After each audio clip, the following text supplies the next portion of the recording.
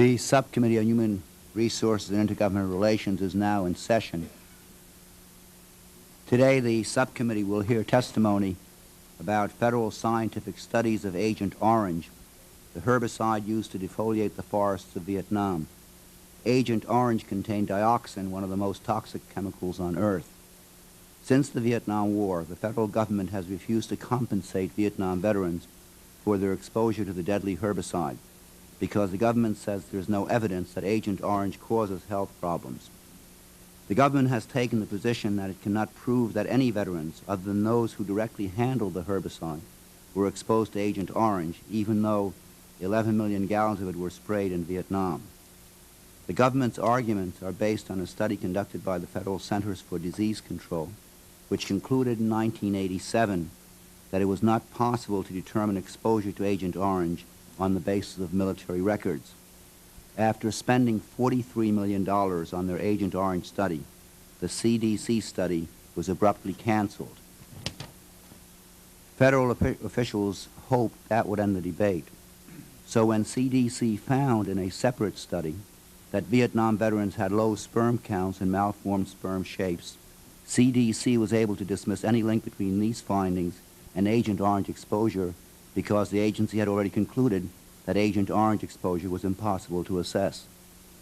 When the Department of Veterans Affairs prepared a computer match of spray records and troop locations, it was canceled because CDC had already said such a match was impossible.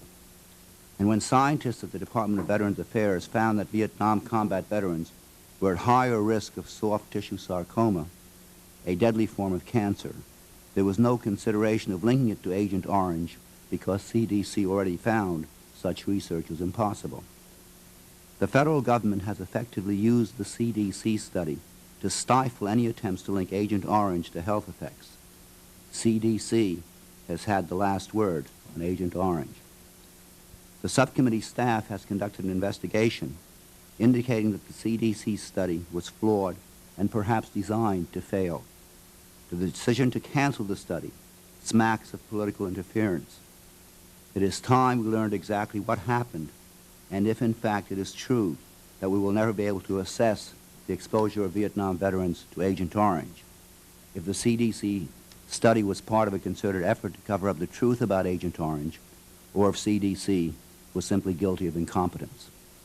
We will hear today from the people in charge of the CDC study.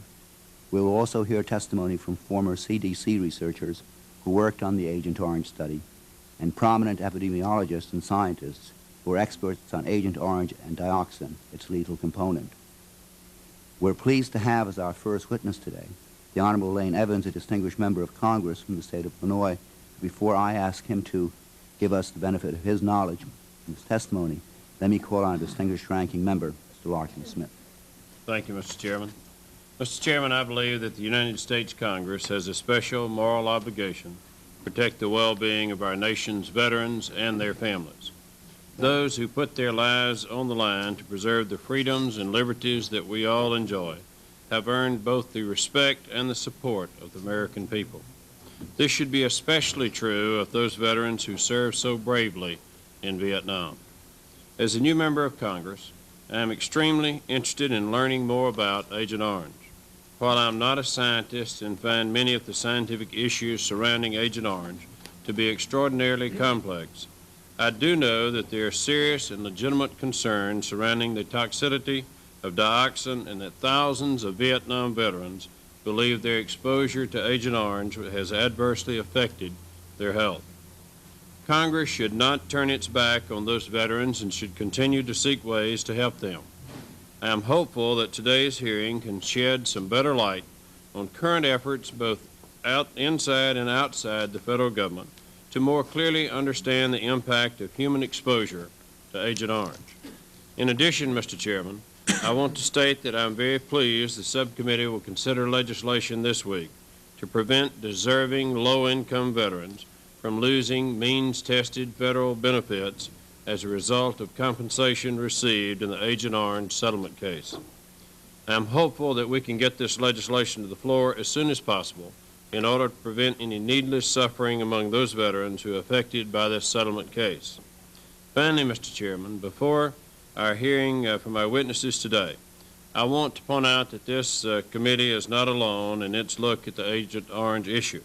In fact, some of the witnesses appearing today testified yesterday before a similar hearing held by my distinguished colleague from Mississippi, Chairman Sonny Montgomery. Through Chairman Montgomery's leadership, Congress has continued to press for greater knowledge on the health effects of Agent Orange for more than 10 years. And I would urge my colleagues to review yesterday's hearing record to supplement the testimony that we will hear here today. Thank you very much, Mr. Chairman. Thank you very much, Mr. Smith. If I could, I'd also like to be allowed, they'll have to be in and out, to submit questions in writing, Mr. Chairman. Without objection, that will be permitted. Thank you. And let me indicate that because the House is in session today, we may from time to time be interrupted, but we will attempt to go right on through to the fullest extent possible. And now, Mr. Evans, we're delighted to have your presence and your participation. Proceed as you will. Thank you, Mr. Chairman. I applaud you for holding this very comprehensive overview hearing on the issue of the CDC's Agent Orange study, and I appreciate with the numbers of panels and numbers of witnesses you accommodating me and letting me testify as well.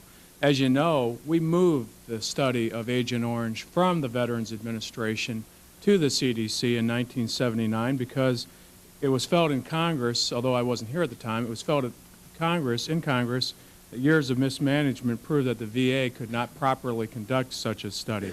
So in 1983, Congress assigned the study to the Centers for Disease Control. 4 years later, as you indicated, CDC canceled the study because it concluded it could not locate enough soldiers who were exposed to Agent Orange. While the CDC was concluding that its methodology could not locate enough veterans who were exposed, a study was leaked indicating a VA study indicating that Vietnam veterans had a significantly higher risk of contracting certain cancers that have been reasonably associated with dioxin exposure. So after $63 million and 10 years of waiting, Vietnam veterans have effectively been told that the CDC could not continue a study mandated by the United States Congress because its methodology was not effective in locating veterans that may have been exposed. The Agent Orange component was said to involve some 18,000 veterans, and the CDC's conclusion came after looking at only 600 veterans. The CDC completed a blood validation study earlier last year. Again, the CDC so constrained the study group when checking veterans for Agent Orange exposure that it effectively eliminated many veterans who could have been heavily exposed. There are certainly other methods that can be used to obtain answers for Vietnam veterans. For example, the New Jersey Agent Orange Commission, a state commission run with state funds, has developed a method that scientifically detects levels of dioxin in the blood and fatty tissues of veterans exposed to Agent Orange. Other private studies have been conducted, such as the study recently completed by the American Legion. The study compared two groups of veterans, those who served in Southeast Asia and those who served elsewhere. It also examined differences between men who experienced different levels of combat and herbicides in Southeast Asia. It found that half of the 35 combat battalions examined were in areas near Saigon during or soon after Agent Orange was sprayed. They believe the evidence is so strong that the veterans should be contacted, checked for health effects, and warned of possible future problems. The evidence continues to mount about the effects of Agent Orange on Vietnam veterans. Our government only has to look into the lives of those brave soldiers who waged that war. They are now waging another battle. I recently received a letter, if I could, and I'd like to read an excerpt from it. It was from a relative of a former resident of my district who served in Vietnam and at the time was lying in a hospital bed in a VA hospital. It reads, quote, "Dwayne has severe toxic shock to the remaining kidney, liver, and bladder. His mind comes and goes. At 44, he is losing a battle, not on a field in Vietnam, but through the slow poisoning of dioxin. Many have died before him, many will die with him and after him, then the children of other Vietnam vets will die slowly and painfully," unquote. Well, Dwayne died a few weeks after I received this letter. Mr. Chairman, we keep hearing about and we keep arguing about the specific scientific data. I believe we should begin to focus our attention on the veterans and their needs. The victims of Agent Orange have paid a heavy price for their sacrifices. Now we can help them win the battle to gain recognition and help. We cannot continue to disgrace them by waving a flag of retreat and neglect. We owe it to them to provide an answer and help those who live to get the help and treatment that they deserve. I thank you very much for your time today. Thank you very much, Mr. Evans, and let me take note for the record about the role that you've played as a member of the Veterans Affairs Committee of the House of Representatives and the prominent role you've played ever since your arrival here in Congress as a representative, in essence, for the veterans of the Vietnam War. We thank you for your participation this morning. Smith? I have a question. Thank you so much. We have a group of distinguished panelists who will be testifying this morning. And before we start, let me indicate some general ground rules. The Government Operations Committee is an investigative committee, and all of our witnesses are sworn in, so we will be doing that with all the witnesses who testify today. We will provide, because we have so many witnesses, a limitation of 10 minutes for each witness. We hope, if possible, that you can provide testimony in less time than that, but certainly don't exceed the 10 minutes. Our first witness will be Dr. Vernon Houck, who's the director of the Center for Environmental Health and Injury Control Centers for Disease Control, Department of Health and Human Services. Dr. Houck, if you would please stand. You swear or affirm that the testimony you're about to give will be the truth, the whole truth, and nothing but the truth. Thank you. We have your prepared testimony, and that will be entered into the record in its entirety, and you may then proceed as you so desire. Good morning, Mr. Chairman. I'm Dr. Vernon Houck, Director of the Center for Environmental Health and Injury Control. Dr. Houck, that microphone and has problems of its own. I have a problem because I got laryngitis, but it is not a particularly sensitive one, so you have to pull it very close to you in order to be heard. I'm pleased to be here today to discuss the Vietnam veteran studies and the Agent Orange issues. I will briefly summarize our studies. The Vietnam veteran studies consisted of three components: the Vietnam Experience Study, a study of the effects of military service in Vietnam; an Agent Orange study, a study of the long-term health effects of exposures to herbicides in Vietnam; and the Selected Cancer Study, a study to determine the risk of specific cancers in Vietnam veterans. During the formulation of the protocol, it was indicated that implementation of the Agent Orange study depended upon the development of a scientifically valid herbicide exposure index based upon information contained in military records. It was cautioned that many of the proposed categorization procedures were untested and that pilot study assessments were necessary before a decision could be made to proceed with a full-scale study. As a result of intensive work between 1983 and 86 by the U.S. Army Joint Services Environmental Support Group and CDC, the Agent Orange Working Group Science Subpanel concluded that a scientifically valid study based on military records was not possible without an independent measure of validation. The two major concerns was that we had unit locations of company, and men within a company could be dispersed as much as 20 kilometers, and that many, but an unknown number, of the fire-based perimeter sprayings were unrecorded.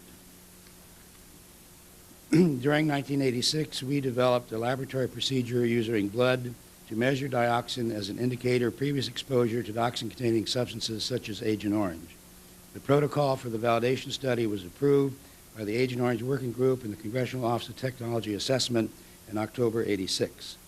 Results of the Agent Orange validation study released in July of '87 showed no association between serum TCD levels and 5 different military-based estimates of the likelihood of Agent Orange exposure. Also, there was no association between TCD levels and the self-reported exposure by the veteran.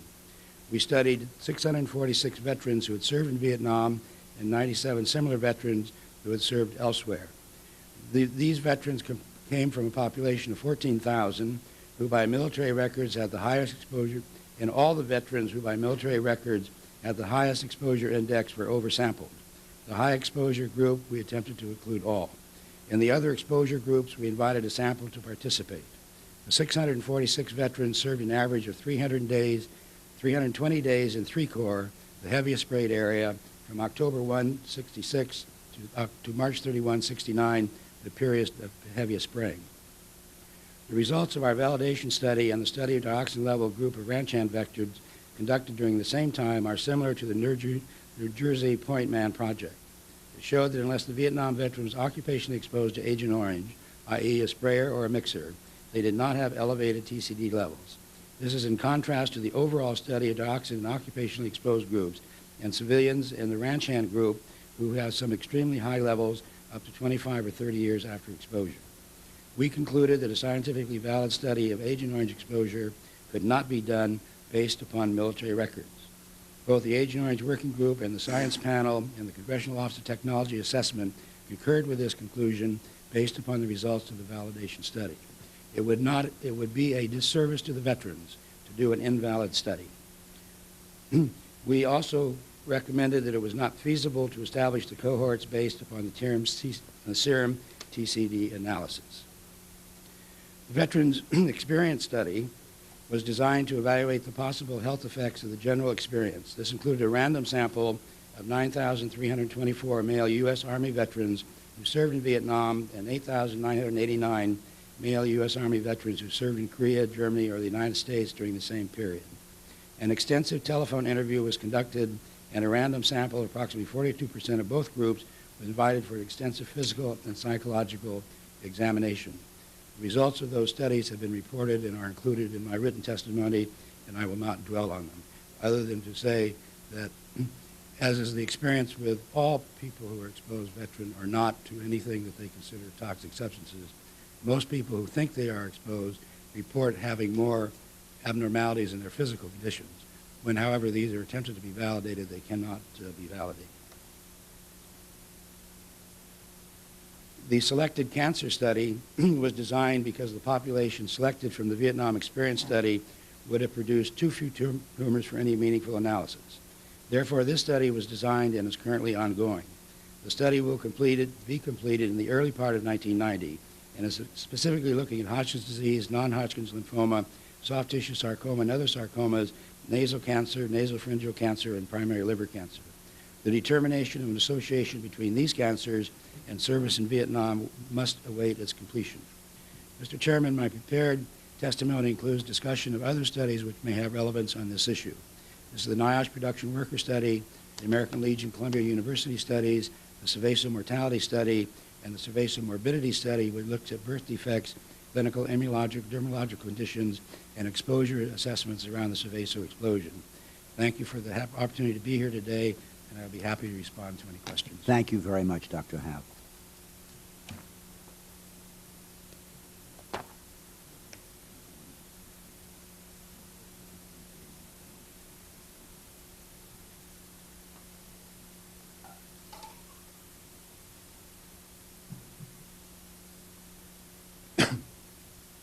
Dr. Houck, in 1979, Congress authorized the Veterans Administration to conduct a study of Agent Orange.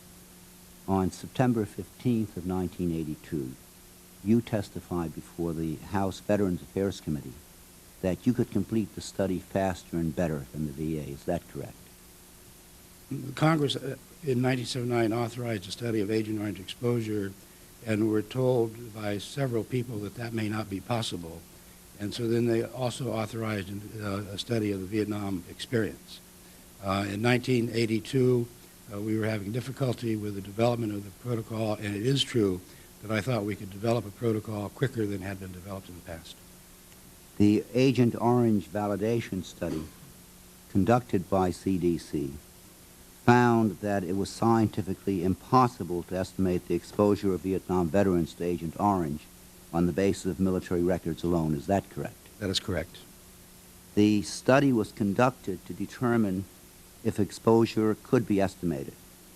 It was not designed to determine if, in fact, ground troops in Vietnam were exposed to Agent Orange.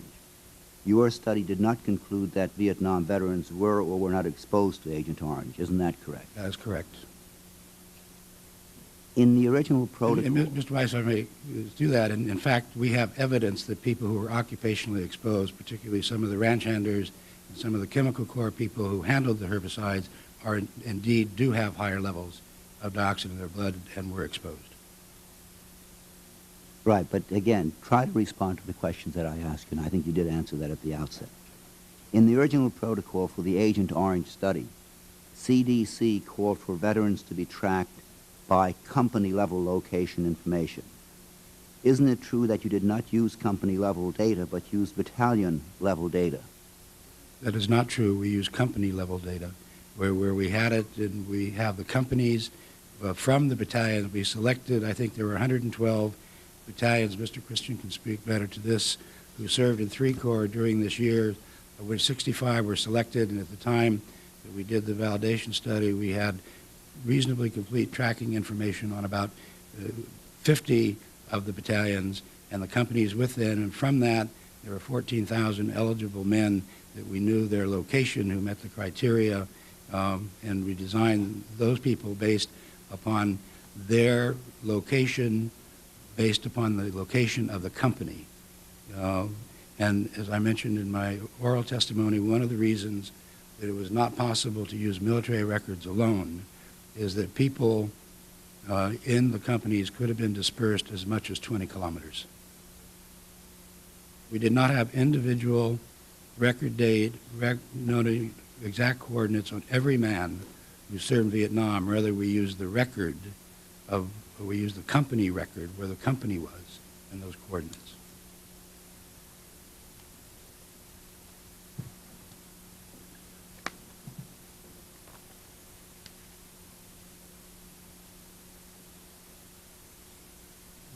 Dr. Hack, I have a report entitled Draft Agent Orange Project's Interim Report, Agent Orange Study Exposure Assessment Procedures and Statistical Issues, dated February 1985. Agent Orange Project's Chronic Diseases Division, Center for Environmental Health, Centers for Disease Control. And on page 1, it says, I'm quoting now, 4 major changes from the methods of cohort selection described in the protocol are necessary on the basis of several pre-tests of method for the study. 1, battalions rather than companies will serve as the basis for cohort selection and unit location. Now, how does that square with the response that you just gave to the question that I asked? I believe I can be corrected, but I believe that the 14,000 men upon which the validation study is based upon is information based upon their company locations. We included the battalions, they're primarily the combat battalions, except 1 engineering battalions, and the companies come from those battalions. Well, I know that the companies come from battalions. That's what battalions are comprised of. But the original protocol that was set up for the study was for the study to be based on the basis of cohorts of companies. The report that I have states that that protocol is changed in 4 major ways, and the first one was that battalions rather than companies will serve as the basis for cohort selection and unit location. Now, do you disagree with that? Again, Mr. Wise, this has been one of the most perplexing issues of finding what was in military records and what was not. These records what I'm trying to establish is what was the protocol for your study. And it was quite clear that the original protocol was intended to use companies as the basis for the study. Then that was changed from company level to battalion level. And you're arguing with that when, in fact, the very report of your agency says that that was the case. Now, I don't understand why that should be a basis. Would you like to look at this? Yeah, and I would have to look at any subsequent reports at the same way, and I would like to submit a response to that in writing, if I may, This is sir. dated February 1985. Right, and there have been Right. many reports since then.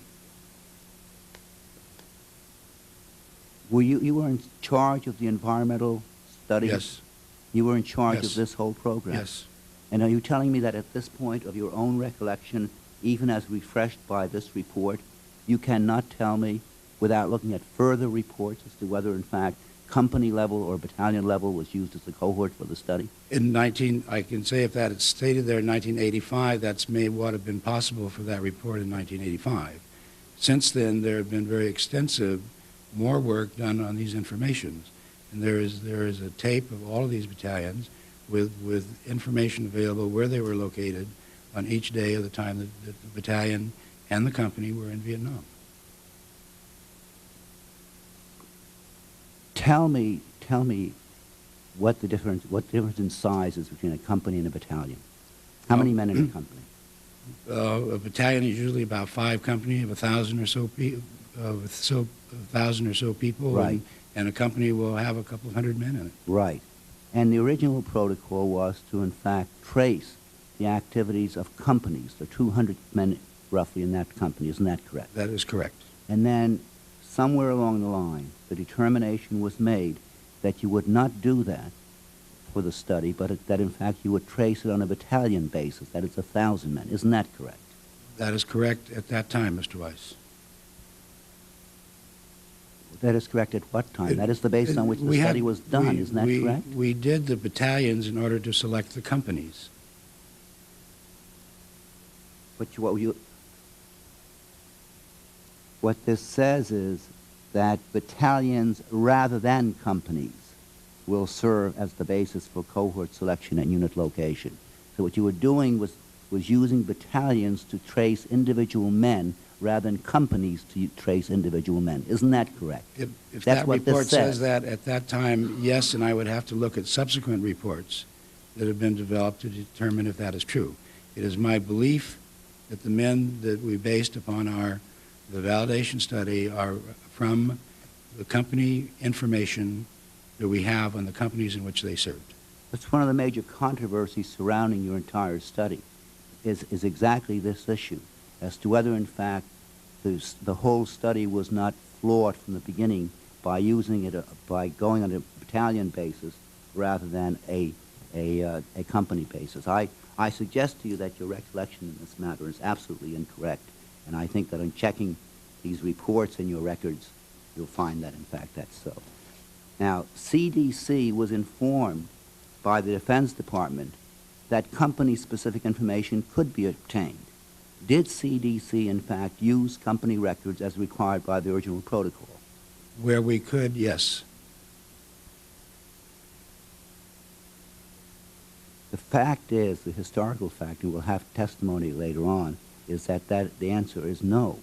And again, it's one thing to have a bad memory, but I suggest to you, Dr. Hack, that you were placed under oath, as all the other witnesses are before these, in order to try to establish a basis for getting your best recollection, the best information available. Now, are you telling me that when I ask you, did CDC in fact use company records as required by the original protocol, and you tell me the answer is yes, that is based on your knowledge? What is that based on? We were not able to design a cohort and did not have a large enough cohort to do the Agent Orange study. Before we embarked upon that, as a result of the sub-panel of the science panel, that we needed to validate the military records. It is my recollection and belief, and if I'm wrong in that, I will change it, that the 600 and the men that we selected for the Agent Orange validation study is based upon information containing in company-based records. We had used 5 different military based exposure index. One was within 2 kilometers of a known Agent Orange spray mission that was either from the Herbst tapes or the service Herbst tapes. The second was at any time during their service in Vietnam within 2 kilometers of a known Agent Orange spray mission. The other one was there were a number of spray missions, particularly around base perimeter sprayings, backpack spraying stuff, that the agent was unknown. We then calculated scores separately for the unknown agents. Some of those may have been. We then calculated a score whether they served any time in the highest parts of the third corps, where Agent Orange was the heaviest. In fact, 70% of the Agent Orange spray was in those areas, in 3 corps. That's way good.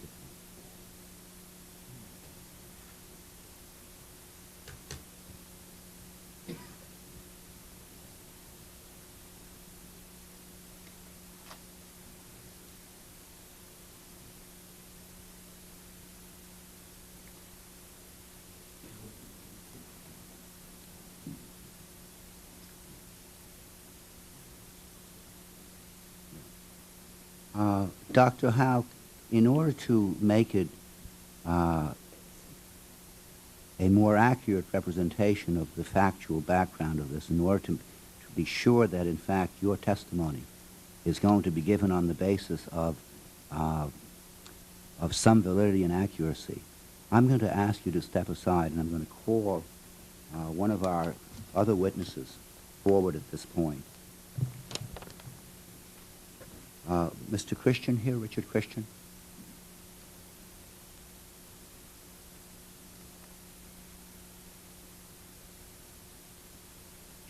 Okay.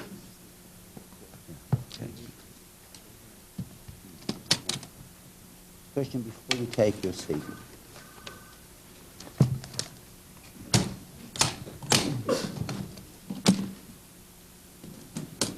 will you raise your right hand? You swear or affirm that the testimony you're about to give will be the truth, the whole truth, and nothing but the truth? I do. Thank you.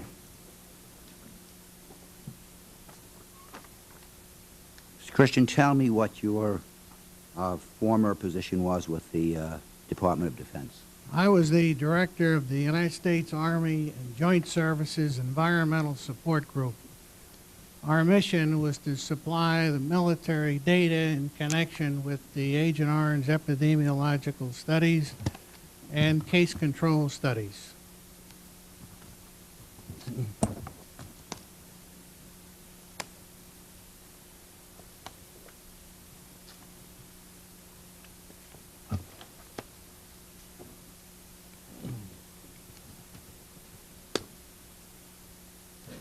And what were your responsibilities regarding the Agent Orange validation study conducted by the CDC? With regard to the validation study, we must go back to the beginning of the research in 1983, where the Environmental Support Group, ESG, had tracked 50 combat battalions over a 2-year period. Following completion of the tracking of those battalions, it was decided that a validation study should be accomplished because it was reported that there were missing records and that the records were incomplete. The Environmental Support Group was investigated by a United States Army Major General at that point, and he found that the Environmental Support Group had provided all the records, there were no missing records, and that the Environmental Support Group was the best.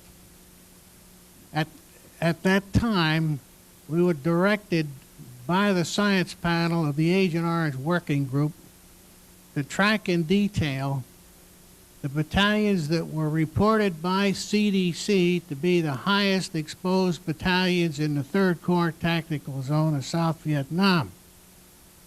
The Centers for Disease Control, on 23 January 1986, provided us a list based on their calculations of those battalions that were the highest. And I have that. I'm prepared to furnish this for the record if the committee does not. On the strength of that letter, the Environmental Support Group went back and tracked every battalion, including all the companies in the battalion at that time, and provided the information to CDC. That's how we came about tracking the battalions for the validation study. The problem is that we don't know whether or not those were the highest 7 battalions, nor do we have information to indicate that the Centers for Disease Control had looked at all of the 50 battalions. If they have not looked at the 50 battalions, then how do we know whether these are the 7 highest battalions? And that's the real question here. According to the original protocol for the Agent Orange study, CDC intended to identify ground troops exposed to the herbicide by using company-specific information. Was that your understanding? Yes, sir, that is my understanding, and I have in front of me a copy of the protocol which calls for tracking of those companies with one location per week. And had we proceeded to follow this original protocol, Mr. Chairman, we'd have had this study complete by certainly by now. Okay, now, the CDC concluded that company-specific records were unreliable and contained too many gaps of information. So CDC decided to use broader battalion records to identify troop movements. Now, did you, in fact, provide CDC with records that could have been used to identify company movements? CDC is wrong, and here's why. If we trace the record of the Environmental Support Group back to 1981, I reported to Congress that there were several collections of records that would provide company information, beginning with daily journals, operational reports of lessons learned, command reports, situation reports, intelligence reports, and morning reports. Yet, in that interim report number 2, which you talked about with the representative from CDC, they indicate that in that report that I didn't tell them about morning reports. Well, I don't know what else I could have done with testifying before Congress 4 times, preparing a report at the International Dioxin Conference, laying out all of those types of records with 27 meetings with the VA before the CDC took over. Certainly everyone was aware of all of those collections. So that as far as you're concerned, you informed CDC that your records could be used to identify company movements. Is that correct? I certainly did, and I can't believe that they weren't aware of all those collections. However, the Environmental Support Group was given explicit instructions on the tracking of those battalions. And we were only allowed to use daily journals. That's just one collection. There's many collections that could have been used at that time to fill the gaps. So that, and what happened when you told them that, in fact, your records could be used to identify company movements? Did they listen to you? They did not, no. Now, CDC limited their study to soldiers of the rank E1 to E5. By limiting it to those grades, who was CDC not including in their study? Well, first of all, it's ridiculous not to include squad leaders, platoon sergeants, platoon leaders, company commanders, battalion commanders, and any other soldier, sailor, or airman in Vietnam. The Department of the Army wanted to do this study. We could never understand why we had all these restrictions. CDC also limited their study to veterans who served only one tour in Vietnam. Did a significant number of veterans serve multiple tours? Those that had multiple tours were dropped from the study. It seemed to me as though those were the study subjects that we should have been looking at. Were there large numbers of those people? There were large numbers that were dropped. Yes, that's correct. In your opinion, as a military records expert, did the CDC personnel conducting the study know enough about military records to use them responsibly in the Agent Orange study? At one point, the Centers for Disease Control attempted to take over the work of ESG from the study. My staff provided the CDC with copies of daily journals. In a test of that exercise, the personnel in the Centers for Disease Control recorded the grid points for the Viet Cong. Well, certainly we were not interested in the enemy locations. We were looking for the U.S. locations and the U.S. grid points. So that it is your conclusion that the personnel conducting the study did not know enough about military records to use them responsibly. Is that correct? Early on, Mr. Chairman, there were a few individuals that we felt had understood the military records, and they were of great help to get us started, and I admire them. But it seemed that as we proceeded that those folks departed. We had an increase up to 55 scientists, doctors, and epidemiologists down there. And the protocol was constantly changed to a point where they considered that those things like not serving in the Third Corps Tactical Zone and being in grades 1 through 5 and having multiple tours, all those things tended to me, it seemed to me, to eliminate the study service. I confronted one of the directors of the Agent Orange Project's office about that interim report number 2. I pointed out that that report was incorrect. I'm thoroughly familiar with that report because I prepared a 15-page rebuttal. I confronted CDC about that report and the inaccuracies in that report and asked for the changes, but they were never made. What aspects were incorrect? The aspects that bothered me most of all were that they reported to the Office of Technology Assessment that we had not informed them as to the availability of all these military records. That was the key to it. And the fact is that you had informed them of all of Yes, those sir. records. In fact, in addition to the testimony, the report that I delivered in Salzburg and many, many meetings, and these were not only with the VA and CDC, but I was investigated by the National Academy of Science on 2 occasions. The science panel of the White House Agent Orange Working Group was at my office numerous times. There were visits from the OTA to look at these records. And it's just inconceivable to us and the environmental support group that they could say that those records were not adequate to do an Agent Orange study. Okay, in any event, to get back to the point at which we had Dr. Hauk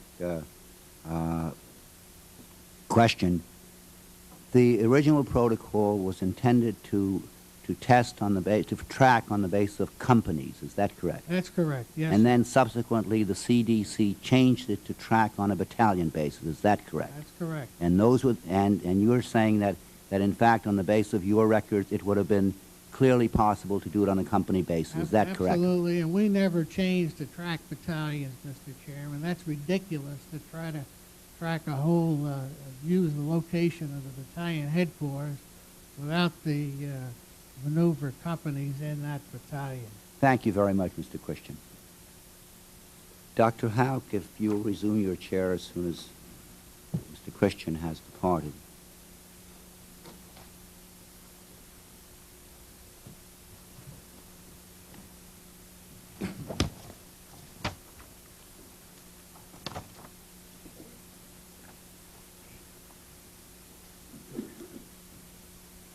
I'm pleased to note that we've been joined by another of our distinguished members of the subcommittee, Mr. Peter Smith of Vermont.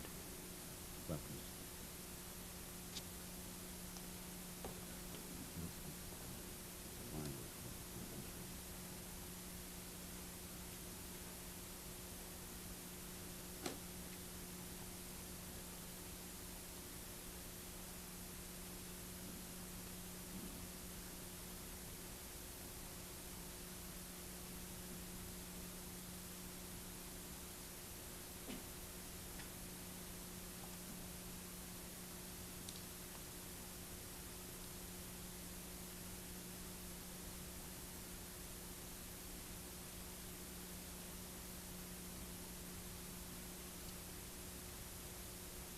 Now, having heard Mr. Christian's testimony, Dr. Hauk, let me ask you again. In the original protocol for the Agent Orange study, CDC called for veterans to be tracked by company-level location information.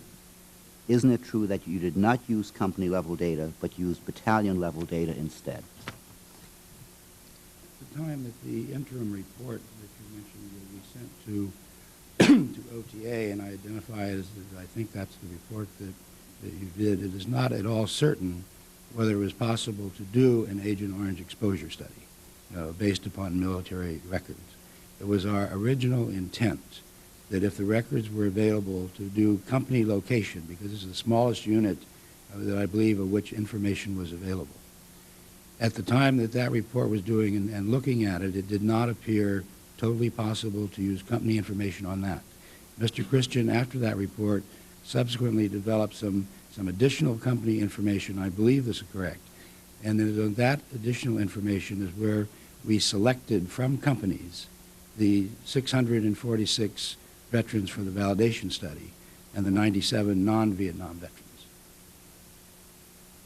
The CDC was informed by the Defense Department, was it not, that company-specific information could be obtained?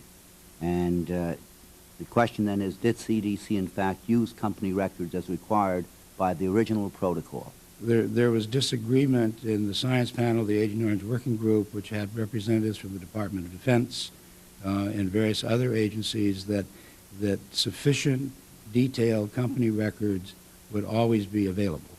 And at the time of that interim report, too, we were still exploring all of the record systems that we could possibly explore to get at this issue. Now, when did the study begin? The protocol was published in November 1983, I believe. Right, and the interim report was issued in February of '85. Yes. That's a year and a half later. There are 40,000 linear feet of combat records which Mr. Christian and his group were going through and providing us the information. All right, let me ask you the question clearly then. Did you or did you not abide by the original protocol intent? The original protocol was written saying that, and it allowed for change of the protocol based upon new information, that we were not in any position to write a final protocol for every last piece, because we didn't know all of the information that contained in the military records, or indeed other things that would involve. That protocol with those provisos were reviewed again by the Office of Technology Assessment of the Congress and the Agent Orange Working Group, plus internal reviews at CDC. Well, again, now let me have see if I can get a direct answer to my question. The original protocol was to track on a company basis. Yes. Was that in fact followed through, or was that changed? We never did an Agent Orange study. The Agent Orange exposure component was deemed not to be feasible based upon the evaluation study, and that study was never done. The tracking that was done, was that done on a company basis or a battalion basis? We attempted to get as low as we could in the company, and in some places we did not think that we had enough information. But the decision to include people in the validation study is based upon company information.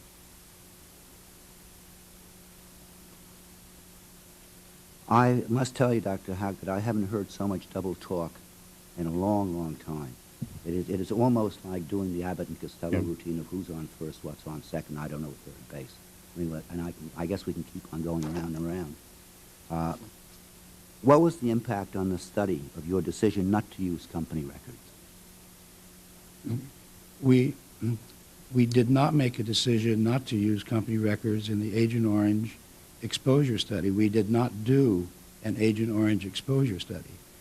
The part of the validation study would show that there were no differences in the people who had high exposure index based upon military records and showed no difference in their Vietnam, therefore, or their blood lead levels, lead dioxin levels. Therefore, the study was not done.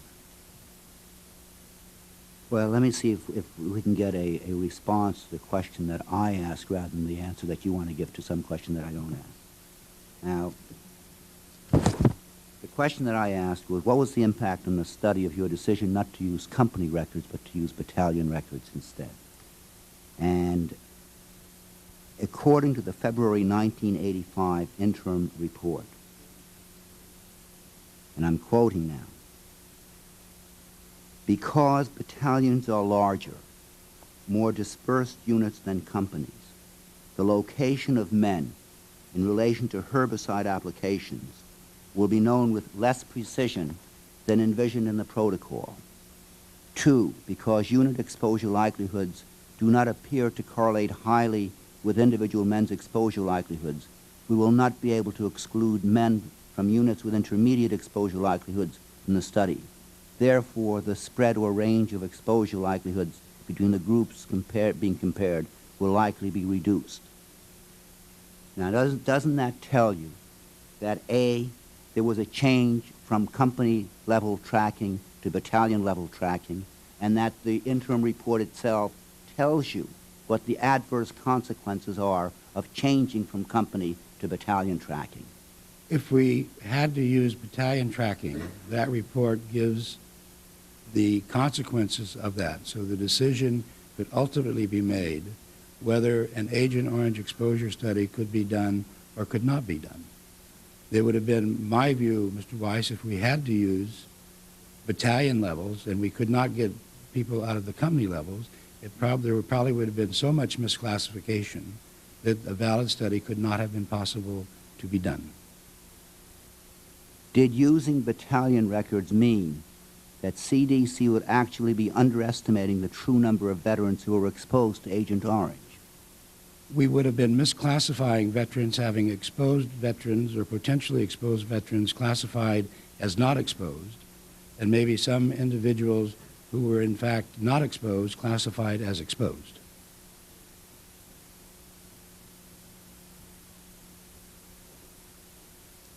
Now, are you saying that battalion tracking was not actually used, that the interim report in February 1985 simply talks about a hypothetical change?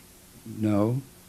What are you saying? We were using every tracking method that we could possibly conceive. It did not appear at that time that it was possible to get company records for all of the companies. If we could not get company records for all of the companies in selecting the men, if we were forced to use battalion records, this would have been the consequences on that study. The decision had not been made at the time of that report to proceed with the Agent Orange study because we did not have sufficient information on the location of the men to select the cohorts. But the fact is that you continue tracking on a battalion basis. And we have a letter dated January 23rd of 1986 from Peter M. Lady, Dr. Peter Lady, Acting Director, Agent Orange Projects at Division of Chronic Disease Control, addressed to Mr. Christian, which says that this is January of 86, the score used to rank a battalion is the average of its line company score, so that you're still tracking on the basis of battalions. Isn't that correct? We were tracking on the basis of everything that we could track on and trying to get it down to the lowest common unit size that we could have more certain of the information.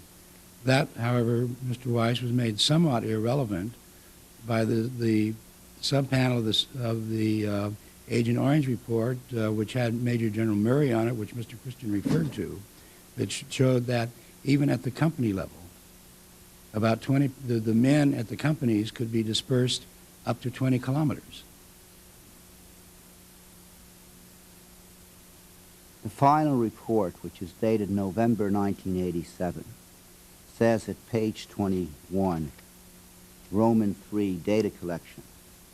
In preparing for the Agent Orange study, the ESG identified 65 combat battalions that had served 18 months or longer in 3 Corps in Vietnam during 1967 and 68. These 65 battalions, 27 infantry, 25 artillery, 7 armor or cavalry, and 6 engineering, were selected from 122 U.S. Army battalions that spent any time in 3 Corps during that period. The 65 battalions were ordered so that different types of battalions were dispersed throughout the list. In January 1984, ESG began abstracting daily locations paren at the company level, close paren, from various military records. The location information was abstracted, starting with Battalion 1 and continuing basically in numerical order, depending on the availability of military records. As of March 6, 1986, CDC had received location information on 50 of the 65 study battalions, followed by additional location data in September 1986 for 7 ESG pilot study battalions, paren a subset of the above 50, chosen for probable large number of hits. Now, it just seems to me so obviously clear that the original intention, the original protocol, was to go and to track men on a company basis. That very early on, that was changed from company level to battalion level tracking.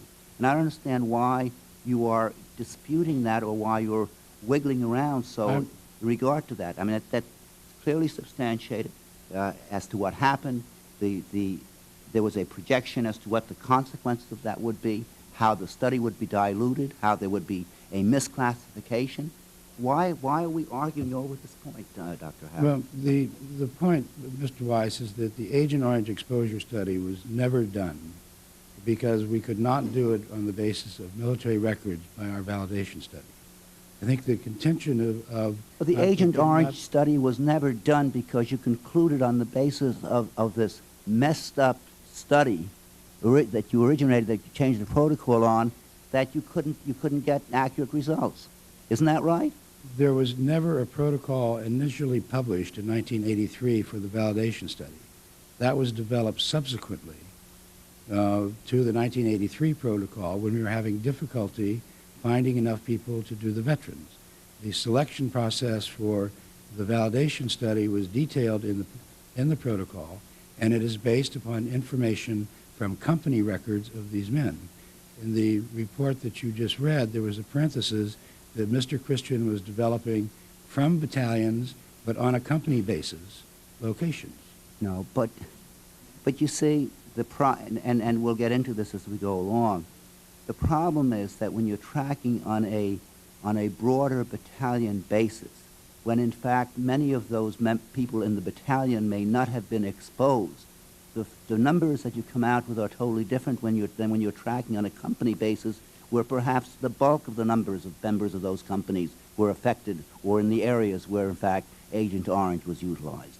Isn't that the case? I would agree with you, yes.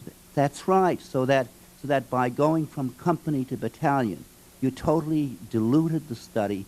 You made it in fact impossible for the study to work. Isn't that correct? No, Mr. Weiss, we wasn't didn't. Wasn't there a greater likelihood that you could get usable, validatable results if you used company level tracking than if you used battalion level tracking? Yes. Okay. And the original intention was in fact to use company level tracking, and you guys changed that to battalion level for reasons which are still unknown to me. The original intent, if we were to do the study, was to use the smallest denominator of a unit that we could, and that was company information as we understood from the military. That if that information were not available and we had to go to a battalion tracking system, it would not have been nearly as good because there would have been a lot more misclassification sitting in there. Except that you have Dr. Christian, who is the guy at the Defense Department in charge of gathering all that information and passing it on to you, who has just testified that on the basis of his expertise in that area and information that he conveyed to you, indeed it was more than possible. It was readily available. That was disagreed with by the science panel of the Agent Orange Working Group, who extensively looked on these issues. We'll go into that also. But let me for the record indicate that the February 1985 interim report states, quote, the misclassification of Agent Orange exposure inherent in this study means that the true magnitude of exposure disease associations will be underestimated. And that, I think, is the consequence of going from company to battalion level. Now, is it true that the longer one served in combat areas in Vietnam, the greater his opportunity for exposure to Agent Orange? Depending upon where he served, where the veteran served, in general, yes. Now, is that why the original study protocol required study participants to have served at least 9 months in combat companies? Yes. If you reduce that 9-month number, you would be eliminating the veterans with the greatest opportunity for exposure, would you not? If we reduce the number, Right, the 9-month number.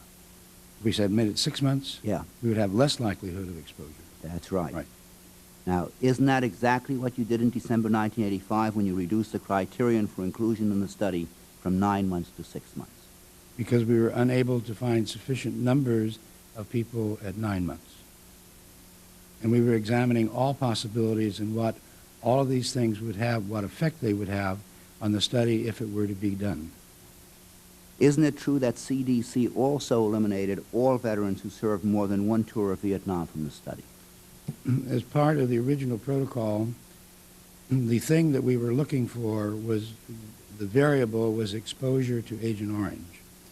That required that the cohorts be as similar in all other matters that they possibly could be, other than exposure to Agent Orange. Therefore, to get a large enough number of people, with the majority of the people served, we chose Army draftees. We limited it to the draftees of one term and those specific pay grades, so that as many of the variables could be standardized and the same in both study groups. This is a standard scientific principle that was in the protocols, which everybody agreed to as they were being developed. So on the one hand, you reduce the number of months of service from 9 months to 6 months, and then you eliminate people who have multiple service, multiple tours of duty in Vietnam. The original protocol called for subjects who served in Vietnam during the years 1967 and 1968, the years that spraying activity was the greatest. Is that correct? Yes. In December 1985, did CDC add 6 months to that time period because it could not identify enough subjects for the cohort? Yes. Now, instead of diluting the study by reducing months in combat and increasing the time period, why didn't you enlarge your database abstractions to other battalions or figure some other way to make your assessments? We did not, pardon me, we did not know the other battalions existed in the 3 Corps. As you said, there were 112 battalions that served there. There were 65 which were basically combat related. I might also point out, Mr. Weiss, that not only in the company data, we excluded the headquarters part of the company. We used only the operating combat-related parts of the companies. You have little information on the actual spraying of Agent Orange. According to your records, data on the number of spray missions available from 1966 to 1969 were available in only 4 to 17% of missions. CDC had also been told that most records were not available on helicopter or backpack spraying. Is that correct? Yes. You were also unsure about spray paths. The paths could have varied widely depending on wind conditions. Isn't that true? The Herbst tapes from the fixed-wing aircraft have been validated by the National Academy of Science, and they say that that information is very good, and within 95%, I think, is the exact percentage correct. Mr. Christian developed the service tapes, which are the non-fixed-wing tapes, which, from everything that we know about exposure to the herbicides in Vietnam, more exposure to troops occurred from the non-fixed-wing spraying as they did from the fixed-wing spraying. The White House Agent Orange Working Group had a science panel. In fact, you served as chairman of the panel. Is that correct? Yes. Did you serve as chairman of the panel at the same time that you were head of the study? When I was the chairman of the science panel beginning in 1980 with this new administration. As soon as we found out that the studies were going to be transferred to us and had developed the protocol, I stepped down as the chairman of the science panel, though I stayed on as a member. As a member, okay. And you continued serving until when? I continued to serve until now. You still Yes. serve on it? House panel. The basic responsibilities is to oversee the federal response on the issue of the Agent Orange issue and some of the dioxin, not necessarily the Agent Orange issue, but the dioxin issues, to keep track of the federal research effort that is going, make reports to the public, to review published scientific information at the request of the Congress or others, and to review protocols from the various agencies that were designing studies. When was the Agent Orange Working Group at the White House created? It was created under President Jimmy Carter in the last 18 months of his administration, and that's when I began serving on that group. And you served as the chairman of the science panel of Yes. that group. Is that correct? Now, did this White House task force have the authority to direct CDC how to conduct its study? No. Who else served on the Agent Orange? How large was it, and who else served on it? Okay, the science panel of the Agent Orange, I'm talking about the science panel now, Right. had representatives from the Veterans Administration, the Defense Department, Department of Agriculture, State Department, CDC, which included NIOSH, EPA, Department of Labor, Department of Agriculture, and there may be one or two other agencies that I missed in the... Right. So that the science panel of the Agent Orange Working Group was comprised of representatives of federal agencies. Scientists from those agencies. Scientists from Yes. the federal agencies. Yes. Okay. Now, how about the Agent Orange Working Group, of which the science panel was a subcommittee? The Agent Orange Working Group is in this administration part of the Domestic Policy Council. I did not serve on that. When I was the chairman of the science panel, I made reports to them from the science panel. But they make policy determinations for the White House, for the administration. Is that correct? I assume that they would make recommendations, yes. Policy determinations, right. Now, I assume that as a scientist, you would object to anyone attempting to politically interfere with CDC research. Absolutely. Did the science task... Mr. Weiss, could I make one interjection? We recognized this early on, and we set up a procedure when CDC agreed to take the studies. As a matter of fact, the language is almost offensive to the Veterans Administration, saying they had nothing to do with the science and this sort of stuff. We also set up procedures that I or no one superior to me knew the results of any of these studies before they were in press. And primarily because it was easier for me when I came to the Hill to say, I don't know, rather than I'm not going to tell you. But I did not become involved in the scientific analysis of these results. We left that to others overseen by a committee of the Institute of Medicine. Did the science task force debate the issue of spray path? Yes. And what did they decide? We accepted the spray path by fixed wing. We accepted that the Herbst tapes, based upon the data that we had from the Institute or the National Academy of Science, were very accurate. The limitations of the service tapes, which Mr. Christian put together, were very explicitly contained in his report, and we accepted what those were. Now, There were a lot, apparently, there were a fair amount of particularly fire-based sprays that were never recorded. You can ask Mr. Christian specifically about that. There is no criticism of how Dick Christian did the records. These records were very well done. They were put together for combat purposes and not for epidemiologic studies. We expected gaps in them, and we would have to deal with those gaps. And this is the reason in the 3 years working on the exposure assessment, we went back and forth. The members of the science panel went back and forth several times of the opinion that everybody in Vietnam was exposed to virtually no one was exposed. Now, on January 13th of 1986, the White House Agent Orange Working Group Science Task Force decided that the spray path would be 2 kilometers, right? We proposed The spray path would be 2 kilometers. We proposed 2 miles within a path, 2 kilometers 2 within. kilometers, right? And that was the White House Agent Orange Working Group Science Committee that made that decision. Is that correct? In concurrence with OTA. Okay. Now, did, in fact, CDC end up using the 2-kilometer spray path as its criteria? Yes. We did assessments based upon either 2 or 6, and then ultimately came to using 2.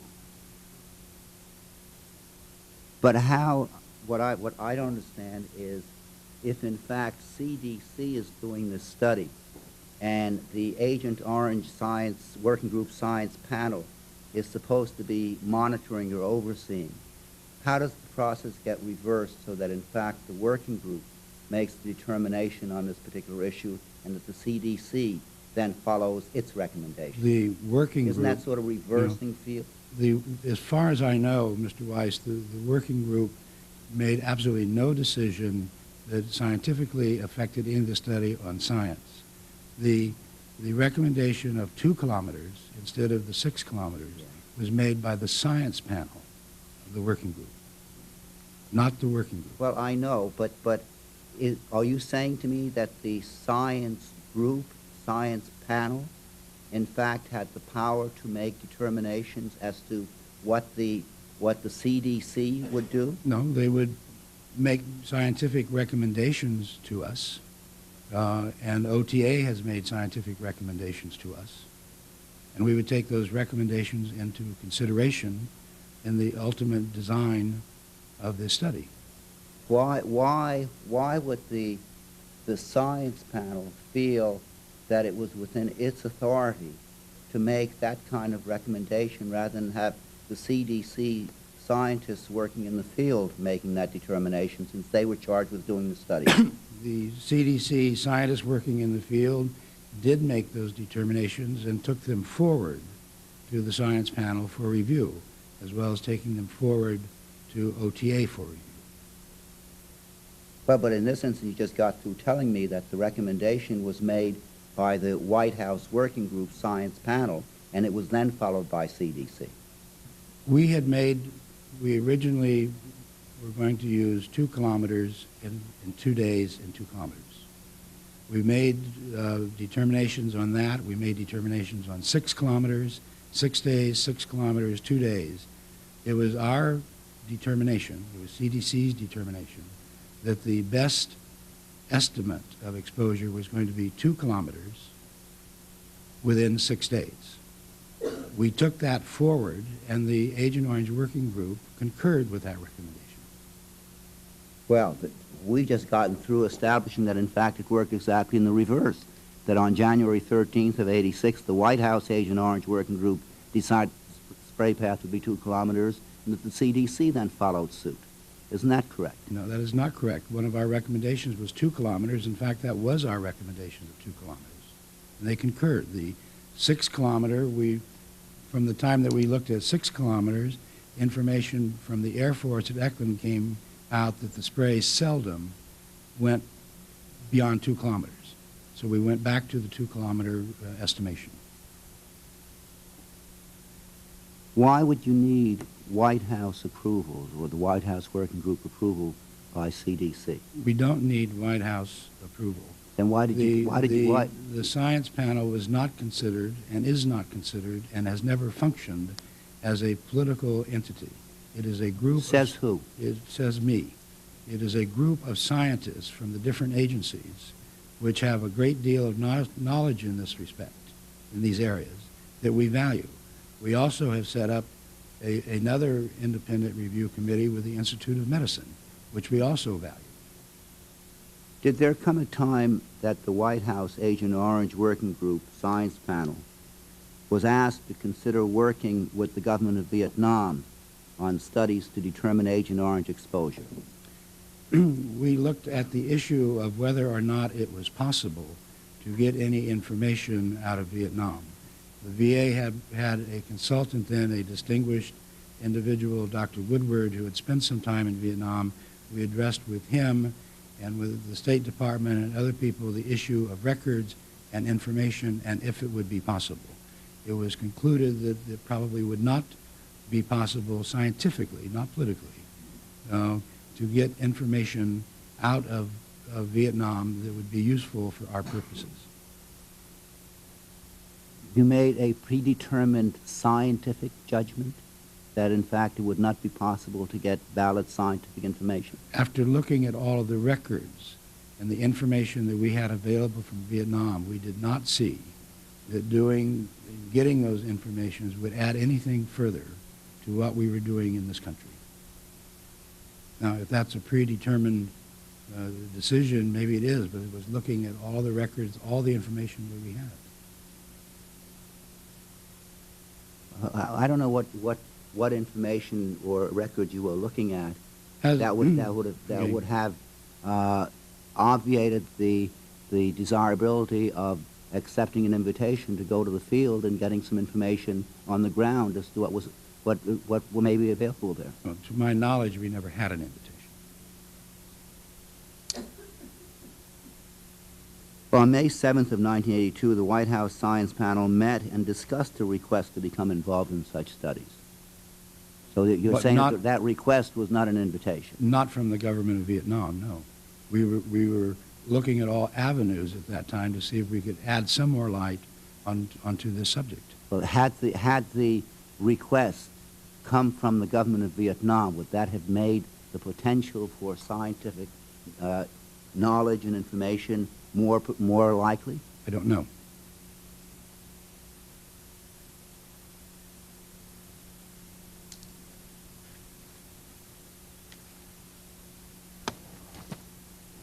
On September 20 of 1984, Dr. Edward Brandt, then the chairman of the Agent Orange Working Group, directed, quote, that all documents relating to Agent Orange research studies slated for review by any person or organization outside the federal government be submitted first to the chair, close quote, of the Agent Orange Working Group.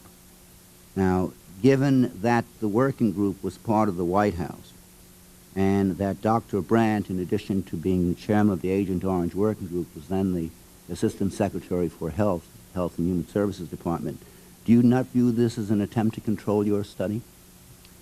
We never submitted to the Agent Orange or to the science panel of the Agent Orange Working Group, to the VA, or even my knowledge of any study until it was already in press.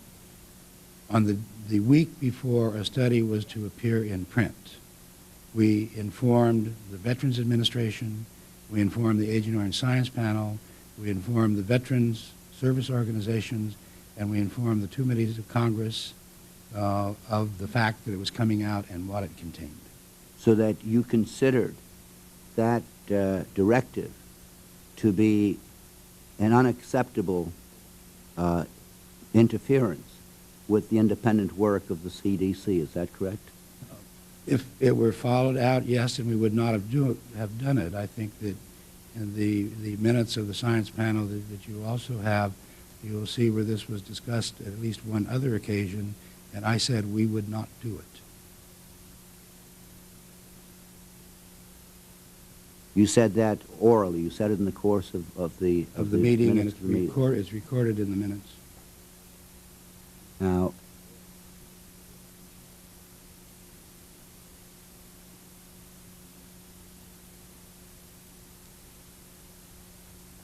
did you in fact submit documents slated for outside review or publication prior to publication?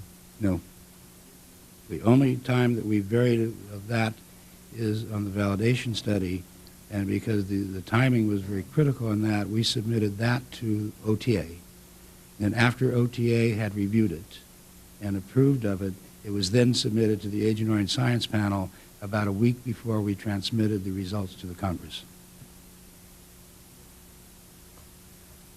Now, we have submitted protocols, and we've submitted changes in protocols. I'm talking about the results of the study. That's what I'm talking about, yes. too. Yes. We're never done.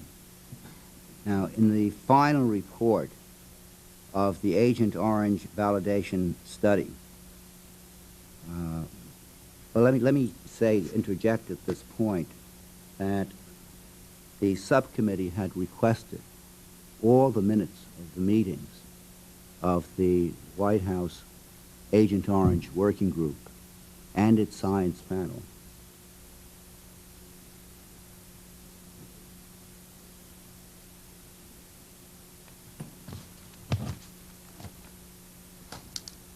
And I want to state for the record that on June 27, I asked the White House to supply all the minutes of the Agent Orange Working Group. The White House informed me on July 7th that the minutes of the White House Agent Orange Working Group are in the archives of the Reagan administration and are now located in California.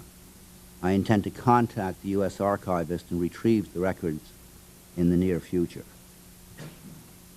Mr. Weiss, may I comment on that? I cannot comment on the Agent Orange Working Group, but the rules of the game that we played by since 1978 is that the minutes of the science panel were freely available to anyone and distributed to anyone who wanted the moment they were signed by the chairman of the science panel and before they went to AWOG.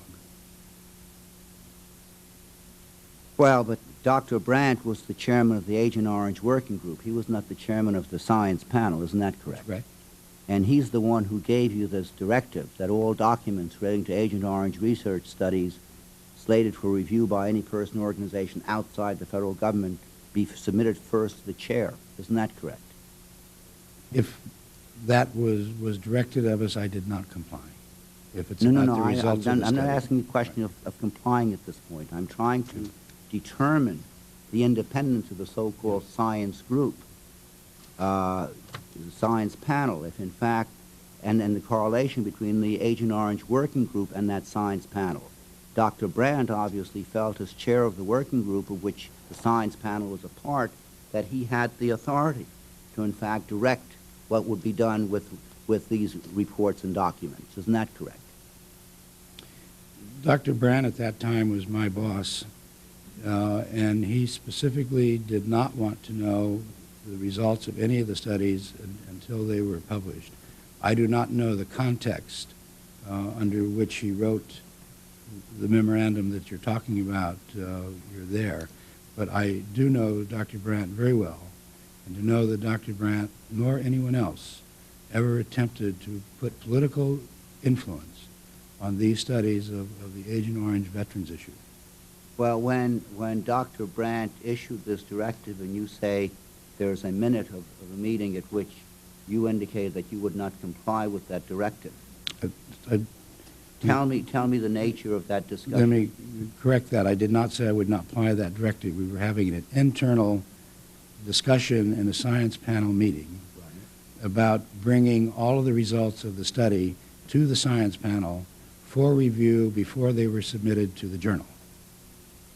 And I said I will not comply with that because the rules of our game is the science panel knows about them after they're there. The results of the studies are reviewed by congressional mandate by OTA before they are submitted, but not by the science panel.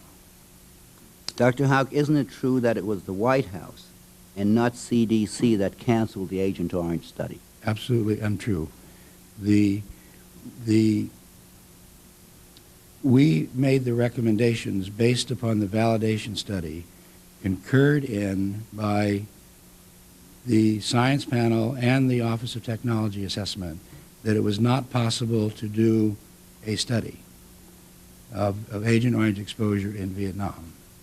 That went forward to the Agent Orange Working Group, who also concurred, and to the Veterans Administration, who I believe you can ask them directly, but I believe they also concurred. And then we were told to cancel the contracts. And by cancel them, to terminate them and return the money that was left over back to the federal government.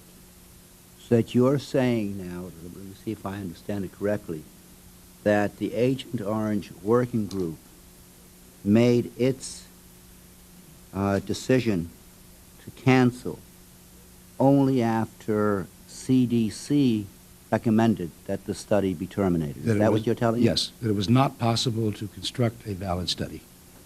Okay, now, the letter which I'm going to enter into the record, together with some other material without objection that will be going into the record, dated October 28, 1987, says in the bottom paragraph of page 1, it's from Dr. Mason, who's the Assistant Surgeon General, to Mr. Don Newman, Undersecretary, Chair, Domestic Policy Council, Agent Orange Working Group. Based on the review of the study results, both AOWG, that's Agent Orange Working Group, and OTA concluded that a scientifically valid Agent Orange exposure study is not possible. AOWG and OTA, which concluded that according to Dr. Mason. Dr. Mason was in charge of CDC at that time, isn't that correct? CDC, and our recommendation to the two groups was it is not possible to do a study. They concurred in that recommendation. Accordingly, Dr. Mason goes on to say, AOWG has instructed CDC to begin the process of canceling the contracts and closing out all activities related to the Agent Orange exposure study. Yes. Now, that seems to me, and we'll explore it further, but it seems to me that that's the AOWG and OTA having concluded, based on the review of study results, that a scientifically valid Agent Orange exposure study is not possible, and that AOWG then made that decision to cancel. We made the recommendation. The money for the contracts for these studies were appropriated in 1984 and were obligated in 1984. That we completed the Vietnam experience study, and we're going to, if we had been able to do an Agent Orange study, and we had people sitting in our contractors that were doing very little being paid, and we were pressing for someone to give us a decision following our recommendation that we could cancel the contracts. The White House Science Subpanel met on January 13, 1986, to discuss the Agent Orange validation study. By this time, the original protocol had been drastically diluted. The Science Panel concluded at that meeting, quote, "Pilot results so far do not substantiate significant exposures among very many eligible U.S. Army veterans who served in 3 Corps in 1967-68, the group from which study subjects are being selected." Do you recall this discussion? No.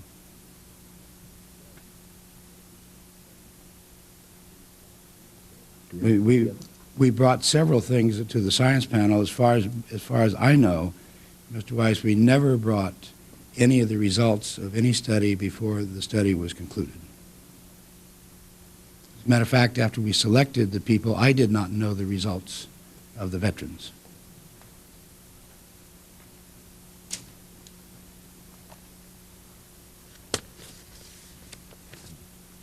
I'm going to ask you, Dr. Howe, to look at this draft report,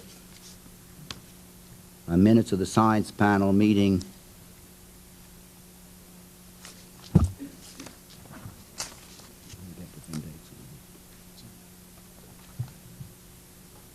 the meeting is dated December 18, 1985, but the covering letter is January 13, 1986. And I ask you to look at the closing paragraph on page 4 to see if that refreshes your recollection.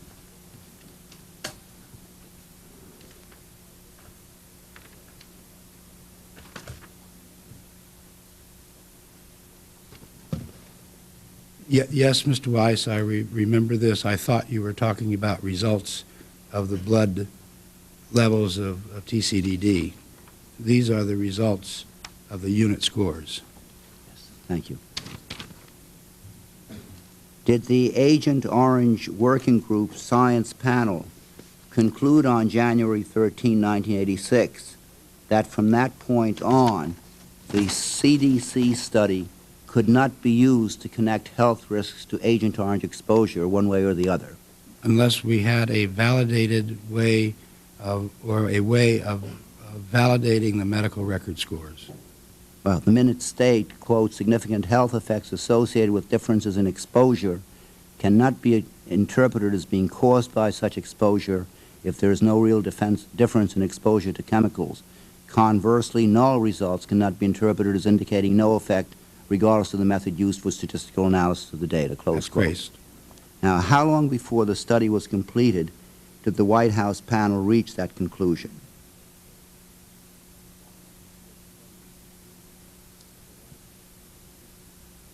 At this point, we were holding, the Agent Orange Science Panel was holding meetings, I believe, once a month or once every 2 months on this particular issue, and we took several of these times, we took issues to them. I would think that conclusion was reached, probably within a month or so of the time that we had all the data put together that we could call a committee meeting. Well, the date of that meeting is January of 1986. The study completion was published in November of 1987, so that's roughly 1 year and 8 months. In the interim, Mr. Weiss, we were able to do the blood test, the dioxin blood lead analysis, to confirm or not confirm. If we had not had the analysis of the blood test at the time of that report that you just referred to, it would have been our recommendation that it was not possible to do an Agent Orange study because there was not sufficient exposure based upon the military records, and that we would be concerned about the misclassification that would invalidate any study. On June 4, 1986, the White House Science Panel noted, quote, "The calculations of the quantities of Agent Orange and its associated TCDD, which are expected to be found at the time of and at various times and distances following application, depend upon a series of assumptions. We use assumptions because we do not have actual data collected from the field environment. Any calculation includes numerous assumptions, many of which will significantly alter the outcome," close quote. Was one of those assumptions, that dioxin had a half-life of 7 years? No. The assumptions that we're talking about in that particular time was that there were two half-lives of dioxin. One, the dioxin on the leaves, which is destroyed, and the surface of the ground, which is destroyed by sunlight very rapidly. The other assumption is that we had found from Missouri, using the same kinds of soil that was in Vietnam and laying down with oily substances, that the half-life in soil was probably in excess of 5 years.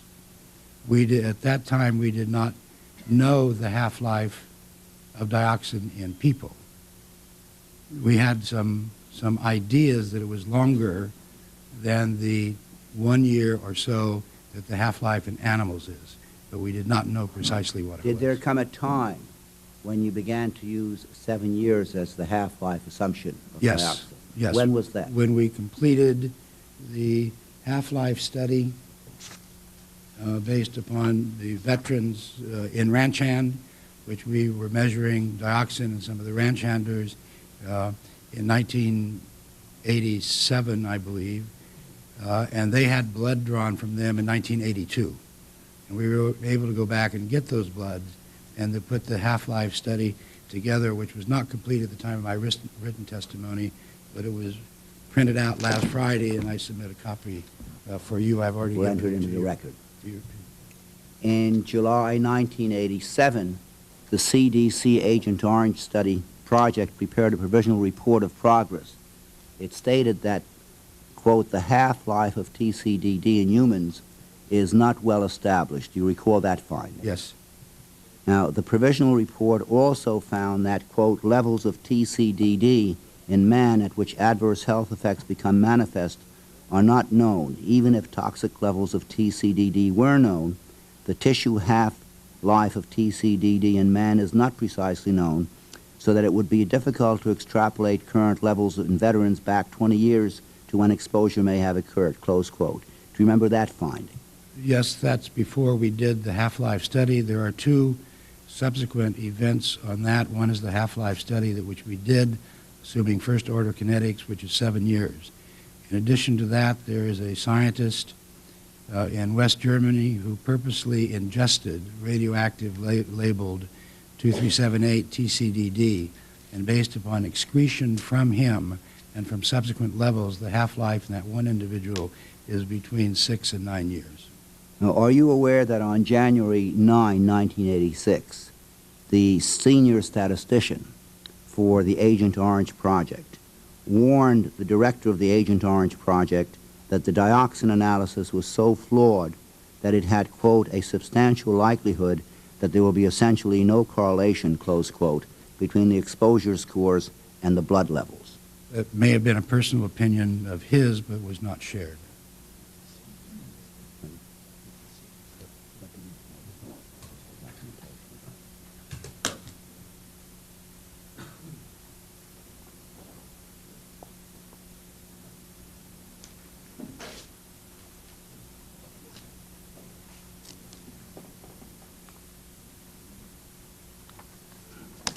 What's the date on this? Well, this is from the senior statistician of the Agent Orange project, to Dan McGee, Director, Agent Orange project, not as a matter of personal opinion. This is a written document, subject, trip report on meeting with Tavia Gordon, Max Halpern, and Shelby Stanton.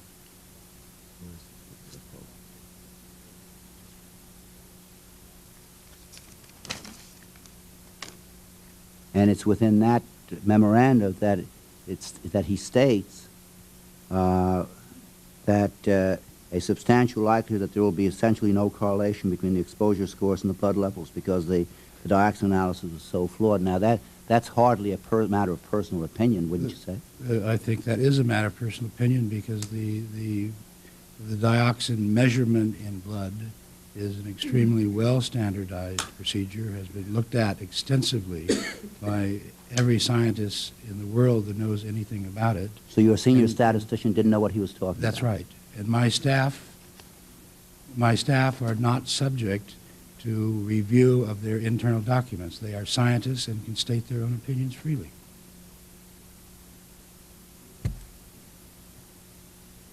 Was John Caron the only one who held that view?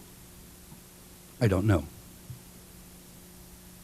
Were you aware of that warning on his part? I was aware of his concern about the laboratory measurements of dioxin. I thought he was wrong. I think he's been proven to be wrong, and I discussed that with him, that it would be inappropriate for a senior laboratory scientist to comment on the inadequacies of a very elegant statistical design and analysis.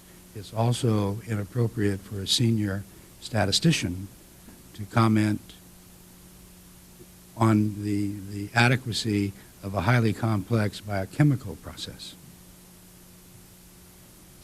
I mean, you can certainly comment on it, but it does not carry very much weight. What was he doing being involved in that study at all then? Because he was going to be doing the analysis of the results. He was going to direct the analysis of the results of the study. In January 1989, CDC published a study on the health status of Vietnam veterans, which states that low sperm counts and malformed sperm are not problems related to Agent Orange. The study cited the validation study as grounds for dismissing any relationship to Agent Orange exposure because, quote, we found that few Army ground troops were heavily exposed to dioxin-containing herbicides, close quote. Now, that statement is simply not true. That is not at all what you found. You found that exposure assessment could not be done, not that veterans had not been exposed to the herbicide. Isn't that so? No. The few veterans that were of Army ground troops that were exposed would make the numbers of people who had abnormalities in their sperm counts very highly unlikely due to Agent Orange. Dr. Houck, one of the very first questions I asked you was, the study was conducted to determine if exposure could be estimated. It was not designed to determine if, in fact, ground troops in Vietnam were exposed to Agent Orange.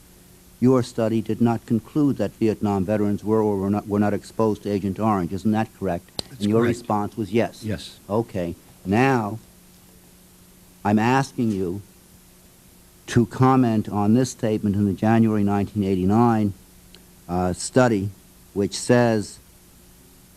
dismissed any relationship to Agent Orange exposure on the basis of the low sperm counts and malformed sperm because, quote, we found that few Army ground troops were heavily exposed to dioxin-containing herbicides. That's not what you found. That's not what the study found. You found that you couldn't assess it. That's an interpretation of there was very little exposure in Vietnam of the ground troops in which the the Vietnam Experience Study was based. There was so little exposure that these results are likely to be related to Agent Orange but to whatever the exposure in Vietnam was. Dr. Hawk, again, I know that you understand that you're under oath here. It seems to me that when you tell us that the study was canceled on the basis of your recommendation, or CDC's recommendation, that you simply could not make an exposure assessment and then switch that to say that it's a matter, as a matter of interpretation, you could say that in fact the troops were not exposed, were not heavily exposed to dioxin-containing herbicide, that you are now giving me not an interpretation, you're giving me an entirely different factual statement as to what your study concluded. I think that's an interpretation, Mr. Weiss, in my prepared text. I believe I also said the selected cancer study, whatever the results of that, is going to be an overall Vietnam exposure and not specifically exposure to Agent Orange. So it is your position now that the study was not canceled because you couldn't in fact assess exposure, but that it was canceled because the troops were not exposed. It was not done. We could not do a scientifically valid study for two reasons. One, we could not use the military records to assess exposures. Right. And from what we found in the validation study, the exposure would be too few to be able to get a big enough cohort together to do them. An obvious way to assess their exposure. Not that there was not sufficient exposure. You couldn't assess it. That's right. So that again, I ask you, when you say that we found that few Army ground troops were heavily exposed to dioxin-containing herbicides, that's simply not true as a statement, isn't that so? That's not what your study found. The valid. found that you couldn't. We could not use military records. Yes. Pardon? We could not use military records to assess exposure. Okay, so then how did that statement get into that report? I'll have to take a look at that in context and submit you in writing. Has CDC been able to explain in any way why Vietnam veterans have lower sperm counts and altered sperm shapes? No. In the health status report, CDC found that Vietnam veterans had more than twice the number of cerebrospinal malformation birth defects than non-Vietnam veterans. CDC explained this finding by claiming that all defects were not ascertained among non-Vietnam veterans. Now, on what basis was that judgment made? The basis of, because the ranch hand was having difficulty on the birth defects, we took a subset of these individuals and got all birth and hospital records that related to anything that could be ascribed to some of the birth defects. And review of all of those records found that while those who served in Vietnam, and particularly the thought they'd been exposed, reported fathering more babies with birth defects, that when we got all the birth records and looked at them, there were identical numbers.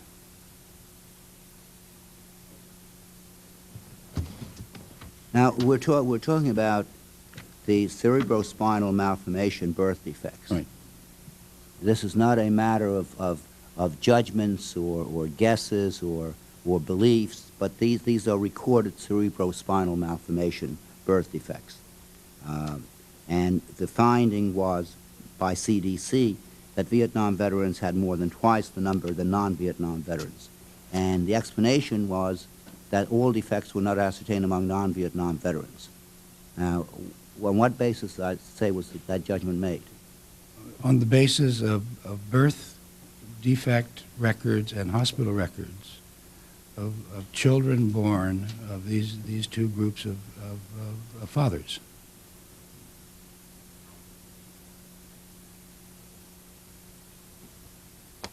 Well, what you're doing is explaining away why there is twice the number of cerebrospinal malformation birth defects by Vietnam veterans over non-Vietnam veterans. And your explanation for that, I'm still waiting for. Did you check These the are specific reported groups to by- determine if they were under-reported? Which study are you talking about, Mr. Weiss? I'm talking about the cerebrospinal malformation birth defects in the health status report.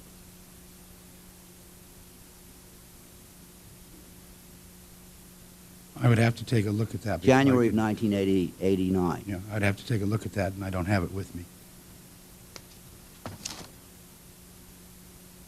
In a 1987 study of soft tissue sarcoma among Vietnam veterans, the Veterans Administration reported that it had planned to conduct an elaborate computer match of troop movements and Agent Orange spray records, but canceled the computer match because, quote, an expert government panel has subsequently determined that military records alone could not be used to locate troops with enough precision to allow a scientifically valid estimate of the likelihood of exposure to herbicides, close quote.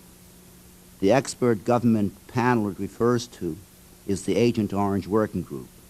Was the Agent Orange Working Group a panel established by the White House Domestic Policy Council? It was a panel established by the science panel of the Agent Orange Working Group. No, the expert government panel was the Agent Orange Working Group itself. No. No? I don't believe that. I think it's referring to the sub-panel of the Agent Orange Working Group science panel.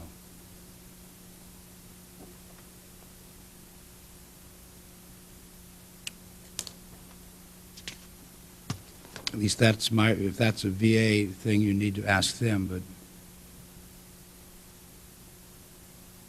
So that the science panel made that determination that it could not be done, even though the Veterans Administration reported that it could do it. The Veterans Administration reported that it had planned to conduct an elaborate computer match of troop movements and Agent Orange sprays in a study of soft tissue sarcoma, but you guys said that it couldn't be done based on your prior determination that you couldn't do it with enough precision. Is that right? the science, a sub-panel of the Agent Orange science panel concluded that it was not possible to use military records to determine probability of exposure unless there was an external validation procedure in place. What would have been wrong with the VA's attempt to conduct a computer match? They wanted to do it, nothing. But in fact, you turned it down. They canceled it because of the White House science panel saying that wasn't going to work. Because the military records alone are not sufficient to give exposure information. Dr. Houck, in one case I cited, the Agent Orange validation study was used to dismiss any possible linkage between Agent Orange and low sperm counts. In the second case I mentioned, your study was used as a reason to cancel a large-scale attempt to identify veterans exposed to Agent Orange. Is it your intent that the CDC study be the last word on Agent Orange, that no further attempts be made to assess exposure? If anyone can come up with a better method of determining exposure other than the residual body burden of dioxin in people with the 7-year half-life, and we've demonstrated that people in ranch hand who are heavily exposed have very high levels, in fact up to 300 parts per trillion. The occupational area of people who are exposed 30 years ago still have up to 1,000 parts per trillion. Then we would certainly be open to any other avenue. I don't know the potential of one that may exist. Well, I must say that so far the testimony to me has been shocking. We've heard that the CDC study was at best flawed, in that CDC did not know how to use military records or didn't want to use them, that its estimation of the half-life of dioxin was based on assumptions which may not be valid, and that CDC has downplayed or disregarded highly significant health findings regarding Vietnam veterans. Perhaps worst of all, the documents and the testimony show that it was politicians at the White House and not CDC scientists that canceled the study. In fact, Dr. Houck, isn't it true that some scientists at CDC wanted to do additional research at the time the White House canceled the study? Not to my knowledge. Well, I have a copy of 25 spin-off proposals that you brought to the Veterans Administration because they controlled the money Congress had appropriated for Agent Orange research. Did you ask that the VA fund these studies? This is not on the issue of Agent Orange exposure. The information contained in the Vietnam Experience Study is the largest body of quality-controlled epidemiologic information that exists in the world. There are several spin-off studies in there that will have relevance to scientific information but do not have direct relevance to the Agent Orange issue. We did ask the Veterans Administration to continue funding these for one more year. They could not do so.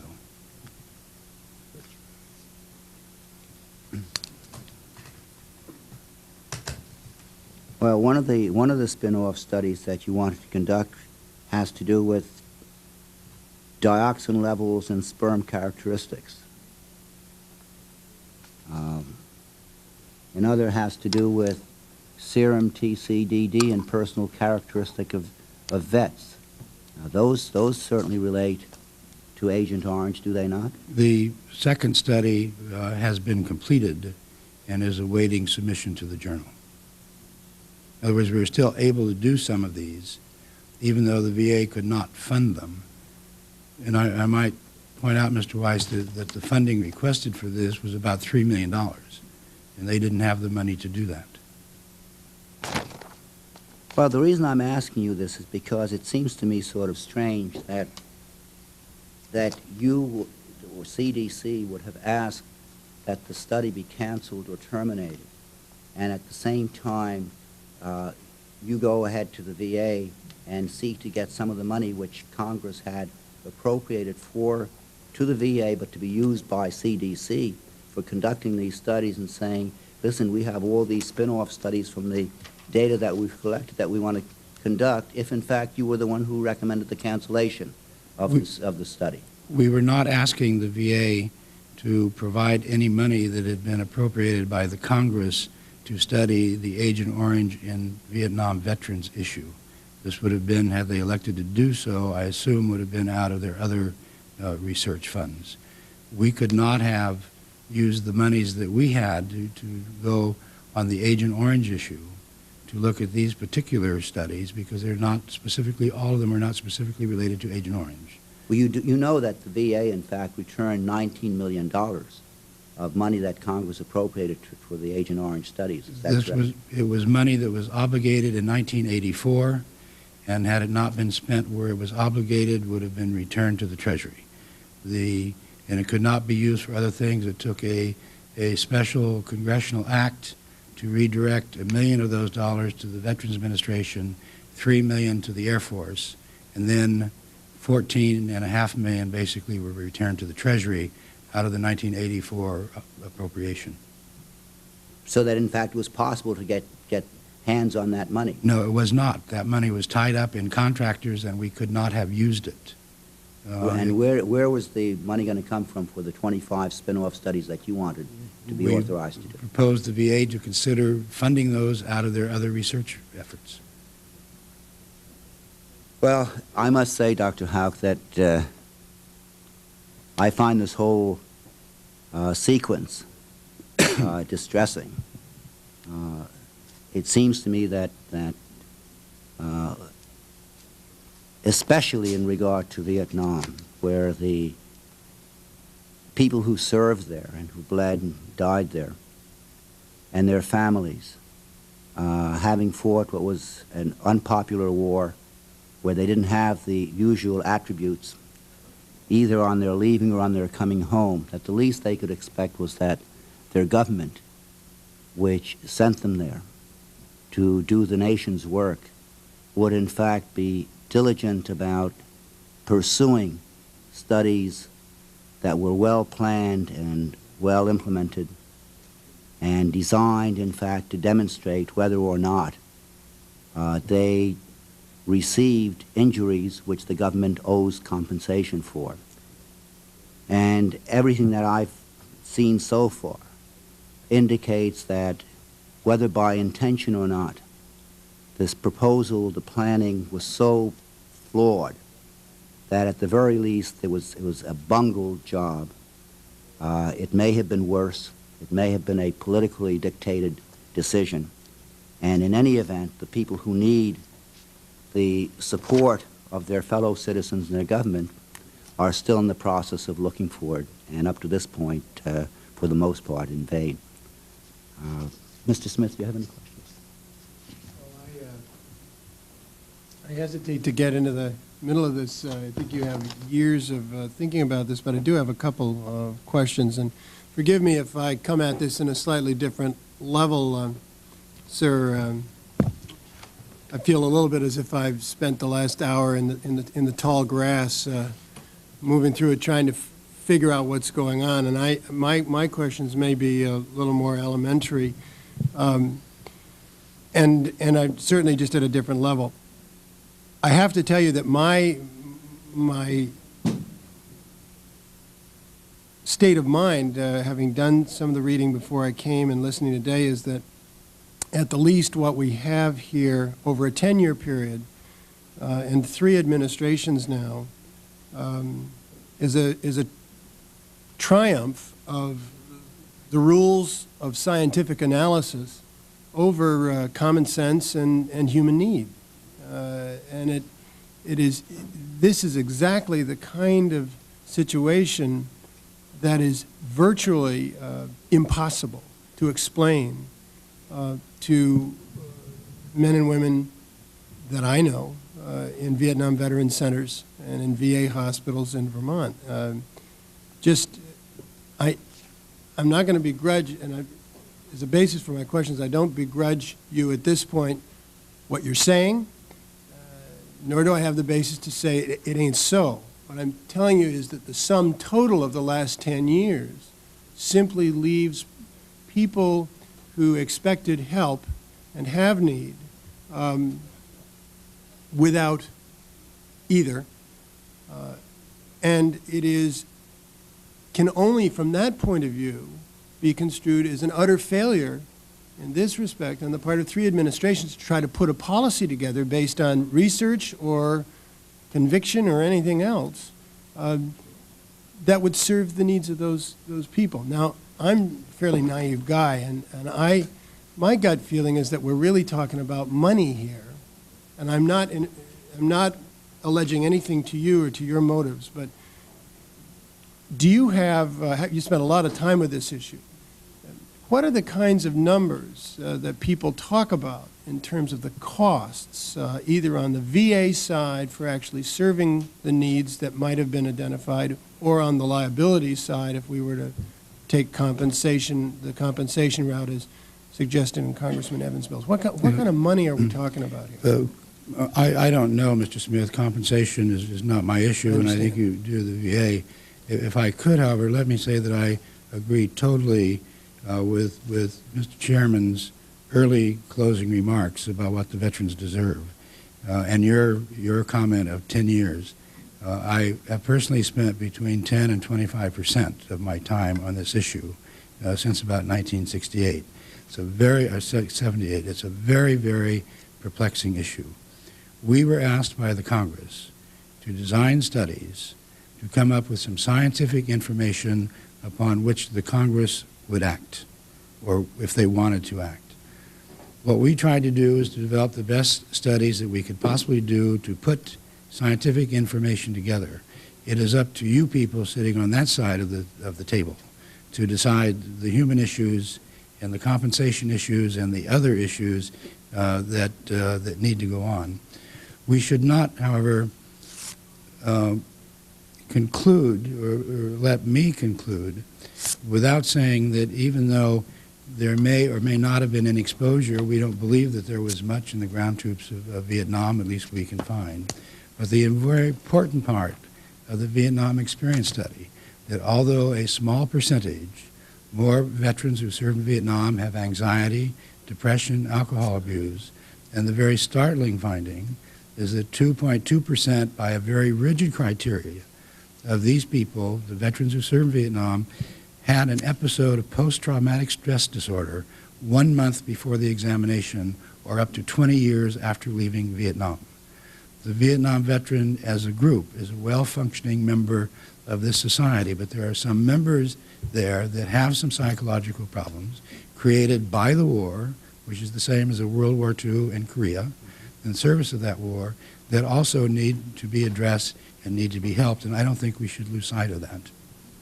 Well, I appreciate that, and I think we're all in agreement of that. What I continue to just wonder at, and I see in the chairman, who I frankly don't know that well yet, we're just beginning to serve together, kind of tired, I wouldn't say it's resignation, but it's a tired anger. Every now and then it becomes a little less tired, but it's as if he's been hacking away at this thing for a number of years and can't quite believe when it doesn't get resolved. I'm newer, and so my instincts may be different, but to me it is this is the failure that we're looking at here is a government that can't talk to itself to try to figure out what can be done, whether it's 2% or 4%, or whether we're talking post-traumatic stress syndrome or Agent Orange, that we somehow have a situation where there are things you can't say to us. Obviously, within the executive side, people aren't talking, for the record anyway, to each other. And 10 years later, we still have people who have need and aren't being served, and we have some database, but we don't have, from what I can hear from your testimony, the basis to put together a financial policy, and so that leaves us to shoot in the dark, no pun intended. Basically what you're saying is go ahead and pass your legislation. And we do that, if I'm getting it right, without the benefit of Had it been possible to do an Agent Orange exposure study, it would have already been done. There were sufficient monies provided by the Congress. They were sitting there waiting to go ahead and do this study. It was not possible to design the cohorts of exposed and unexposed people. Had we proceeded without validation of the exposure index, we would have brought you a study that could not have been interpreted. It may have shown no effect when in fact there were very distinct effects there, or it may have shown an effect when none were there because of the misclassification of the men in the study. That would have not done a service to Congress to bring an invalid study, nor would it have done a service to the veterans, at least in my opinion. Well, and to me that, with all due respect, simply confirms the catch-22 nature of the debate that I've been listening to for the last hour and a half. And I don't think we solve it with the specifics. In other words, I don't think, Mr. Chairman, and this will conclude my contribution such as it is for this morning, that we're going to get any farther by going deeper into the grass and getting more specifics. Basically, somehow we've got to figure out how to step back and get above this problem and say it's going to cost money. And I have my own set of motives that I infer, quite frankly, not yours again, but policy motives. This is an expensive problem, and at some point we're going to have to belly up to the bar and decide. If the gentleman will yield to me, Yes, sir. the exasperation which I demonstrate from time to time comes from the fact that here is an instance where Congress, reflecting, I think, the will of the American people, has repeatedly demonstrated that it wants a fair and objective and honest dealing with this issue. And so in 1979, after long agitation, the Congress adopts legislation mandating the VA to undertake a study. 3 years go by, nothing happens. And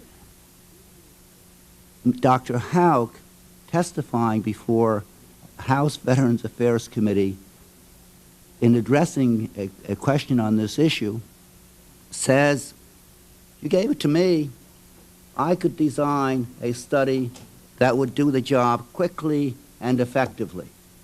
And Congress takes him at his word. Congress says, okay, we're going to redirect this program. VA has demonstrated that it can't or won't do it. we're going to give the money to the VA, but we want the VA to give the money to CDC to conduct the study. And then, lo and behold, we suddenly find Dr. Hauk, who was going to do this study quickly and efficiently and effectively, coming in and saying, oh, we don't have the records, we couldn't do it, which is all a lot of nonsense on the basis of testimony we've already heard from the person in the Defense Department who was in charge of the records themselves, and we'll be hearing from other witnesses as we go on, indicating just exactly the kind of sham this study was. Now, I can't go into Dr. Hauk's inner heart as to why this whole thing transpired. But all I know is that either it was a politically rigged operation or it was a monumentally bungled operation. There really is no other alternative for me to accept. And in the meantime, the American people, and especially the veterans of Vietnam, are left hanging high and dry. And that's the basis for my anger and exasperation. I would only add to what you're saying that the possibility that I'm raising, admittedly with a fresh view and not as much history on this as you have, is that that somehow the ability to approach this problem scientifically is limited in a way that at some point somebody should have been more candid with this subcommittee or other committees of Congress about it, because I think we're all clear on the VA. And their unwillingness to close, or historically, to close with the problem of Agent Orange and the costs and the commitment that it would take to really do the right thing. And I think that's, from my point of view, that is a blot, regardless of, and I don't think we're arguing here, regardless of Dr. House or CDC's role or anything else. We need, finally then, to take out of this that we can't look to the scientists to give us the direction we need. I think that's too bad. Well, I'm not sure about that. There are some good scientists who will be testifying as we go along, who will take, I think, somewhat of a different perspective on this thing. But in any event, it's almost also, I think, appropriate to say that even at the VA level, especially with the new secretary, there's an indication that there may indeed be a fresh approach, and hopefully that's a sign for the better for the people who most need that encouragement. I would simply say that I hope we don't invest in a course of action as a result of these hearings that find us sitting here 5 years from now, because in fact our liability will reduce in one regard, because people are literally out there fading away.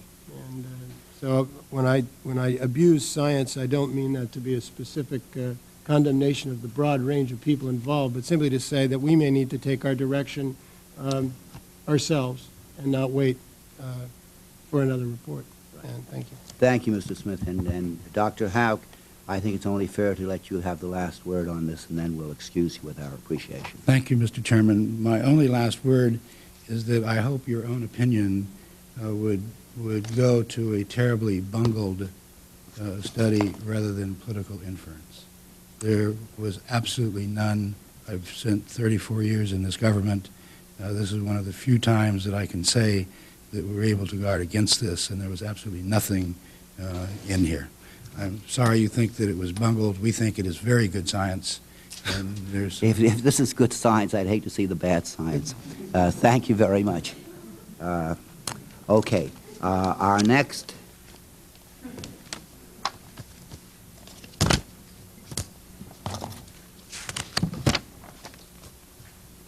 panel will be comprised of Dr. Michael E. Cafferson and Dr. Dennis M. Smith. And if you two gentlemen will approach the witness table, and if you'll raise your right hands, do you swear or affirm that the testimony you're about to give will be the truth, the whole truth, and nothing but the truth? I do. Let the record indicate that each of the witnesses has responded in the affirmative.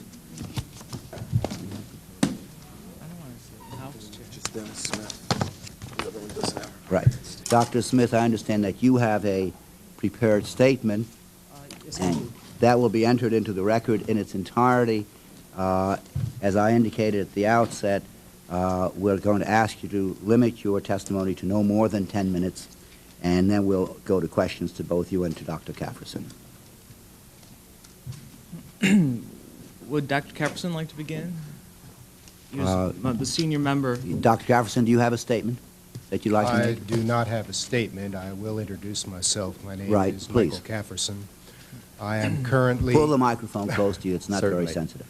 I'm currently Director of Reproductive Research at the Johnson Pharmaceutical Research Institute and was formerly a medical epidemiologist with the Centers for Disease Control's Division of Chronic Diseases and with the Vietnam Experience Agent Orange projects. My tenure there extended from mid-1983 to mid-1985.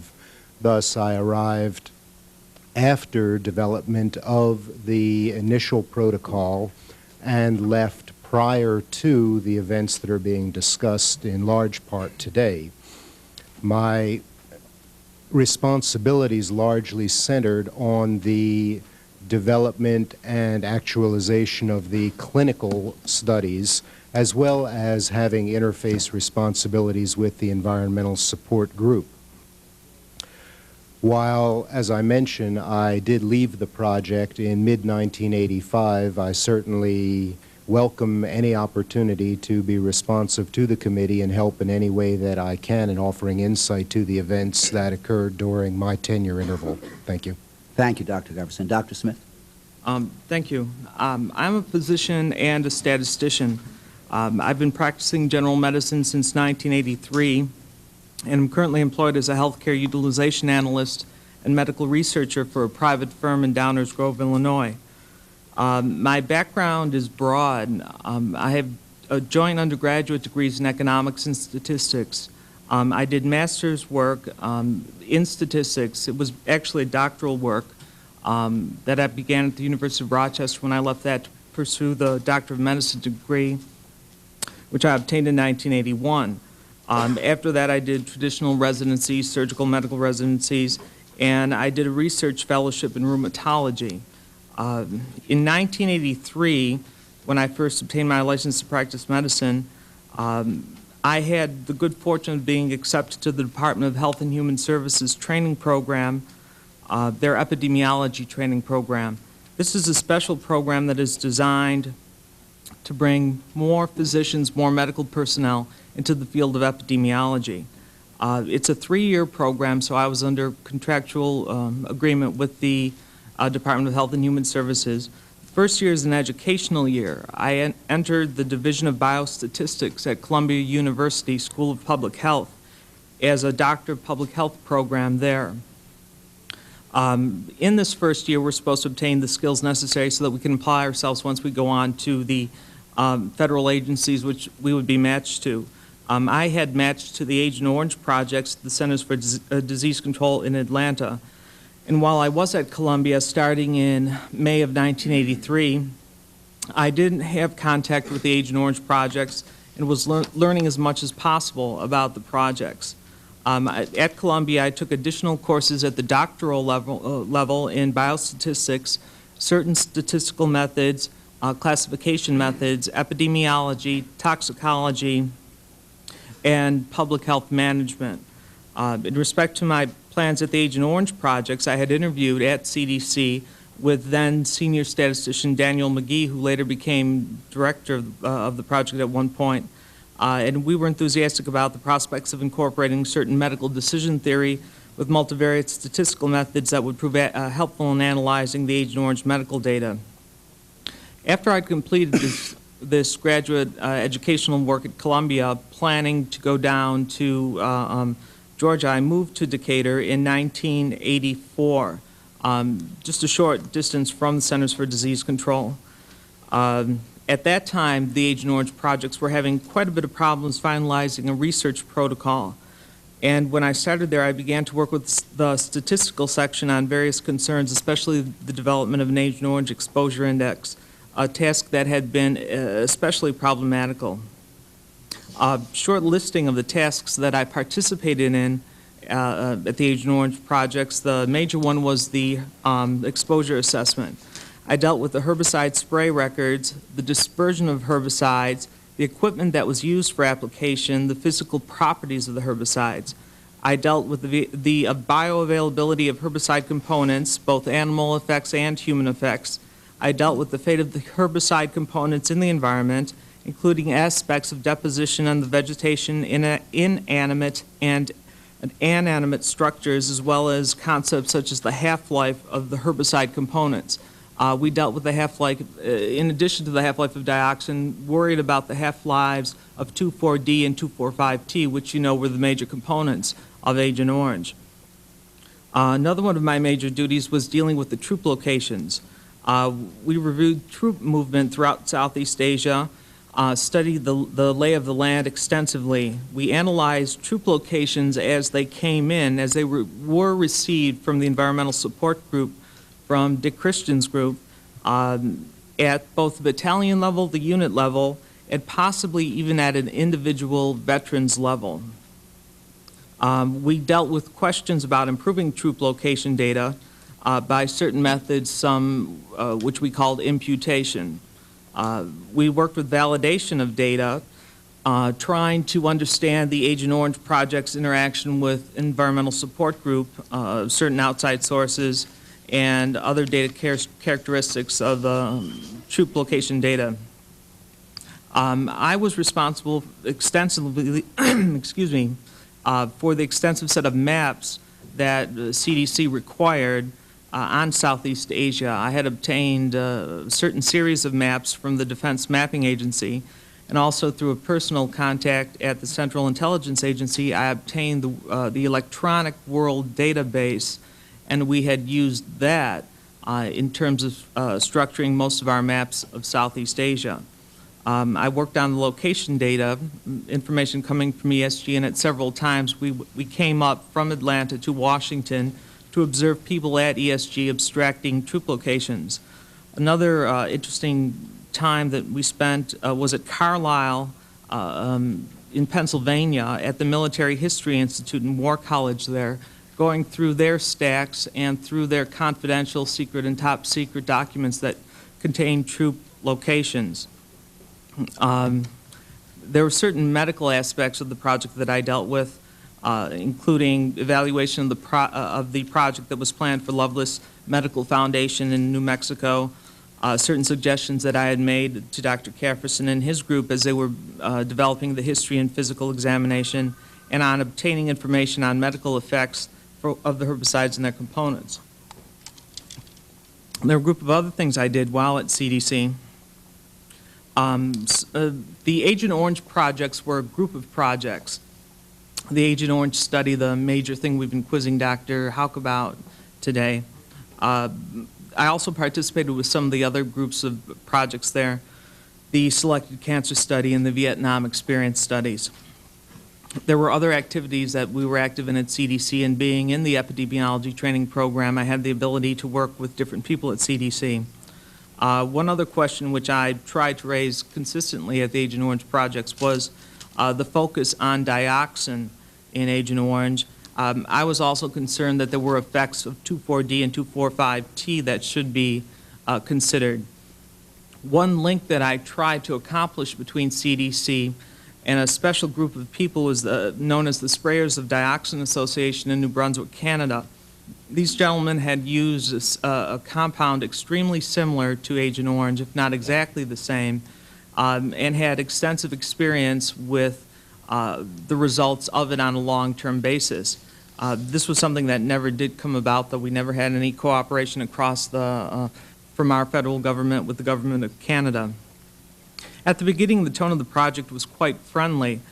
Through the summer of 1984, we developed certain proposals for exposure indices. We obtained important reference materials, worked with ESG to obtain troop locations, and develop and advance the drafts of the research protocols. We were constantly redeveloping the research protocols, trying to make them into something that people could understand and in one-way respect.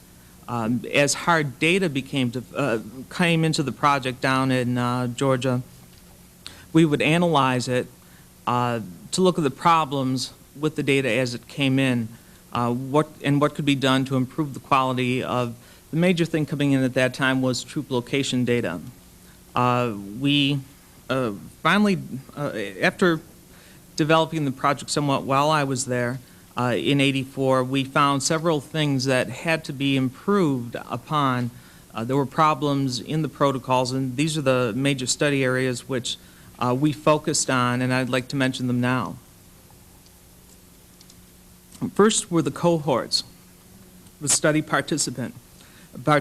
It was apparent that we would have to change the eligibility criteria and selection of combat veterans so that a sufficient number of participants could assure higher levels of statistical power at the expected significance level. We'd have to alter the concepts for the use of the non-exposed non-combat cohort. We developed that into a low exposure and then a low likelihood of exposure, and I'll explain that further later, as well as the concepts of non-exposed non-combat cohort, so the so-called third cohort. The data did not appear to support the concept that we could find enough veterans to include in the third cohort, and that even if we did find enough data for them, that we would have problems of comparing these veterans to other veterans based on certain confounding variables. We discussed eliminating the concepts of the first and second cohorts. The first and second cohorts dealt with those who were exposed in combat. The first cohort being the high exposure combat versus low exposure combat. And the reason that we discussed eliminating this was because of problems that we were having with the exposure index. This was a radical departure from the original protocol and the original ideas that were behind it. We were progressing from a very traditional table, contingency table type experiment. I don't know if I'll get into too many complicated statistical methods here. If I do, I'll try to explain them more simply. But what we had at the beginning for the Agent Orange project was a very traditional statistical type of an analysis that was going to be planned, and we were progressing gradually away from that towards using more complicated statistical models, which would involve a great deal more work. We determined that we'd have to expand the service period, the time for which we would be able to select veterans from the 2-year period, 67 through 68. And this was also a major departure from what was in the protocol. And it was not driven by concerns of experimental design, which it should have been, but rather to accommodate the problems with developing the protocols. For example, the service period change justification was based more on the expectation of herbicide spraying exposure rather than in the more proper need to include more individuals. There's another question which underlies this whole thing, which you didn't bring up with Dr. Houck, which was why 3 Corps was selected as a study zone, why different areas of Vietnam were not looked at. The herbs tape and the services herbs tape contains considerable information, valuable information, and there's some concern that I would have why 3 Corps was chosen. The next area that I worked on, the exposure index, we had very interesting problems with the exposure index. The strangest aspect being that we worked from a dosage and bioavailability concept of the index to something which was more just called exposure, finally to something which was likelihood of exposure. It was more a concept of exposure. We didn't really inform people what we were doing. We should have publicized it to a greater extent and gotten more feedback on it. We had tremendous problems with developing exposure indices, but they were not in creating new indices. We had many new indices and many different things to try experiment with, but rather we had problems in selling these indices to our superiors and people at the Office of Technology Assessment. They couldn't quite understand the exposure index models that we had proposed. It was quite obvious that most exposure indices could classify veterans in some manner, and that many exposure indices were or would be correlated to each other. Selling the index became another problem in terms of what we were measuring. At first, everyone was quite confident that the exposure index could be a good approximation of dosage received by the participants. As we created more complex models, however, a suspicion arose that we were trying to hide something through more complex exposure scores. To some extent, this was true. By certain parameters, the higher models could be adjusted to minimize certain effects to maximize other effects. At this basic level, we knew the exposure index had to be some function of time and distance between two events, the presence of the Agent Orange and the presence of the troops. However, there was subtle promotion of certain parameters could markedly affect or markedly mask estimation of true exposure. For example, consider the statistical staff's presentation. We made a presentation to the American Statistical Association called Exposure Quantification, and I believe you have a copy of that. In it we said, time and distance functions can be interpreted as defining equivalencies in terms of exposure opportunity. To illustrate, suppose that H1 of 1 equals 1 and H of 5 equals 0.1. This implies that the exposure opportunity on a day for a reported location 1 kilometer from a spray application is 10 times as great as that for another location 5 kilometers from the same spray. Dr. Smith, I think that at this point you're getting into much So- greater detail that we need to, and I think we'll cover Okay. much of that in the questions if we need to. The one point I want to make about that, Summarize Mr. the White, rest of so- your statement? Sure. Okay, just one point that I want to make is that by changing the parameters and changing the models, you can change the outcome, the exposure outcome. And I think that's the major point that has to be observed here. The selection of the parameters could drive the exposure scores.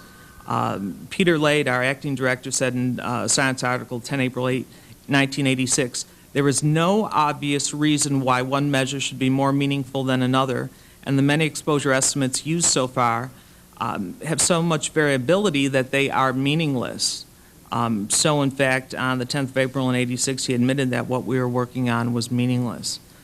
This statement arose from another fact that we were trying to minimize, which was also discussed in the science article. Studies of acute high-level exposures have given equivocal results, confirming the possible health effects of long-term low-level exposure to toxic agents cannot easily be answered. So whereas we didn't have enough information about dioxin and what its effects were at high doses for short periods, dealing with long-term chronic exposure was going to be a very difficult problem. And at this time in 1986, we were realizing that and trying to back out of that problem one way or another. We did not document a basis for any long-term low-level exposure and could not interpretate the existing data that we had on dioxin exposure to help support any long-term outcome. But we continue to say that we could quantify exposure as meaningful.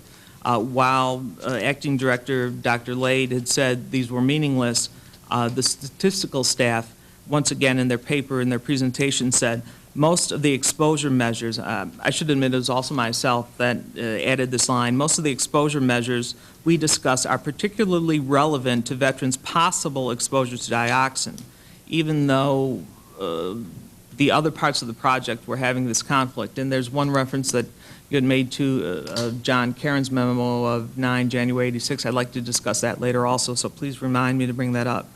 What was happening at the Agent Orange project was we were continually speaking out of different sides of our mouths, and it became quite a problem. The American Statistical Association presentation states that the problems that we were having developing the exposure index and sought to seek some sort of resolution of them. One problem was the exposure index that would be continuous, but has great variability among the agents. The other problem was that of exposure assessment, which would depend on historical records. The third problem, we were dealing with an agent that we had no idea about its half-life. We had some conjectures about the half-life of dioxin, but we didn't have anything certain. And also, we weren't certain about the dosage that would produce an effect. No one knew the relative importance of the various routes of exposure. We didn't know we did not know much at all about the distribution of dioxin within the body. There's an assumption that it stores itself in fat tissue 11 times more frequently than in serum, but this sort of information I think is very questionable. It's another thing that should have been explored more in depth with Dr. Houck, and why we didn't do the more in-depth evaluation. What happened from all of this, rather than developing an index exposure, we developed a likelihood of exposure concept. And I think that's a significant difference, and I hope you understand that difference, where we're talking about likelihood of exposure, not real exposure. This is far removed from any concept of dosage, and it was much more convenient to help conceal effects. We damned the historical records with overemphasis on minor problems with ESG. We ignored other sources of records and relied too much on unreliable anecdotal reports. We played with the half-life of dioxin, using only those studies and reports that would advance the concepts of what the model we wanted to use would say at the time. I myself had proposed a three-compartment model dealing with 3 different half-lives of dioxin, a short half-life, an intermediate, and a long-term half-life. And that was incorporated at one point. We ignored most of the medical literature on dioxin. We had some excellent references, but we only focused on a few papers, especially when the adipose tissue proposal came along. The focus was only on a few papers that supported what we had in mind or what we'd ultimately come to. Dr. Smith, let me ask you, why do you think these things happened? Why was the study apparently so inconclusive and almost designed to be inconclusive? Why did all this happen? Why was it designed not to find results? Yeah. I wasn't part of the management team, so I did not know and was not aware of what was happening between people like Dr. Lade, Mark Scally, a later director of the project, between Dr. Houck and Dr. Mason, who were the primary people reporting to you at Congress. I infrequently saw them. I didn't see them at any of our conferences. You don't know. All you know is the results were that, in fact, the thing was being distorted at the very least. Right. We were continually redeveloping different concepts, and nobody was stepping in to say, hey, this has been done before. At certain points, I made one very nasty remark with saying that we did this back in 1984 when I first got here. I see no reason why we should repeat the entire analysis back in 1986. So there were certain things that were happening, and I don't know who was motivating them, but somebody was. Did CDC actually make up information about the troop locations? Well, they say that we didn't bomb Cambodia. They say that we provided ground support to Cambodia.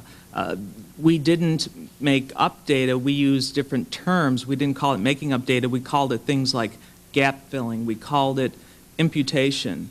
It's important to note that we did use certain types of flags in the database to indicate points which were, in fact, used as gap fillers or were created based on some underlying scheme. There were several databases of troop locations. There were true sets of points in those data sets, and there were falsified sets of points. The reason we had the falsified sets of points was so that we could test out our models that we were using, our exposure models. But at one point, people lost track of what was true and what was false. And to this day, I believe that what was done in the adipose tissue study was based on some of the data points that were put in for convenience, just for estimation purposes. We ended up with, once again, this likelihood of exposure, which graded people. They wanted to take the vets, rather than use 2 separate cohorts of high exposure, low exposure in combat, and went to a likelihood of exposure across this. This destroys the concept of dosage or any type of load of dioxin that might be possible in these individuals. Did you believe that the records being supplied by the Defense Department could identify company-specific troop movements? Yes, I did. Now, and I also found additional records to verify what Mr. Christian was supplying. I found these at the Military History Institute. I found them through other reports. There were a number of documents prepared by the Department of Defense which all could validate the troop location data. Okay, now at the time that CDC decided to use battalion information, had it exhausted all the possibilities of using company data? No, it had not. There were several, I thought, very important sources which had not even been explored at that point. The reason for going to battalion data is a convenience for the exposure index. You have a washout effect across battalion level. There was a memo that I sent to Peter Lade when he was acting director stating that within 3 Corps there were some very specific areas where small portions of troops would have been highly exposed. Once you start looking at a battalion at a whole level, you're eliminating the effect that might be seen in smaller units, such as the company units. And I think that was the intent of going to the battalion level for this washout Did you effect. advise the director of the project of your concerns about CDC's use of Defense Department data? Yes, I did. And Yes. when did you advise the director of that? That would have been in a memo. There's several. I have a number of memos that I had sent. There's one January 10th, 1985, to Dan McGee, who was a senior statistician. There were a number of memos to Peter Lade, who was acting director. So, And what yes. was the response that you received when you notified them of your concerns? Mostly there was very little response. There was a distrust of ESG, and that the gap-filling effort was not effective. What was happening, this was very interesting, this distrust of ESG was based in a mathematical observation of the data set. When ESG had sent us 1 battalion, we analyzed the battalion and its troop locations, and we found some holes, some days that were not included. So we sent back the days to Dick Christian and asked him if he could find troop locations. When they came back with those days filled, the troop locations had a higher variance. So based on this purely statistical problem, we decided that the gap fillers that he was providing could not be valid. I didn't think that was the proper conclusion. I think that was unwarranted. So here you have Mr. Christian, who is at the Department of Defense, supplying all of the material to CDC, stating that the records, materials that were available at the Department of Defense were certainly more than adequate to make determination on a company level basis. And here you are, you're the Yes, guy and who's in validated charge. by outside sources also. Right, and you're the person at CDC who's receiving this information and putting it into context. Right. And you're saying that you have more than adequate information to, in fact, to be able to pursue this study on a company level basis. Yes. Now there's one thing which I should also say. Now, every battalion has a number of companies in it. Yes. A, B, C, N, X. Now, there were some companies that for which data was not possible. So at a lower unit level, it might not be possible to use these troops. I think that's where a great deal of confusion came in, and I think that's where some people decided they wanted to go to the battalion concept. They did not realize that for Company A, we had complete coverage, if not more reported locations. For B Company, we had great location data. They were looking at the opposite end. For E Company, something which nobody didn't know much about. We weren't getting much location data. Those could have simply been set aside and explained in a different manner, but Right. they were not. And on what basis, then that was the basis on which your knowledge and Mr. Christian's knowledge were more or less overruled or set aside. Is that correct? Yes. Okay. Now, Dr. Carverson, you also worked on the CDC study. What was your role in this study? My role was largely to organize the collection of the clinical data, both in the interview phase as well as physical examination, psychological examination.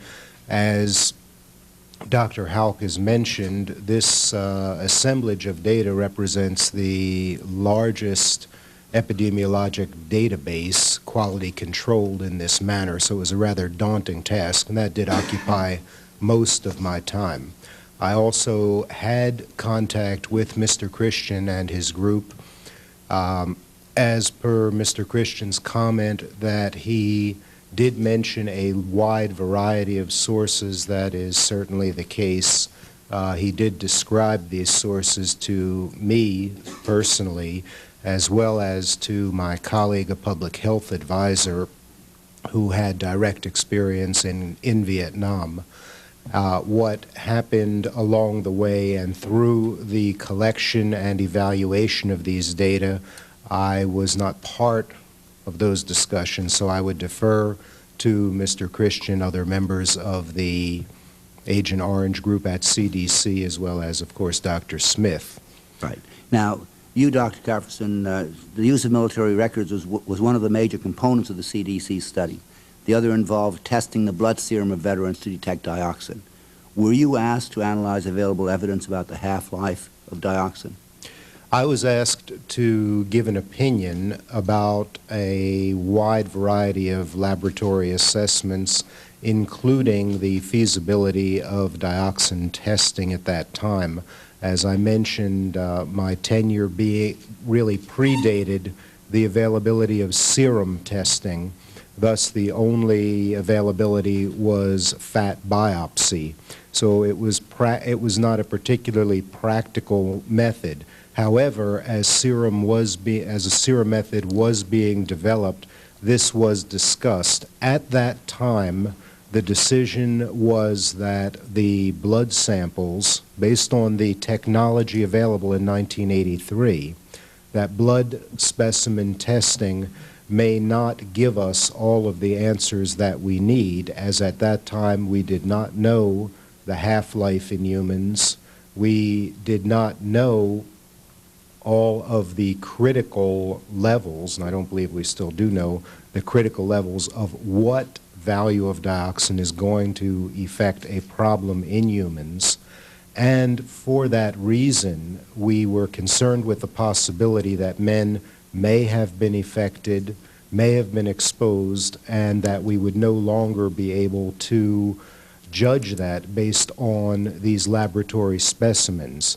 Let me reemphasize, this was based on technology of 1983. We since have heard, even this morning, vastly more information in that regard. Now, what did you learn about the half-life of dioxin in humans?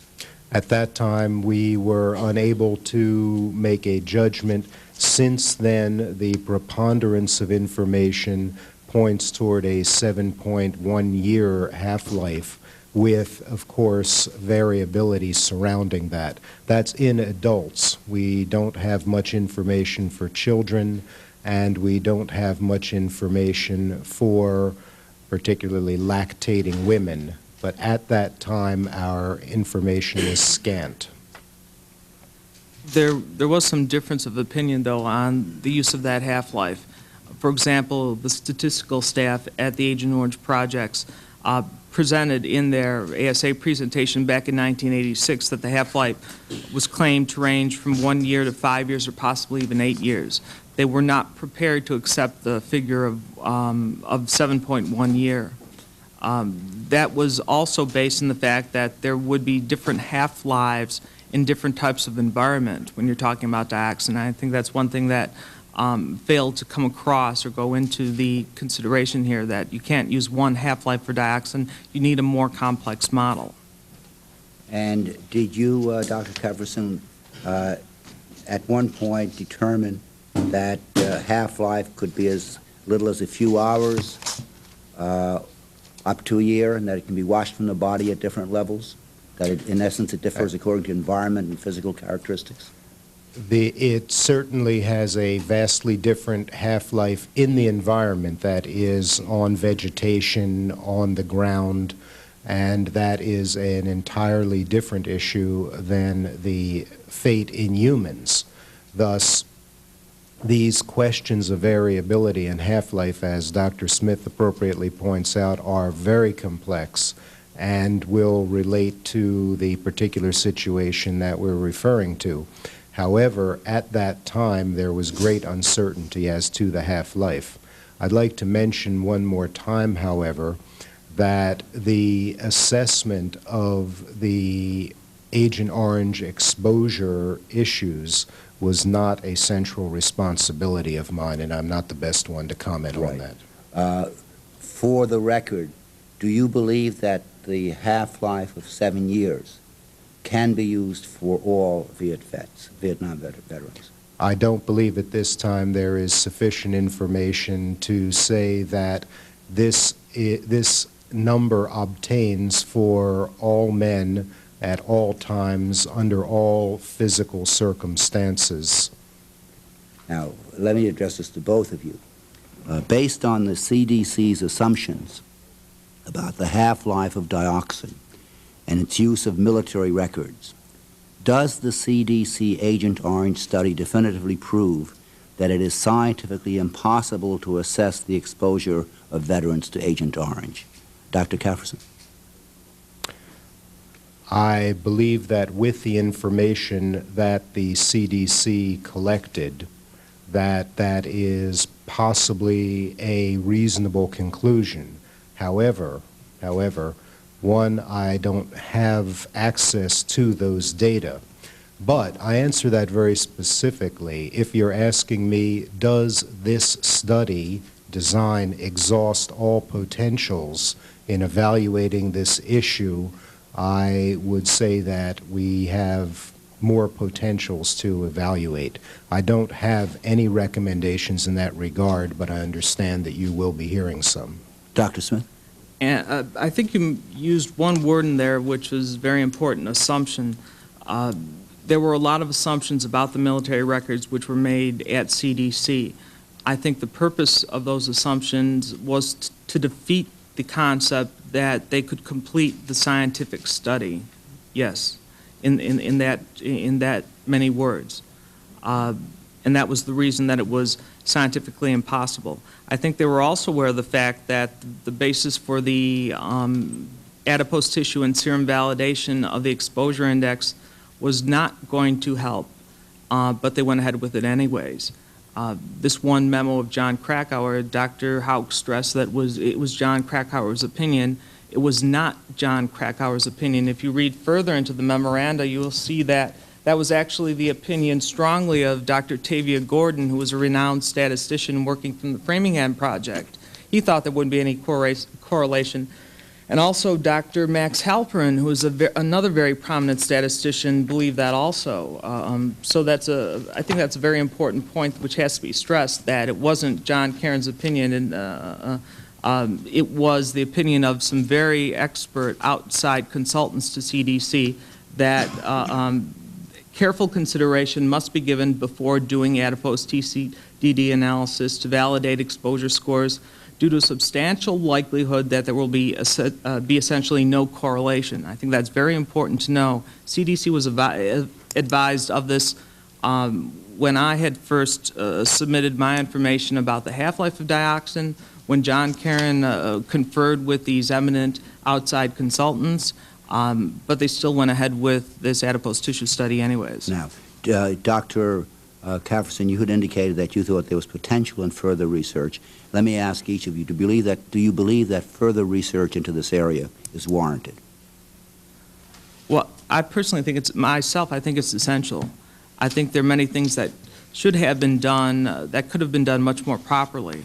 The scientific methods that we have available to us currently at the state of technology could possibly develop an excellent Agent Orange study protocol. The problem is there are very few places that I would trust with it or trust to do it. Dr. Kefferson? Yes, Mr. Chairman, I believe that as long as there are millions of veterans and their family members who have a legitimate health concern regarding this issue, it's incumbent upon us to consider any and all possibilities and certainly to consider new technology and lateral approaches in this area. May I make one other statement, please? A brief one. I would like to mention, since there has been some question about the intent of the studies, at least with regard to an area in which I have some expertise, and that is the conduct of the clinical data information gathering portion. It had always been my impression, and it is now, that the Centers for Disease Control, all reviewing bodies, including those of Congress as well as other outside organizations, offered complete and total support in the construction of a very complete and possibly overly complete collection of such information, such that there was no area within the clinical gathering of data that would have been left hidden or as an aside. So I do believe that from that perspective we have strong evidence. Right, except that if you were clinically studying the wrong people, then your results would not be particularly meaningful. Mr. Chairman, I absolutely agree with regard to the exposure issue. That would be essential to make any sense out of it, but certainly the Vietnam experience study is a valuable contribution to the literature. Thank you both very, very much. We appreciate your participation and for sharing your knowledge and expertise with us. Our next panel will be Dr. Lawrence B. Hobson, Director of the Office of Environmental Medicine, the Veterans Administration, Department of Veterans Affairs. And before we hear from Dr. Hobson, we're going to take a 3-minute break. I was trying to walk a tightrope. Good evening from Washington. Be sure to join us here on C-SPAN 2 tomorrow for live gavel-to-gavel coverage of the United States Senate. Members are scheduled to continue work on the Immigration Act of 1989, which would set a cap of 600,000 new immigrants each year. That's coverage of the U.S. Senate, live Wednesday morning at 10:30 Eastern Time, 7:30 Pacific. Coming up on C-SPAN 2 in just a moment is more of today's hearing on the effects of Agent Orange. Congressman Ted Weiss chairs a House Government Operations Subcommittee. We will follow that at 12:10 a.m. Eastern Time with a hearing on Medicare's catastrophic health coverage. The session was held today by the Senate Finance Committee. Then at 3:05 a.m. Eastern Time, it's a speech delivered today by House Majority Leader Richard Gephardt. He spoke to members of the Chemical Manufacturers Association on the Democratic agenda in the House. Finally, at 3:45 a.m. Eastern Time, it's a news conference held today by Defense Secretary Dick Cheney. He met with reporters to announce plans to trim $30 billion from weapons buying programs. That's a look at our schedule here on C-SPAN 2. Thanks for watching.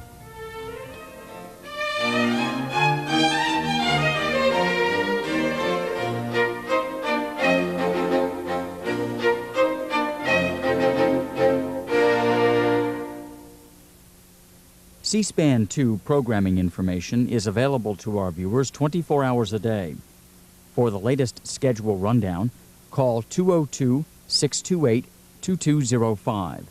That's current information about C-SPAN 2's live, gavel-to-gavel coverage of the United States Senate and other public affairs events that provide an inside look at government in action.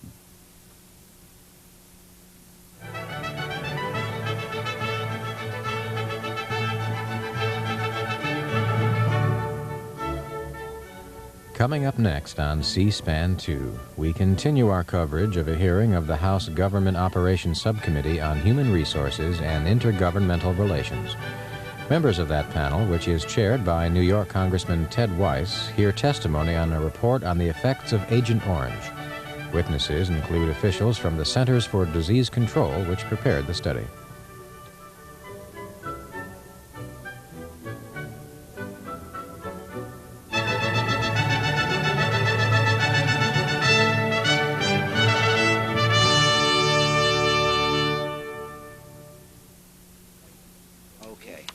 The subcommittee will resume.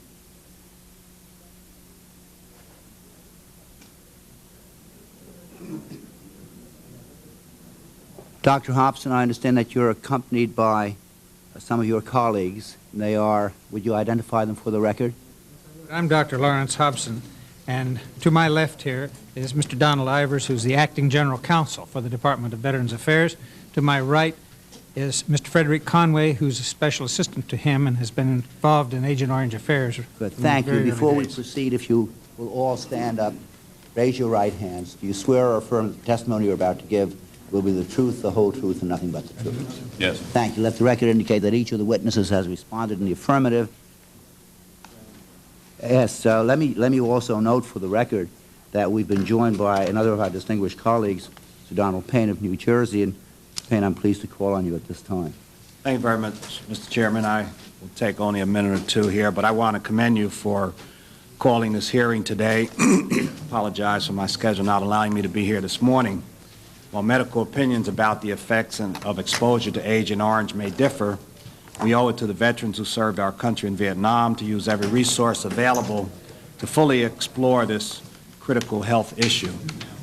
In view of the fact that future generations may be affected by their parents' wartime exposure to this powerful herbicide, we have a responsibility to seek answers thoroughly and conscientiously. We depend on the Centers for Disease Control to help us obtain those answers. And I am concerned about the fact that the CDC canceled a congressional mandated study on Agent Orange in 1987.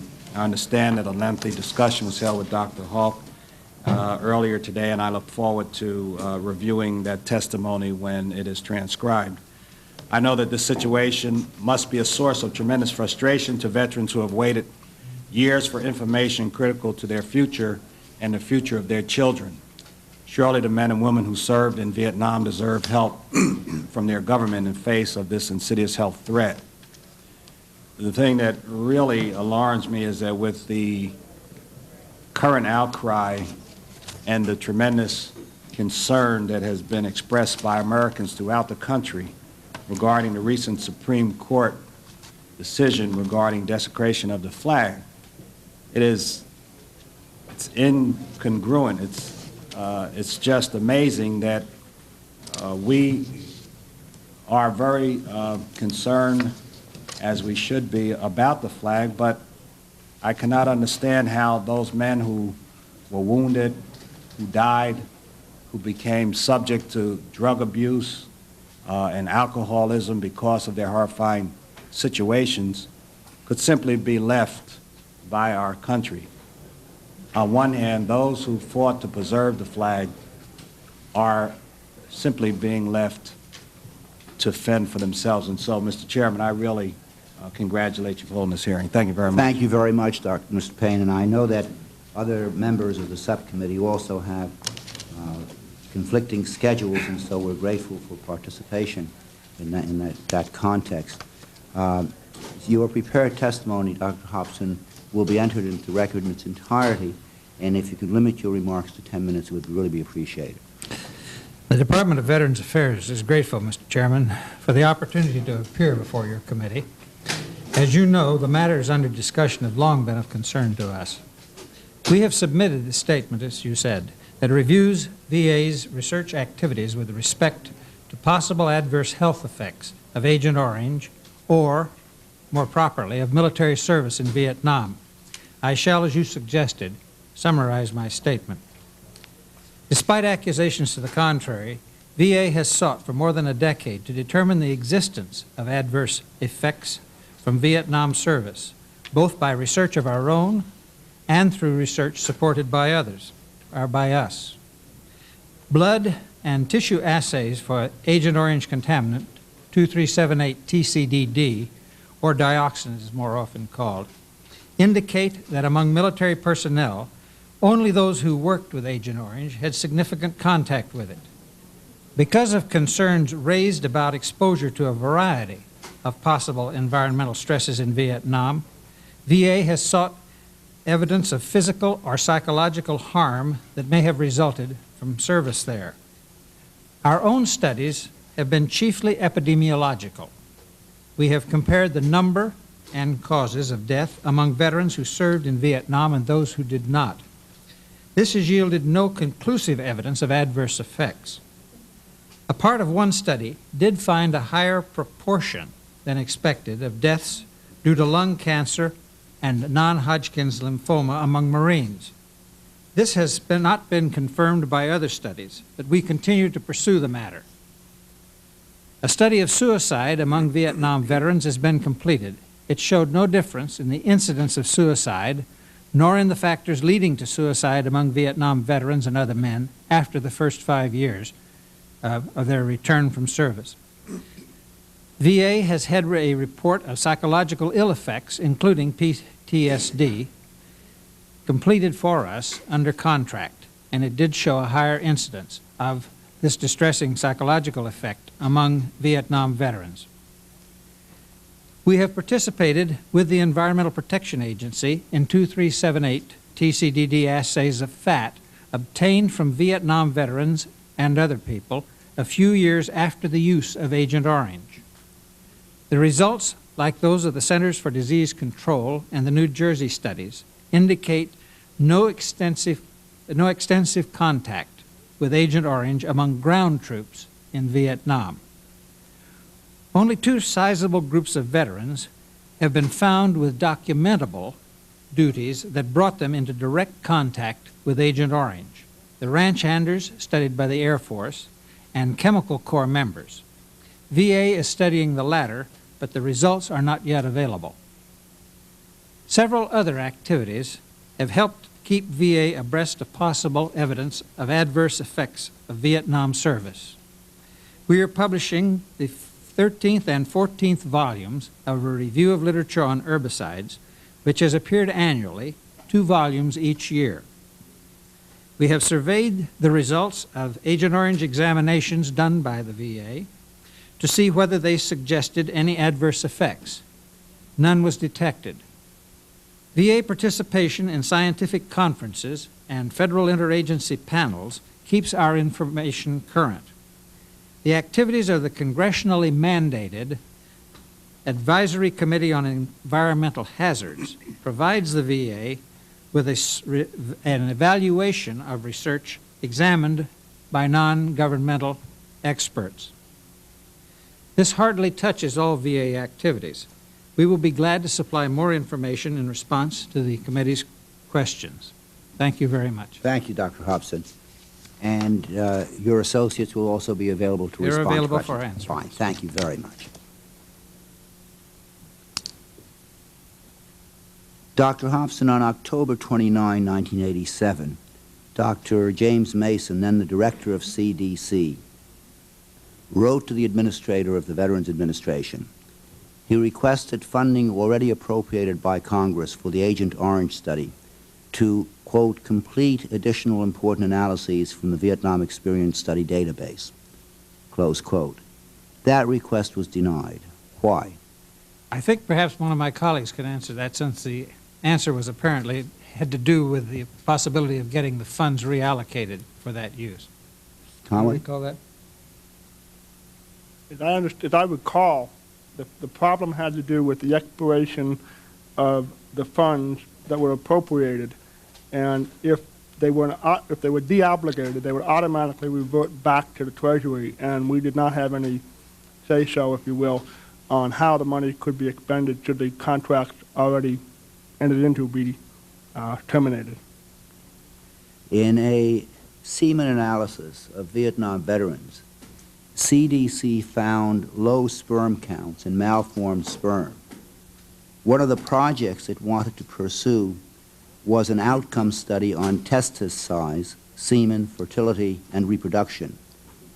Do we need to know, Dr. Hobson, why Vietnam veterans had low sperm counts and malformed sperm? I think the other component of that report said that there was, however, no diminished fertility evident among those veterans, and there was no evidence of increased adverse reproductive outcome among their spouses and mates. The critical thing in this area is, of course, what the reproductive performance has been, not what the sperm counts or the number of deformed sperm is. Now, on what basis are you making that statement? I'm making that statement both on the basis of the findings that they had in the study on health and reproductive effects, and also on what is known about male reproductive performance. There is a great variability in the number of sperm and a great variability in the number of deformed sperm. They vary not only from individual to individual, but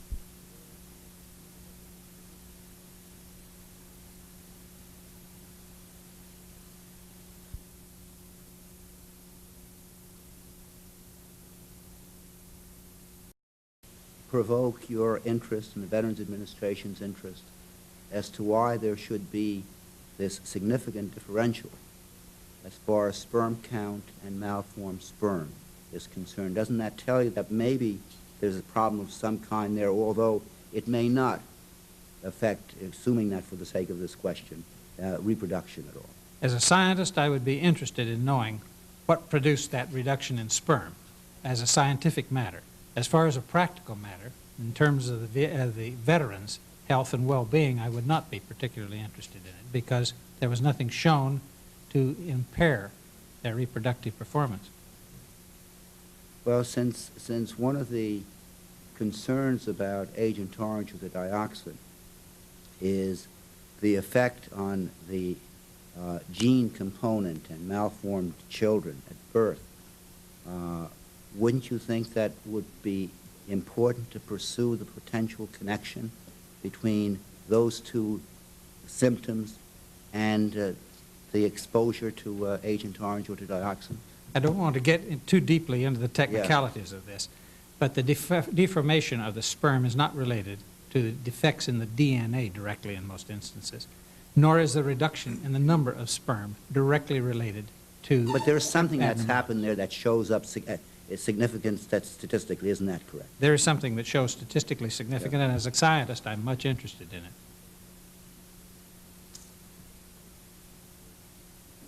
In that very study, though, apparently the Vietnam veterans reported more difficulty in conceiving, although it is true that there's been no difference in birth levels. That's true. It's like the other symptomatology. People who believe they have been exposed to a substance, generally speaking, have a greater number of symptoms.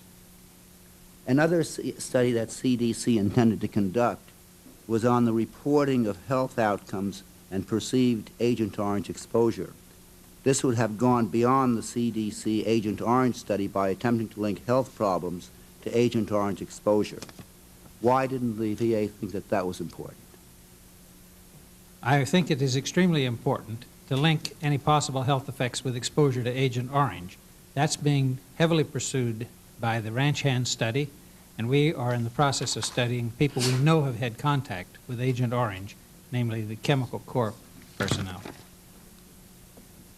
There are 25 proposals suggested by CDC, all of which deal with the health of Vietnam veterans, most of which attempt to address questions about Agent Orange.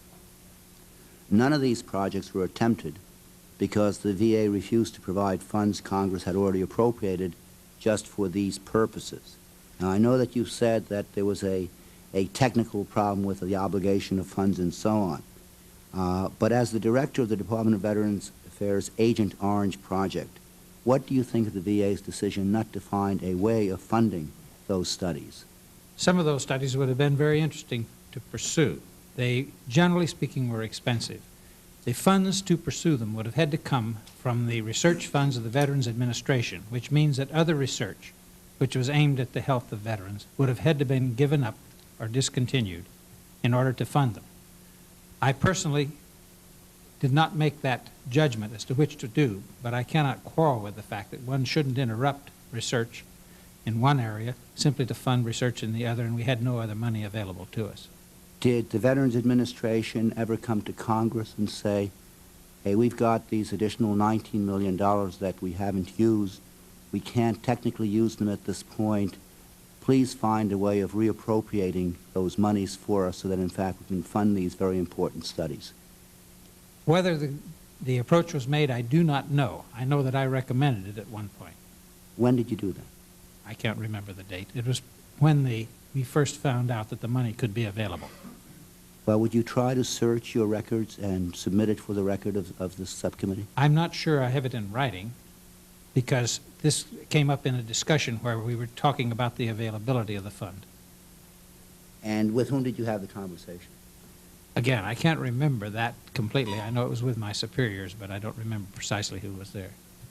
And would you recall when it took place, roughly? Only in relation to the availability of the money.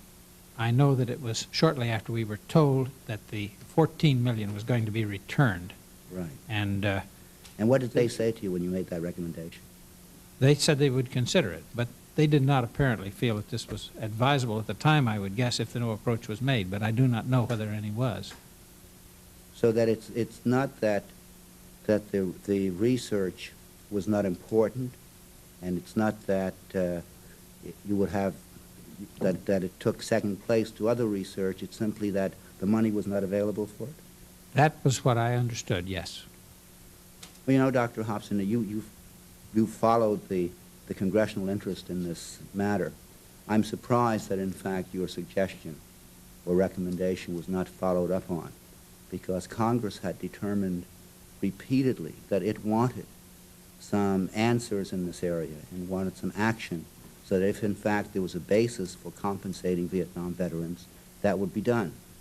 And here we have a situation where the monies are not spent, they may technically not be available. You yourself conclude that it would be appropriate to try to get Congress to give you that money, and your superiors decide not to follow up on your recommendation. That bothers you, I assume? I don't know that they decided not to. I was not a party of the decision, so I do not know whether any approach was made or not. It would not have been by me anyway. Right. Did you ever subsequently ask the superior or superiors with whom you had the conversation, whatever happened to our discussion about going to Congress and getting reauthorization of those monies? There were several discussions held. I know that I knew subsequently that we were not going to get the money. I do not have a clear recollection of the day-by-day course of what discussions took place or what questions I asked. Well, I would appreciate your going back and searching your mind and perhaps your records, and anything that you could find on this subject would be very important to us, because, again, it seems to me that having spent $40 million on gathering certain information, if in fact that information could be used to provide some more meaningful information and knowledge to us, to Congress, that Congress should want to know about that. I understand that the data, which would be the basis for those studies, have not been destroyed. They're still available. Right, that's right. And so it's possible, if Congress chose to fund them, that we could go ahead with those studies at any time. Well, that's why I would find it important for you to try to locate exactly what the chain was and what happened to it. Okay? Surely. I gather that you're familiar with the VA study of soft tissue sarcoma and military service in Vietnam, published in December 1986 and again in October of 1987. Is that right? Now, did the study find that Vietnam veterans who had higher estimated opportunities for Agent Orange exposure seemed to be at greater risk of soft tissue sarcoma, a form of cancer? It's my understanding that it did not. Well, indeed, that your recollection or your understanding is not correct, because the study concluded, and I quote, Army Vietnam veterans who had a combat-related MOSC showed a 2.6 times elevated risk of STS as compared to their non-combat counterparts in Vietnam. The risk of STS was even greater when the location of the units was within Military Region 3, the area where Agent Orange spray was reported to be expensive. In both instances, however, these increased risks were not statistically significant, close quote. So that, indeed, the study did find that Vietnam veterans who had higher estimated opportunities for Agent Orange exposure seemed to be at greater risk of soft tissue sarcoma. You have no reason to disagree with that. No, but I think it's a question of semantics. When it is not statistically significant, I do not buy it as having indicated that that was true. I think that's the common interpretation of statistical significance. Tell me why a 2.6 times elevated risk of STS as compared to the non-combat counterparts were not statistically significant to you. That has to do with the statistical treatment of the data. It depends in large part on how many people are involved. And if you have a very small number of occurrences, for example, if one group has 3 cases and the other group has 1 case, that's a 3-fold increase. But if that's among a very high number of people, it may turn out, a very large number of people, it may turn out that that's not statistically significant. Now, if you had a method for identifying veterans who had been exposed to Agent Orange, could you have found more subjects for your study and perhaps better determine the reasons combat veterans are at a higher risk of soft tissue sarcoma than non-combat veterans?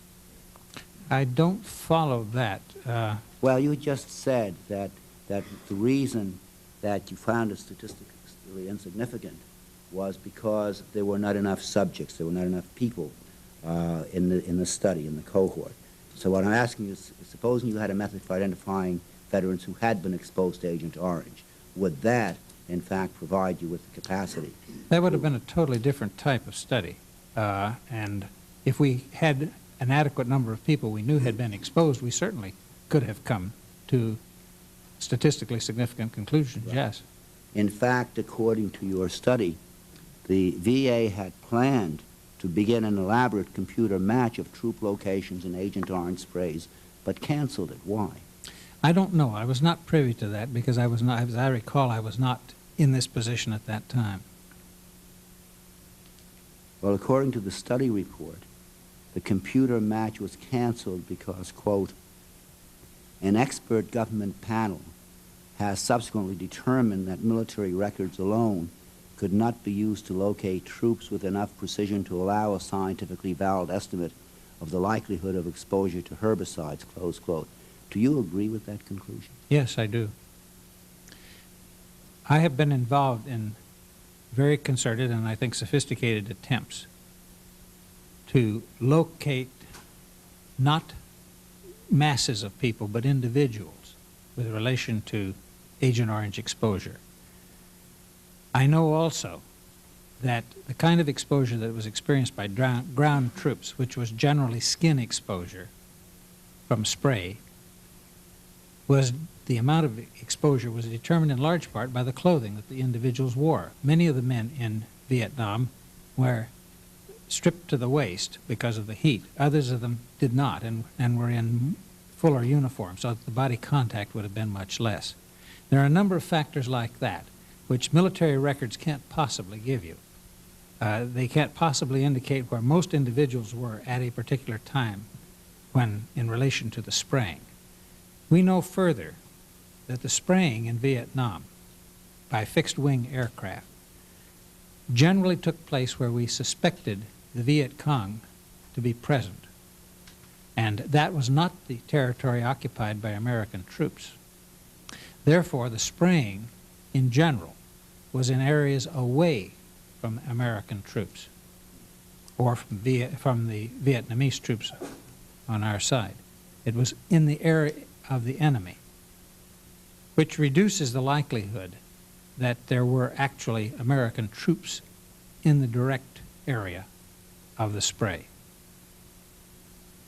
So that, had it been your decision, you would not even have suggested that this sophisticated computer match program be considered. Is that correct? I would have to look at this in some detail, including the data. I really shouldn't speak to that because I was not in on that decision, so I do not know. It's just, you know, sort of strange. Here the Veterans Administration says we have some indications that soft tissue sarcoma is showing up 2.6 times higher incidence in combat veterans than with non-combat veterans in Vietnam.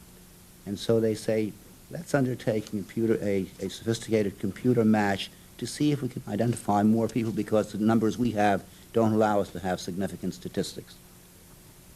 And along comes the Agent Orange Working Group Science Panel in the White House and says, on the basis of a study mandated by Congress, by the very agency which is supposed to make these determinations, which comes to a conclusion which is questionable, that we don't think it could work anyhow, and the VA says, okay, I guess you're right, we don't think it could work anyhow.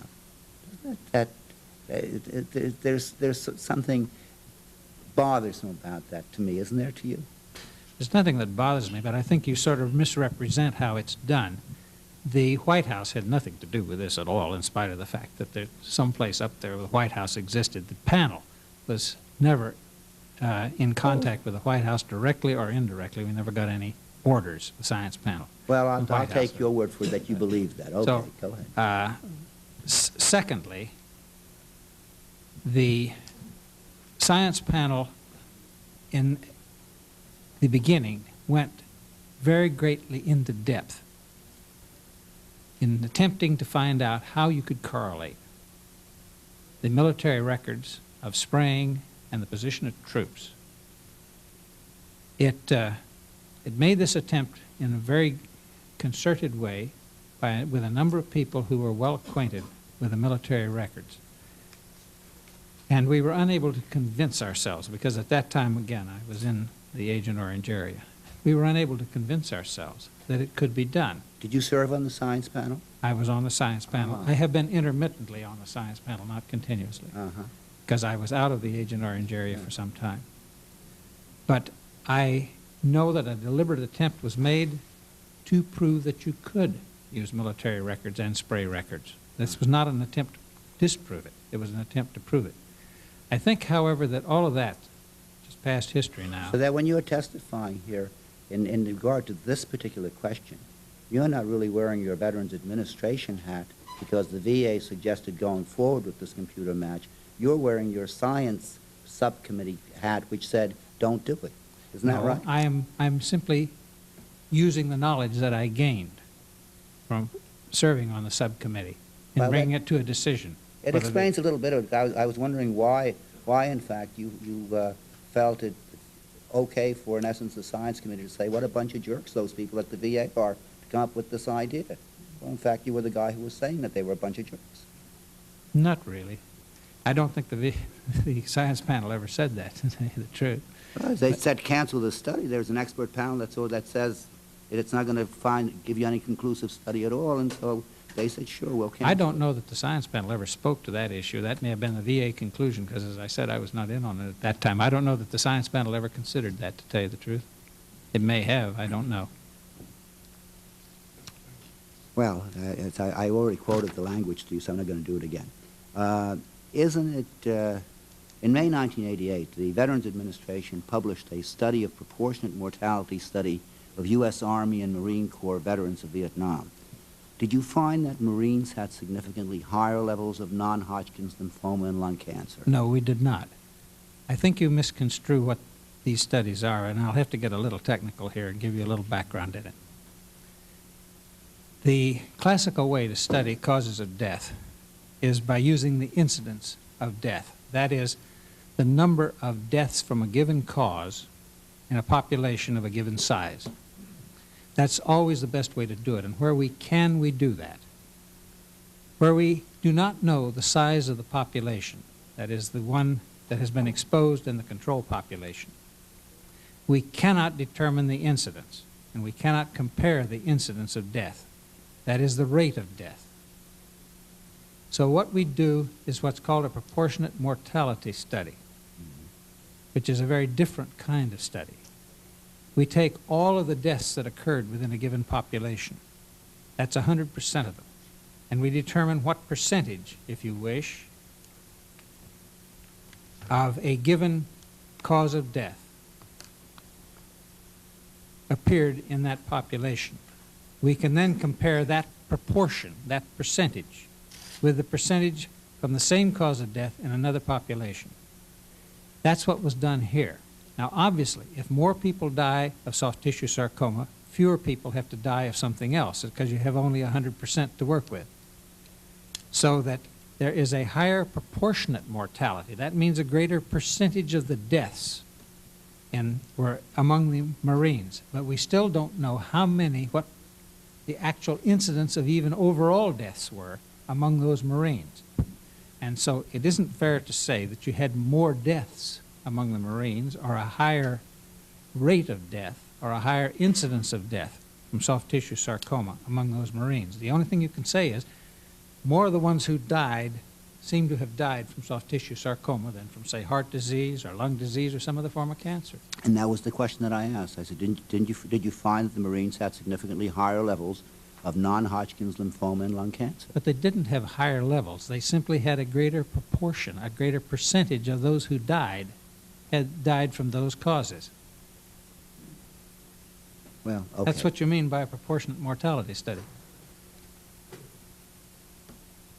Isn't it true that the combat veterans who had higher levels of soft tissue sarcoma were in the heaviest combat areas of Vietnam? The Marines, of course, were practically all in I Corps, and I Corps was about the third, I think, in the list of those that got Agent Orange. They got less than all except two others. So it was that they were not in the highest area. Out of how many? Third out of how many? Third out of how many? There are four area corps in Vietnam. Yeah. And I believe that the 3 Corps got the highest. I'm really trying to remember back sometime. 3 Corps got the highest this spring, I think. And then I believe Well, you don't know for sure. If you want to submit it for the record, Well, we'll we'll take do it. that. Yeah. Isn't it also true that Agent Orange was sprayed in the heaviest combat areas of Vietnam? I really can't answer that because I don't know what the combat areas were. I suspect You just got that it through would be- telling me that there were 4. We're talking about corps. Yeah, Those are right. great corps. I think that 3 Corps also had the highest level of combat, but I'm not sure. Well, I don't want to get semantic on you, but you're doing it with me. The last question that I asked you was, isn't it true that combat veterans who had higher levels of soft tissue were in the heaviest combat areas of Vietnam? And you said, oh, no, it was just the 3rd Corps, and the 3rd Corps was 3rd out of 4, or what have you. Now when I ask, isn't it true that the Agent Orange was sprayed in the heaviest combat areas of Vietnam, you say, I don't know what the heaviest combat areas of Vietnam are.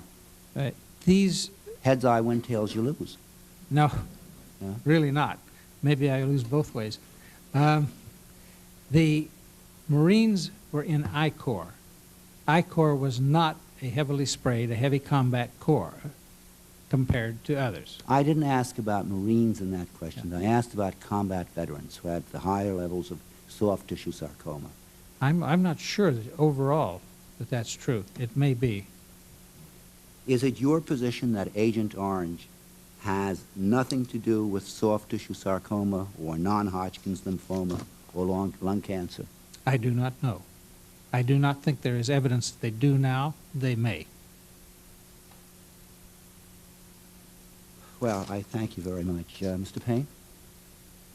I don't have any questions. I think you asked them all well. It's just I'm a little baffled that, and I'm not technical, that's why that more people dying of something is not a higher mortality rate. Also, sort of surprised that with so much technical knowledge on something so complex as the subjects that you're expert in, that a simple thing about a year ago, who would you speak to about continuing or not continuing a study cannot be remembered. I don't have too many superiors, nor would I think that you would either, but not to recollect at all who it was, and when it was, or really what happened, that's more difficult for me to understand and comprehend than these technical terms that you throw out here from time to time. But that I don't have any specific questions. Thank you very much, Mr. Payne. I have no further questions either, but I must tell you, Dr. Hobson, that the question and answer period that we've just gone through, I think sort of underscores the concern that many of us have as to what the commitment of the Veterans Administration really is to the person whom it is charged with existing for, that is the veteran. I find your very cold analyses and disputations about Marines or combat veterans or mortality levels or anything at all to in fact validate a position which the VA has taken, rather than being concerned about the ultimate intended beneficiary of your agency.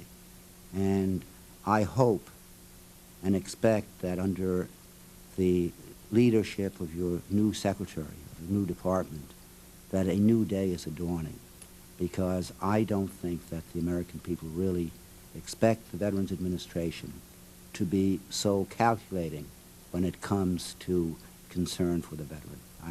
I'm disappointed, I must tell you. And I give you the last word to respond. I have no last word. I think you have said what you said. Thank you. Thank you, Dr. Hobson, Mr. Ivers, Mr. Conway.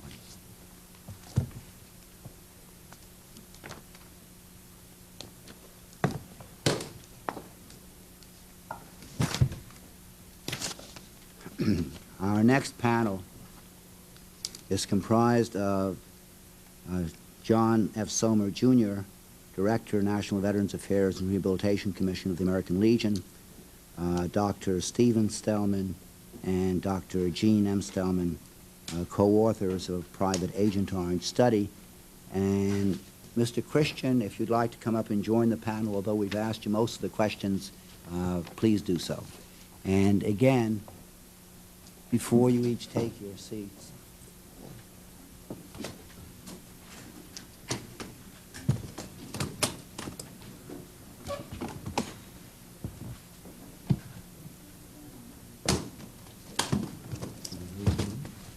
She's right there. She's plugging in. oh.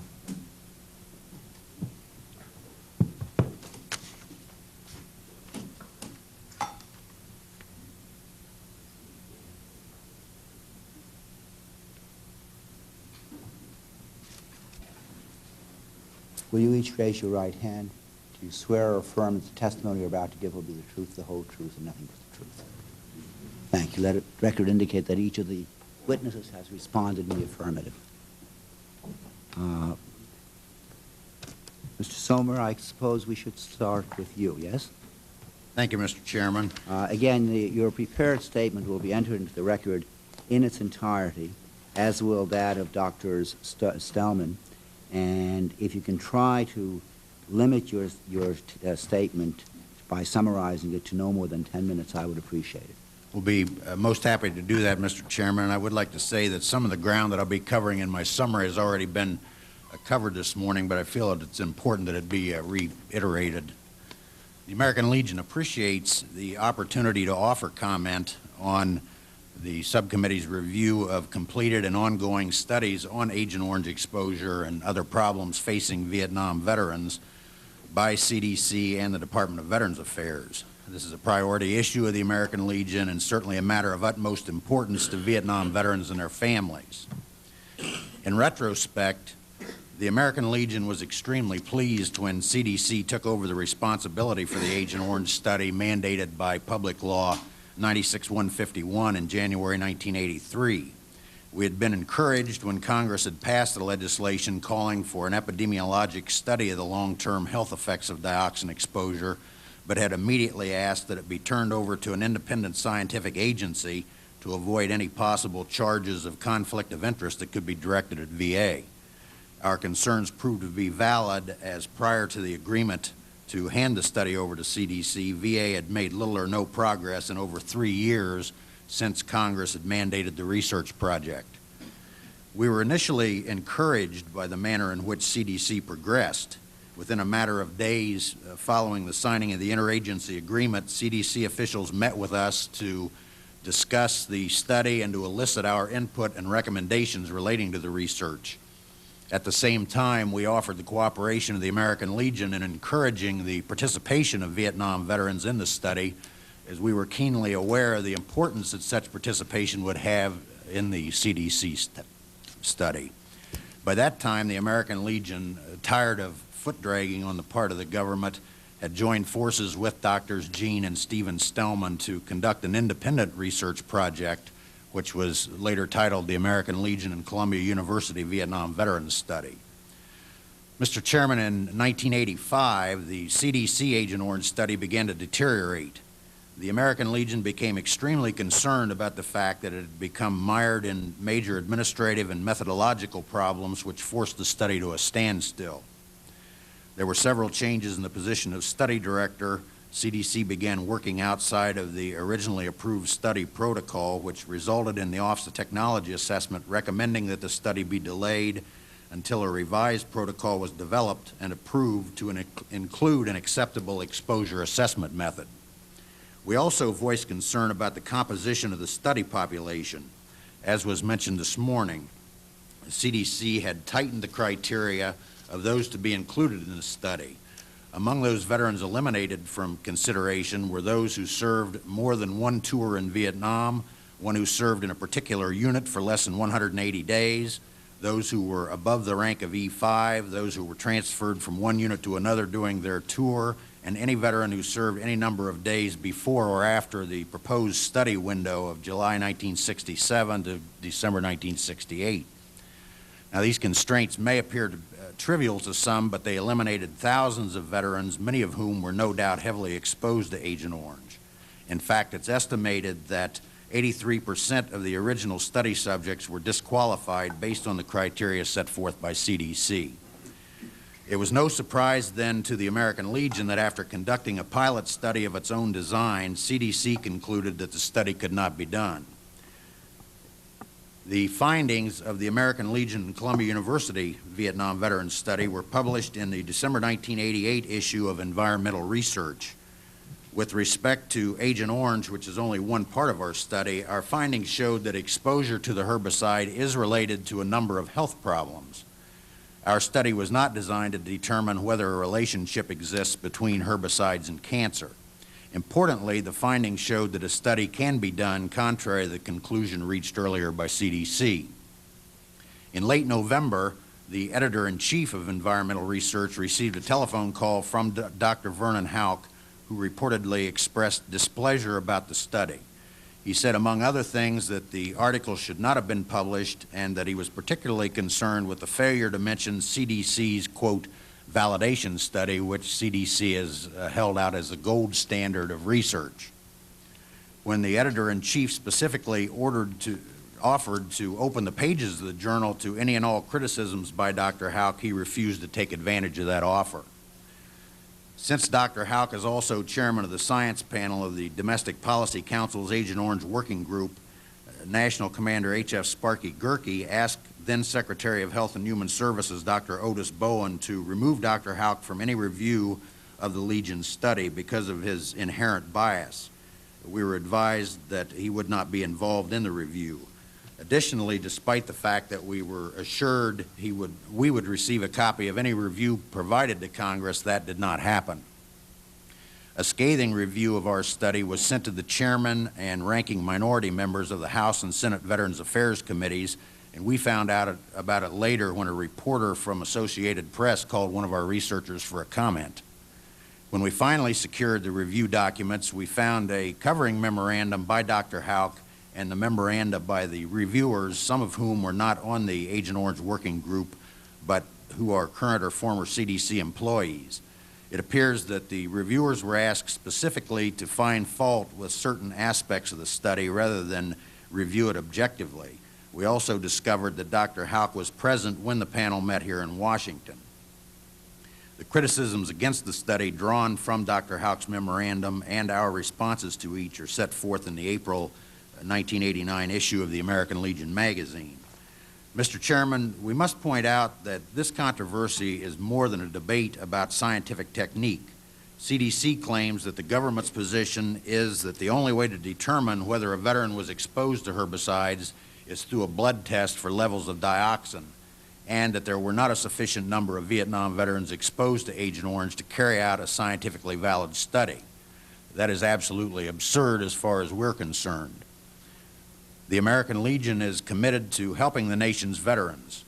We're outraged that the efforts of some who are supposed to be responsible government officials are no more than thinly veiled, allegedly scientific reasons to discount and belittle deserving veterans, the organizations to which they belong, and any scientists who work on their behalf. We appreciate this opportunity to summarize our statement. Thank you very much, Mr. Summer. Dr. Stellman? Okay. Thank you. For the record, I'm the Assistant Commissioner of Health in New York City for Biostatistics and Epidemiologic Research, but I'm testifying here today as co-author of the American Legion study and not as an official of the New York City government. Welcome. Thank you very much, Congressman. And in view of the remarks that Dr. Hobson just made, I should also point out that for over 8 years I was Assistant Vice President of the American Cancer Society and Associate Director of the largest cohort study of humans which has ever been done, over 1.2 million people, which is the type of study which he was referring to as sort of the ideal. And I would like to assure the committee that under the appropriate the appropriate qualifications, it is perfectly legitimate to make just the inferences which you made, that the rates of soft tissue sarcoma in the one group actually do exceed the rates in the other group. And it is just a smoke screen to introduce statistical verbiage. We've heard many characterizations of the CDC's Vietnam experience study today. I'd like to present a little perspective on that. One characterization that cannot be made of it is that it is a negative study.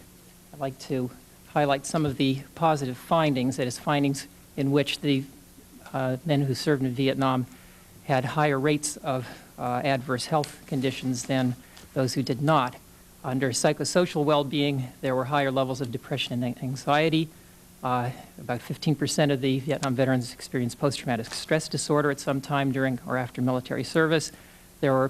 They scored higher on at least 4 different scales of a standard multiphasic test for psychological problems, such as anxiety, depression, distress, and psychopathology. They had an increased history of hospitalization, hypertension, benign growths, chloracne, and other skin conditions, ulcers of the stomach and duodenum, hepatitis, liver conditions other than cirrhosis, urinary tract problems, and fertility difficulties. With respect to a certain condition called porphyria cutanea tarda, which is a rare blood metabolism disorder that very few clinicians actually ever see, this is something that has been suggested in the literature as being related to dioxin exposure. And while there's no conclusive information from the VES study, they did observe that one Vietnam veteran, but no controls, exhibited blood levels of porphyrins which were consistent with such a rare condition. Number of clinical findings, they found a possibility of left ventricular hypertrophy, which is a heart condition, definite hearing loss, peripheral neuropathy, and evidence of a past infection with hepatitis B virus. They found abnormal laboratory findings, such as abnormal levels of gamma-glutamyl transferase, fasting glucose, thyroid-stimulating hormone, and occult stool blood. I should say that the latter observation strikes me particularly as a long-time cancer epidemiologist because, as I'm sure you're aware, occult stool blood can be an indicator of many different conditions, one of which is possible colon cancer. They had many findings on reproductive health, such as low sperm count and abnormal sperm morphology, increased birth defects, such as nervous system anomalies, musculoskeletal deformities, anomalies of the integument, and hydrocephalus. And they found an increased miscarriage rate, which was dose-related to Agent Orange exposure, according to their own Agent Orange exposure index. So if you're keeping count of all these conditions that I've run through, there were at least 33 findings in the CDC study which indicated conditions, adverse health conditions in the Vietnam veterans compared to the controls. In addition, as Dr. Houck has pointed out in writing on many occasions, when one does so many different investigations and looks at so many different conditions, many of them are bound to come up by chance just because of the fact, the play of chance and the randomness of individuals.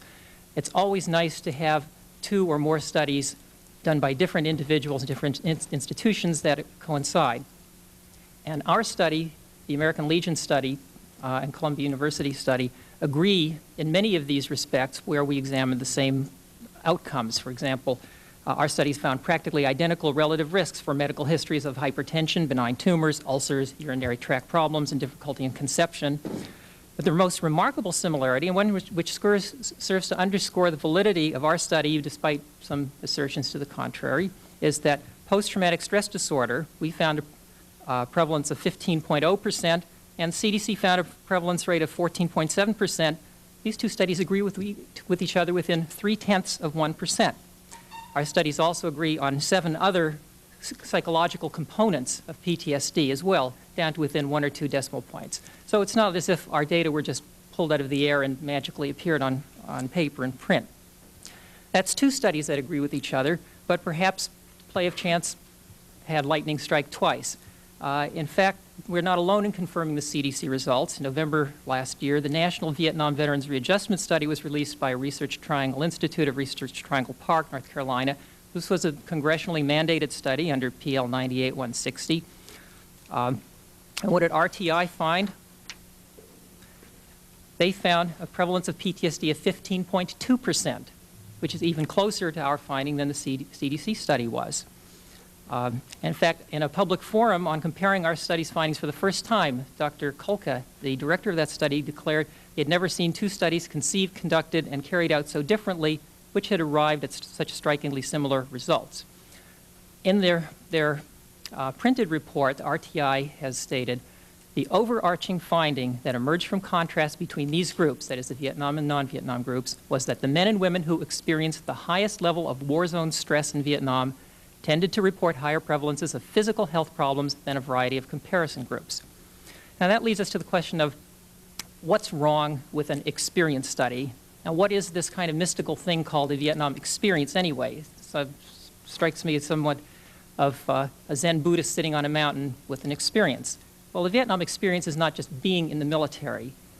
It's being exposed to combat and the other forces in Vietnam. It's driving down in a Jeep in 1 minute and being in a ditch the next minute. It's not knowing whether you're going to survive the next incoming round of shells. It's all of the various forces that make up the physical and emotional and psychological stresses of combat. And it seems incomprehensible to me that one could attempt to define a Vietnam experience without taking combat into account as the premier variable of interest.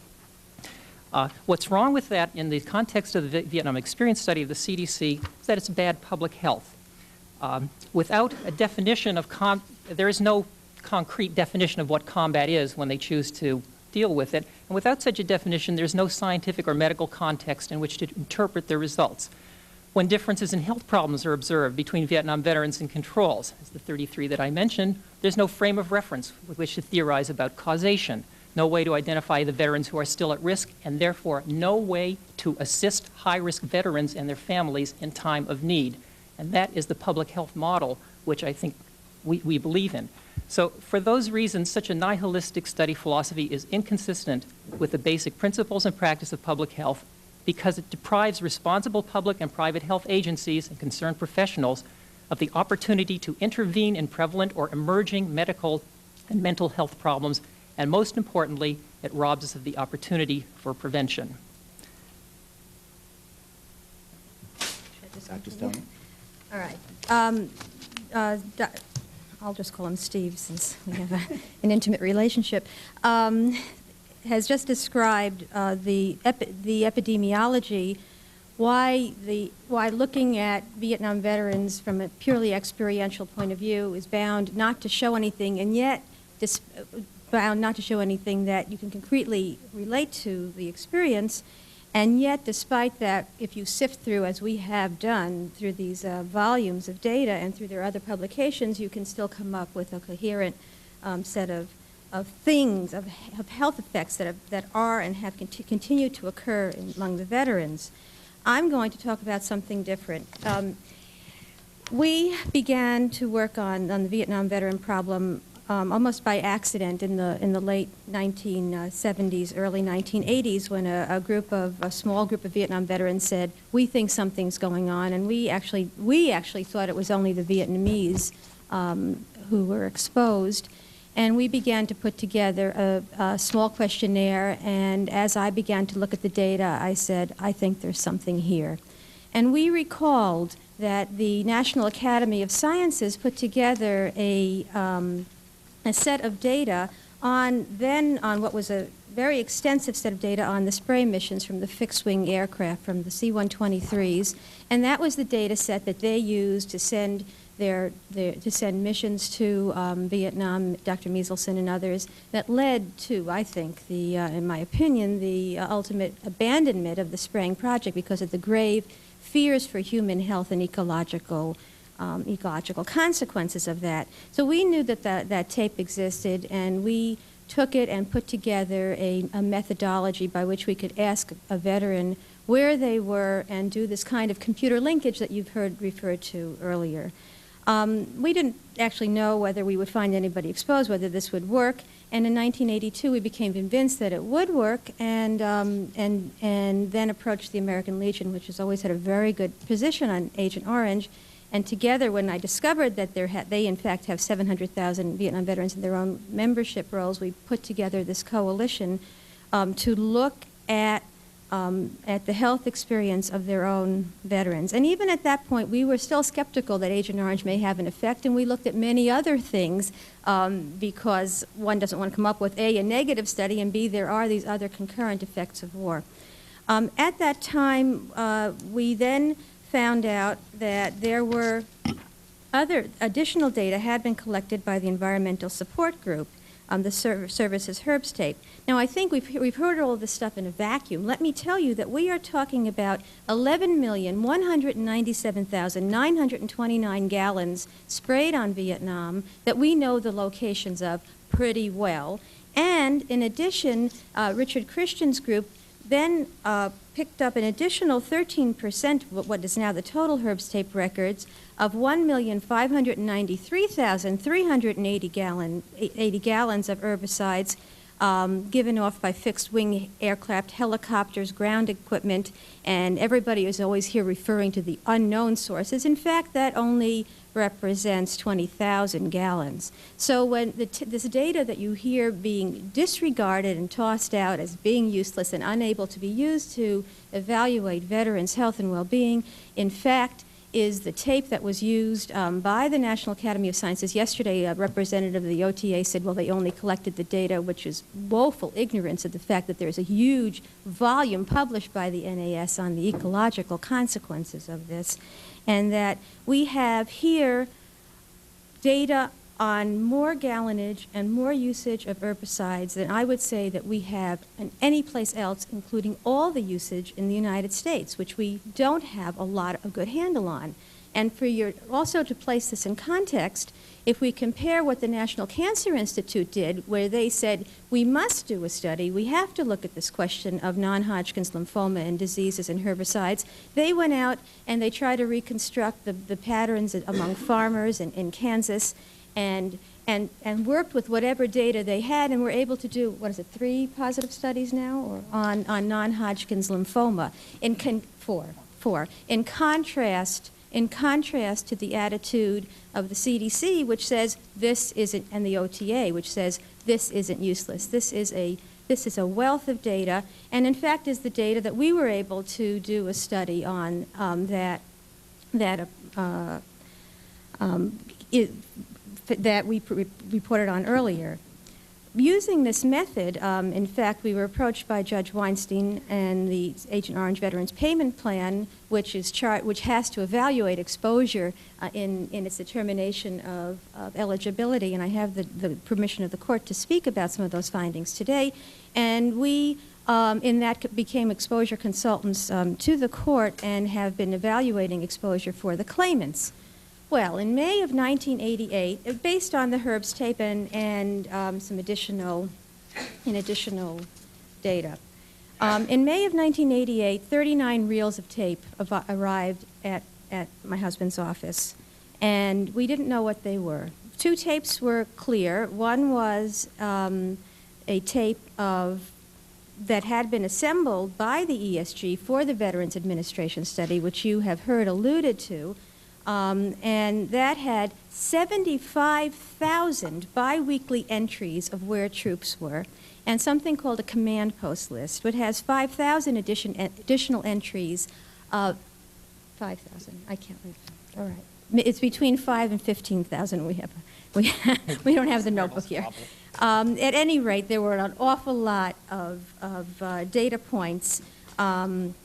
Of named places in Vietnam, their exact UTM coordinates, and we calculated and we have submitted to you the early calculations. We did not know what those other 37 tapes were because we were under a gag order. Well, we weren't under a gag order. Dick Christian was under a gag order, and from the Department of Justice, which I guess is the White House, I don't remember, my civics cabinet, to not speak to us. So we could not call him up and say, what are these reels? All right, we finally do find out, but at that point, before we knew what these other reels were, we submitted a report to the court because we were in epidemiologist heaven. We thought this is the most incredibly wonderful data that you could have, and we reported very positively to the court, and we've excerpted that in our testimony on the fact that we could now, we felt, determine exposure versus non-exposure for some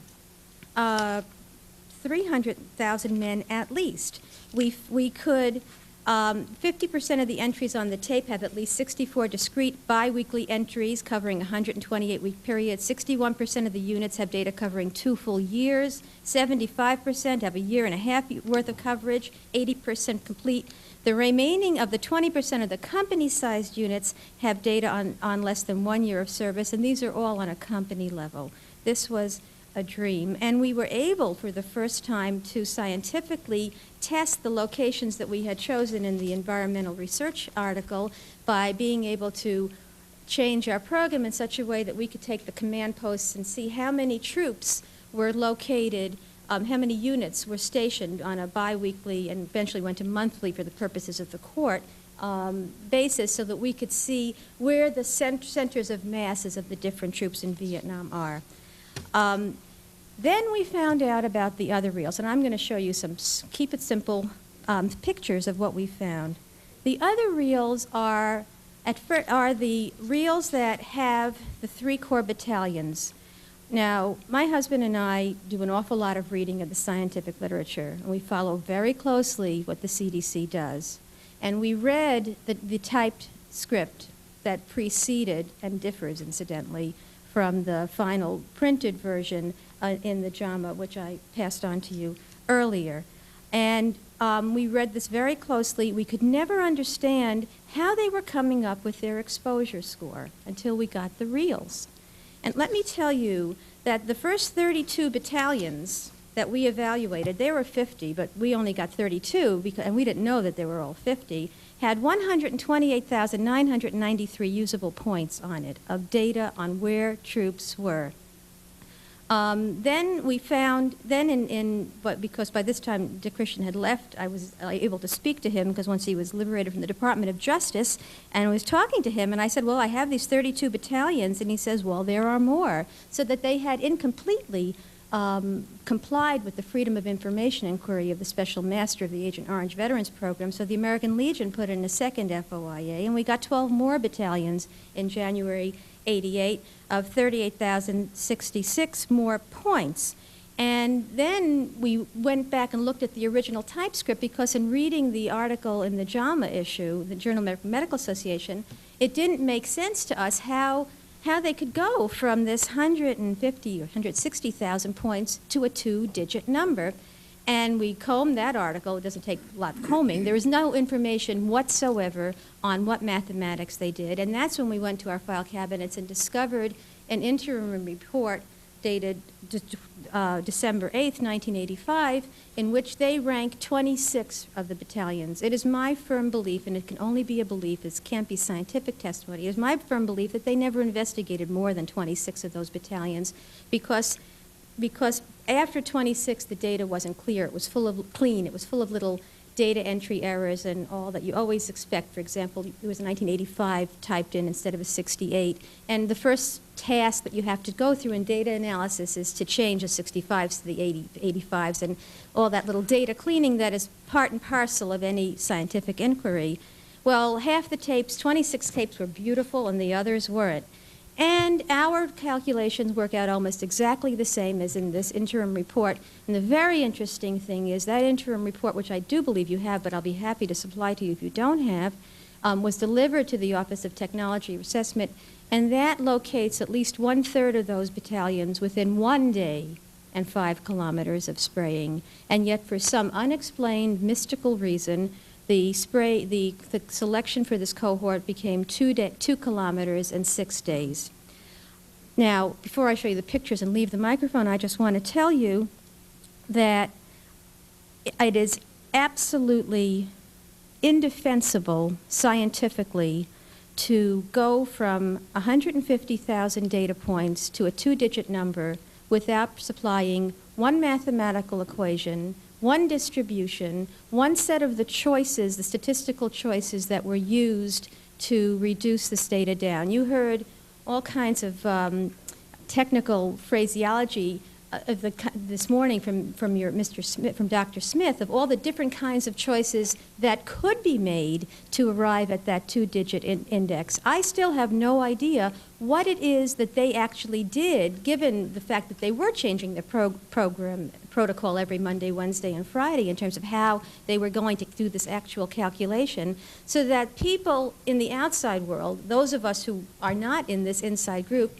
do not know how they went from these reals to that data. We do not know why they chose 2 kilometers in 6 days. We do not know how they chose the 7 units. From my reading of it, we requested through the American Legion requested the tape, the data tape, and the FOIA was turned down. They said it was going to be made public. We still haven't gotten it. We requested the tape so that we could see which companies, in fact, these people were in that ended up being those 646 people. But somehow or other, all of this data was reduced and no choices, no decisions, no data was given. And this is being set up as the validity test by which they're taking some blood and measuring it up against an exposure index, and we don't know where they got the exposure index from. And there's this whole convoluted reasoning that also takes place, because here you say, the reason the military records aren't any good are that the bloods don't match the military records, but we don't tell you how we got the military records, and not only that, we don't think that they're any good. So there's a circularity of reasoning that I think you clearly grasped in your questioning this morning. It is indefensible scientifically to do this, and I think to me, and I want to show you the pictures which I think speak for themselves, the most indefensible part of this is what I saw happening to science today. I am a simple chemist, and I like science, and I hope my children become scientists. And I think science didn't deserve what it got this morning. I listened to Mr. Smith throwing his hands up in despair, because what's been happening is a straw man argument has been set up that there is one way to do a study, there's one golden thread that one must catch on to, or otherwise one won't get the truth.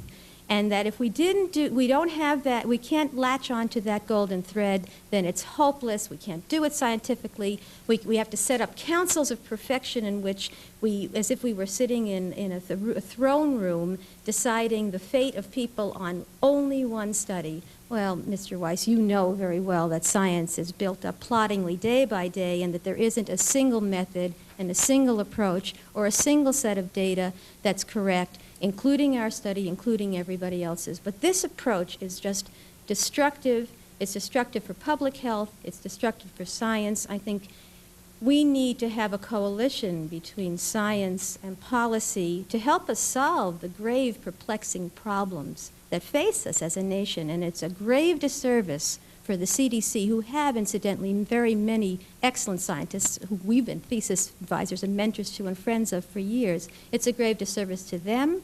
It's a grave disservice for all of us to have science hoisted on this petard of a council of perfection that is unmeetable, and therefore the conclusion is that it's undoable. And if I have your permission, I'd just like to show you a few of these overheads. Please.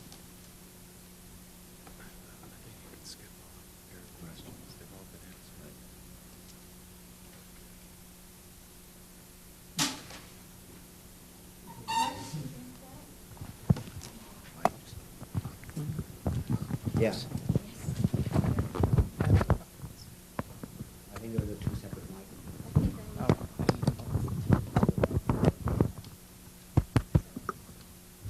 It's the fixed one. This one? Okay. First of all, let me just show you that when we talked about those first 2 tapes, the ones for the VA study and the command post list, and we did the calculations. This is how the distribution works out. What this means, where this is dark, this is where people are in areas where they were likely to be exposed. And that means, and you can see that it's not a wishy-washy distribution. Most of the troops whose units are in those tapes are not in exposed areas. And I'm going to show you a couple of data plots of the Herbst tape. Most of them are not in those exposed areas, so that it is totally absurd to say that one can't put people into a not likely to have been exposed group and a likely to have been exposed group. It is not necessary for epidemiology to have a dose. You need to classify people into likely to be exposed and not likely to be exposed. That 6-month window means that we let a 6-month decay time. You don't have to care about it. Just to think that that is one likelihood estimator. And this, when we say a 2-week window, this says that all the dioxin is, half the dioxin is going to disappear in 2 weeks. And this particular graph shows the same distribution, but is more of a snapshot of the actual number of hits. And in our testimony, we've given you calculation of the numbers of hits. Most of the groups were not in a direct hit area, but a significant, you know, when you're talking about 20 to 30% of the troops in Vietnam, that's a lot of boys and young men and women that are out there. And it is absurd to say that one can't find enough people to compare in an epidemiological study. And had the VA linked this data, they would have been able to, and we have their tape now and we intend to link the data, they would have been able to classify their own people, and so to answer some of the questions that you asked. That's number one. I want to give you, we've done a month-by-month snapshot of the spraying. Month 13 is February 1966. This is Vietnam.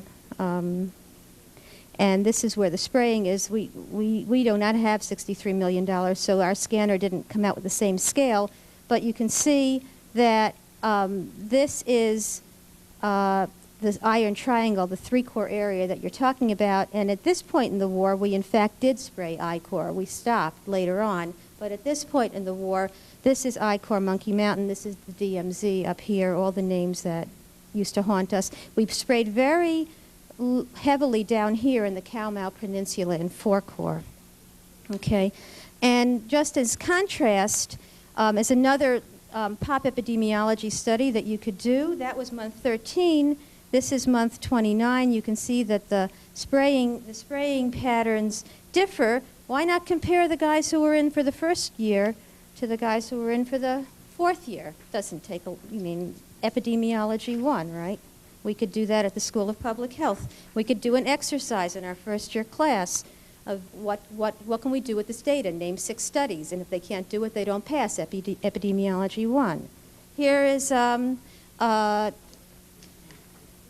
is Vietnam, month 34. You can see the concentration of spraying then, but the absence up in I-core. Compare the I-core men from different times.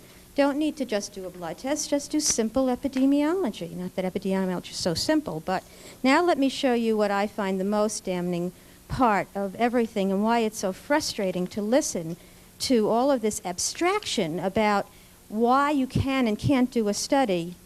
This is month 36 of the war,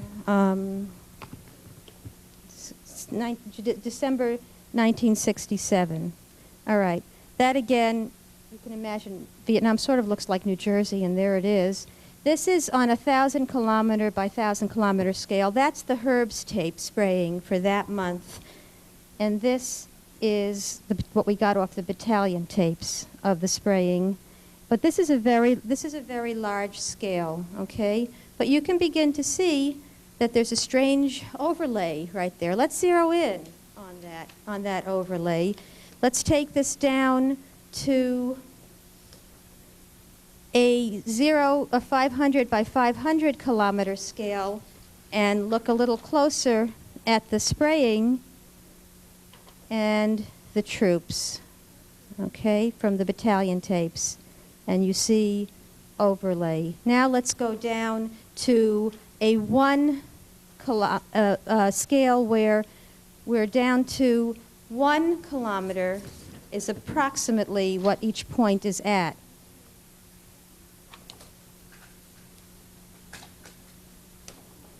This is the spraying, 250 to 350. This is zeroing in on that portion that's 100 by 100 kilometers.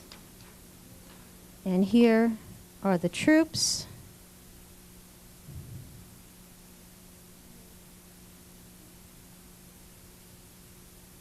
guess I'm nervous here. And here are the direct hits. Here. Direct hits of troops, direct hits of tapes. I mean, I could go on. I don't think it's necessary. I think the point has been made.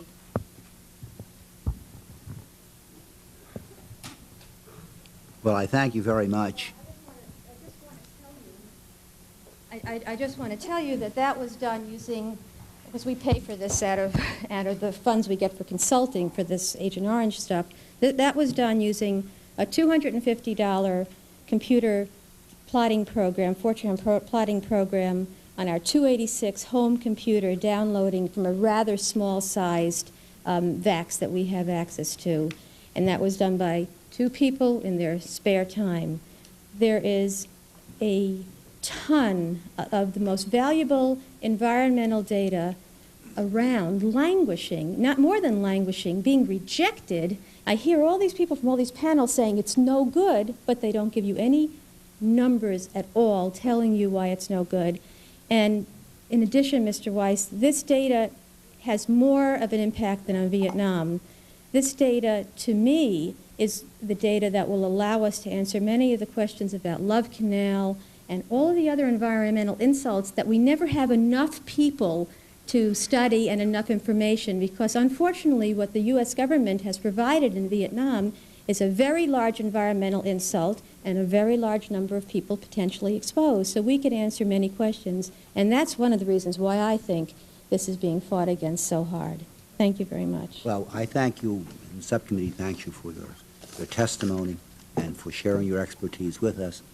Mr. Christian, thank you very much for your participation in this, although we took you out of order, but I think that you saw the necessity of doing it at the time that we did. I have really only one question of the 2 doctors. Given the material that's available, given where we are, what do you think, what would you recommend Congress to do in order to come to some meaningful and acceptable study on this subject? I think that there are 2 things. I think that one, I'm sure the other panelists that you have following are and agree, there is a good deal of information that could be the basis for presumption on a number of areas. I think that the Congress should develop I think that you have to have a twofold approach. As a scientist, I think we have to continue to study the problem because there are many questions that are crying out for need to be answered. I think you should avoid at all costs putting huge amounts of money into a bureaucracy building program, and I think you should take this away from the interlocking directorships of the people who've been overseeing. Everybody sits on everybody else's advisory board, and there's no outsiders involved in this. I think in terms of research, you should give it to the National Institute's Division of Research grant and open it up on a contract and RFP basis for those of us in the outside world, although we feel like we're prisoners of war, we don't want to be in Vietnam anymore, but for outside scientists to do research on. And I think that at the same time, that there is a mountain of data that will assist Mr. Dowinski and the VA in setting up standards, and I think that there ought to be some clear mandate to him on who is involved in his advisory committees for setting up those guidelines. Thank you very much. Dr. Stallman, do you have anything to add? I think Jean speaks for the 2 of us, and I agree that the model that I feel most comfortable with in investigating complex scientific issues is the NIH, NCI type model of investigator-initiated research. And that should extend not only to the tough issues of cause and effect, but that model also applies as well to issues of compensation and finding people at risk and the larger public health questions such as in fact, the CDC has been funding many such models through its AIDS programs. Thank you. And Mr. Summer, I just want to tell you how appreciative I am, and I'm sure I speak on behalf of the entire subcommittee, to the American Legion for, in fact, recognizing and following through on who your basic concern is, and that is the veteran. Thank you very much, Mr. Weiss. We consider ourselves the consumer advocate for veterans, and in that vein, we certainly have felt it a privilege to work with the Dr. Stellman and the others that we've been involved with in this important research. Thank you. Thank you. Mr. Payne? I would just like to also echo what the chairman said. I'm very thankful to you, Mr. Summers and Dr. Stellman. And we have 88,000 Vietnam veterans in New Jersey, and we're very concerned about this issue. As a matter of fact, our current chairman of New Jersey's Agent Orange Commission, Paul Sutton, is a veteran, and talking with him on yesterday, he has 3 children, and all 3 of these children were born with birth defects. And so it's something that we have a very strong concern about. There are many Vietnam veterans from my home city of Newark, New Jersey, and I just feel that I'm glad there are agencies. It's encouraging to hear your side of the story, and hopefully we can prod our official agencies like the Veterans Administration to in fact become the true advocates of the veterans like I thought they were. Mr. Weiss, I could just add that among the claimants, the first 20,000 claimants, approximately 70% of them would not have been eligible to be in the CDC studies, so that 75% of the 20,000 disabled or dead veterans would never have made it through the criteria of selection set up by the CDC, because most of them did more than one tour, and it was the norm rather than not the norm to switch units during your stay in Vietnam. Again, our deepest appreciation to all of you. Our next panel will be Dr. Philip J. Landrigan and Dr. Ellen K. Silbergeld. Before we proceed to that, we'll take a 3-minute break.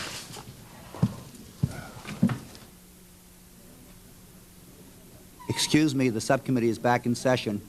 If everyone will take their seats, we can continue. Dr. Landrigan, would you stand? Dr. Silbergeld? Would you raise your right hand? Do you swear or affirm the testimony you're about to give will be the truth, the whole truth, and nothing but the truth? I do. Let the record indicate that each of the witnesses has responded in the affirmative. First, let me express my appreciation for your patience and perseverance. It's been a long morning, and we're grateful for your participation in these hearings. We have your prepared statements, and as with the prior witnesses, they'll be entered into the record in their entirety. If you can summarize them and try to limit them to no more than 10 minutes, I would appreciate it. We'll start with you, Dr. Landrigan. Thank you, Mr. Chairman. I'm Philip Landrigan. I'm Director of the Division of Environmental and Occupational Medicine at Mount Sinai Medical School in New York City. For 15 years before I came to Mount Sinai, I served as a commissioned officer in the U.S. Public Health Service, and for the entirety of that time I was assigned to the Centers for Disease Control, 9 years in Atlanta, 6 years with the National Institute for Occupational Safety and Health, a component of the CDC, in Cincinnati. And I did epidemiology for the CDC throughout that time. What I'd like to do this afternoon is discuss with you my take on the paper that we've been discussing throughout the day, the so-called CDC validation study, which was published in JAMA in 1988. I think that the discussion has to focus on this paper because the conclusions that stem from it are the hinge upon which all of the other CDC studies rest. And the 2 principal conclusions of that study, and I draw both of these conclusions in quotes from the actual text, are first of all that most U.S. Army ground combat troops who did not handle or spray herbicides were not heavily exposed to TCDD in Vietnam. And secondly, that it's unlikely that military records can be used to identify a large number of veterans who might have been heavily exposed to dioxin in Vietnam. I'd like to examine those conclusions, and I'd like to do so by way of analogy. And I'd like to ask you to consider the problem of dilution in epidemiology. This is a common problem in epidemiologic studies where we have large populations who are putatively exposed to toxic substances in the environment. It's a problem that crops up when we're looking at industrial populations where we need to find the 200 workers who are exposed to benzene out of the 10,000 workers who work in an oil refinery, or it's a problem that comes up around toxic waste dumps where we have to find the 50 people who really got exposed to the toxic chemical out of the 10,000 people that live in the community that may be semi-nearby. And it's potentially a problem here in Vietnam. And the analogy I'd like to develop is based on an experience that we had back in the 1970s when I was working with CDC, and there was a major industrial accident up in Michigan. In Michigan in 1973, polybrominated biphenyl, PBB, which is a chemical second cousin, you might say, of dioxin. It's in the same generic chemical family of the halogenated aromatic hydrocarbon compounds, was accidentally introduced into cattle feed. There was a labeling accident at a chemical feed company. A flame retardant chemical and a cattle feed additive got mixed. The contaminated feed was fed to cattle in certain areas of Michigan, particularly north of Grand Rapids. Cattle died.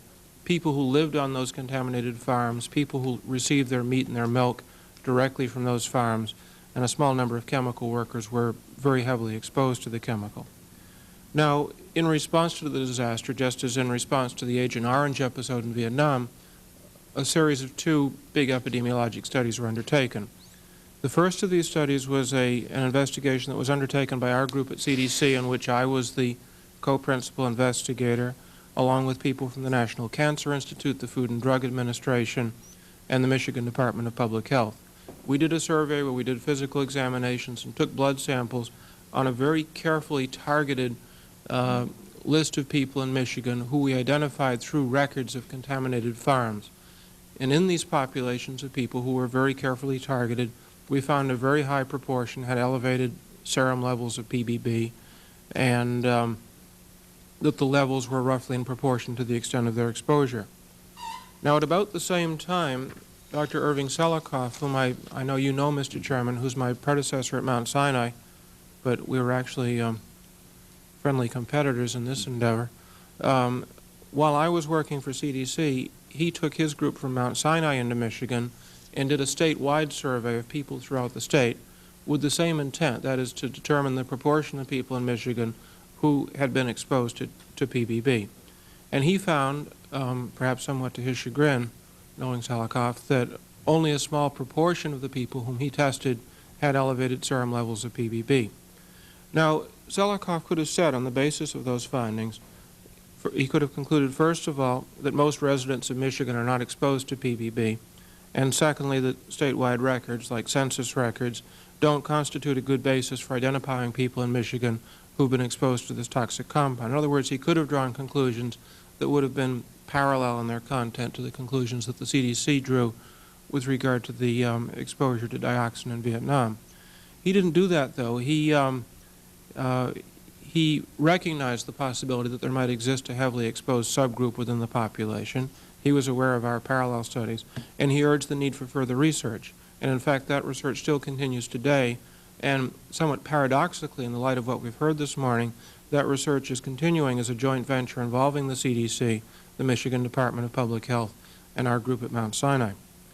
Now, had Selikoff drawn the two negative conclusions that I just read to you, in a limited sense they would have been correct, because after all, it was only a few hundred or perhaps a few thousand people out of the, I think, 5 million or so folks who reside in Michigan who were exposed to PBB. So in a limited sense, he would have been correct in saying there were only relatively a few.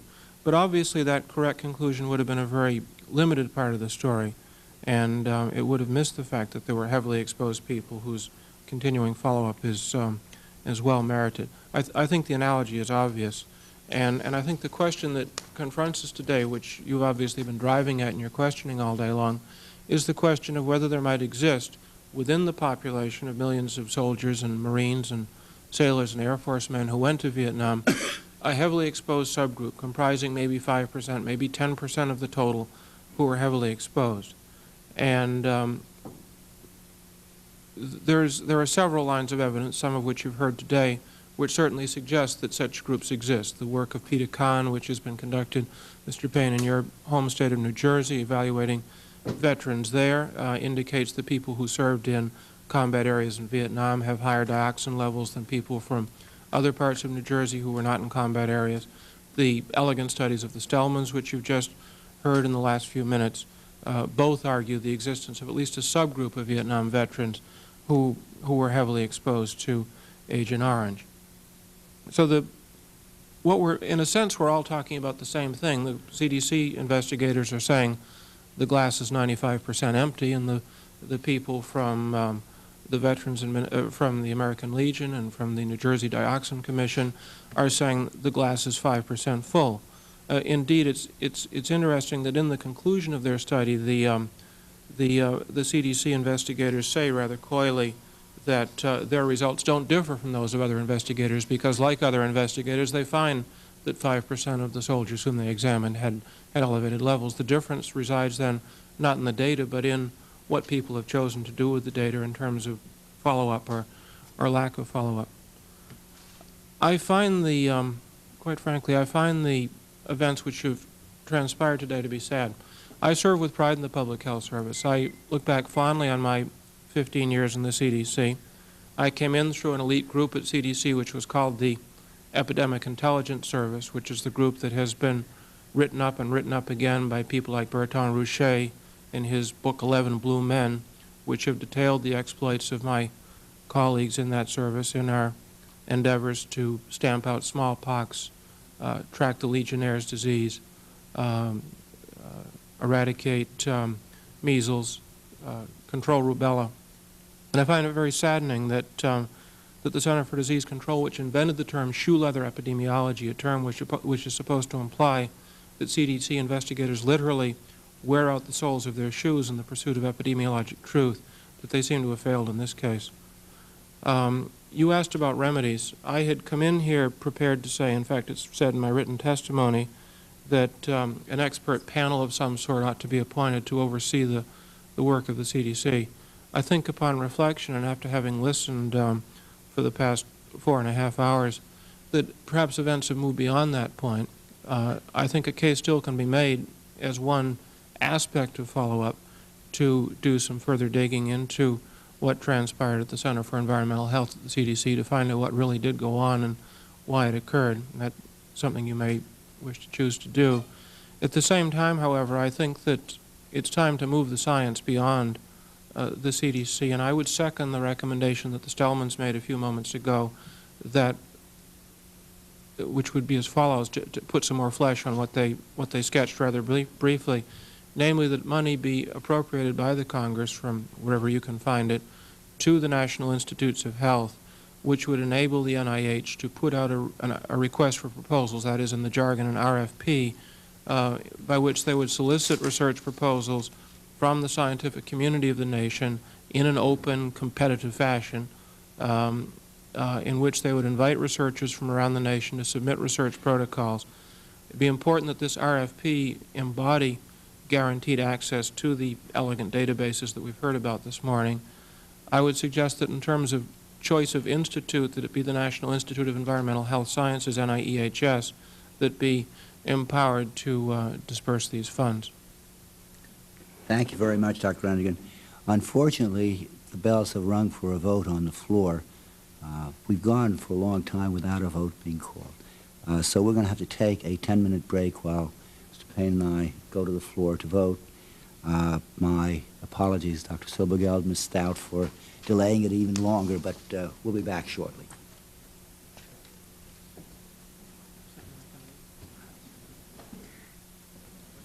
The subcommittee will resume.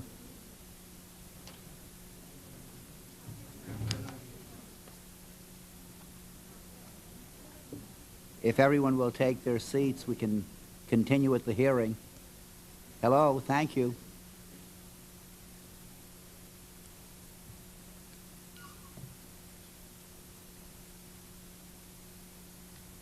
Dr. Silbergeld, I think we're ready to hear your testimony. Thank you, Mr. Chairman. I will try and be very brief because of the hour and the great patience that you've shown. But I think that this is a tribute to your perseverance and the many times that you've stated for the need for good science as a basis for public health policy. Unfortunately, I think that your investigations and a history of this entire episode has to demonstrate what happens when policy serves as the basis for directing science, as a result of which we get bad science and we get no guidance to reform or shape effective policy. I'd like to associate myself with what Dr. Stellman said, and that is that some reassurance, perhaps particularly to Mr. Smith, that I do believe that science, basic science and epidemiology, can contribute to the resolution of the issue of what are the exposures and possible health consequences to Agent Orange in the Vietnam veterans who served during the period during which that chemical was used, and in fact other persons in this country exposed to dioxin in the workplace and general environment. I believe that there is a role for good science, but it must be science freed from the kind of interference and meddling that has been documented at this hearing. You know, I think the bottom line really is that if dioxin, that chemical or class of chemicals, had not been associated with Agent Orange, and if Agent Orange had not been associated with the Vietnam War, the funding of epidemiological and basic research on this chemical would never have been interrupted. And in fact, we would have proceeded along with understanding the basic mechanisms and the health consequences of exposures in a variety of cohorts. It is the overriding political context of this chemical that continues to interfere with good science. I wanted to very briefly touch upon in my testimony, as you invited me to do so, as to why I think, and EDF thinks, that dioxin is a very significant compound and one whose potential health effects transcend even the very grave potential effects in the Vietnam cohort. Although dioxin was never intentionally made, many chemical reactions and combustion sources give rise to its synthesis, and its extreme persistence in the environment have resulted in its distribution throughout the globe and to finding it in the tissues of all humans yet sampled.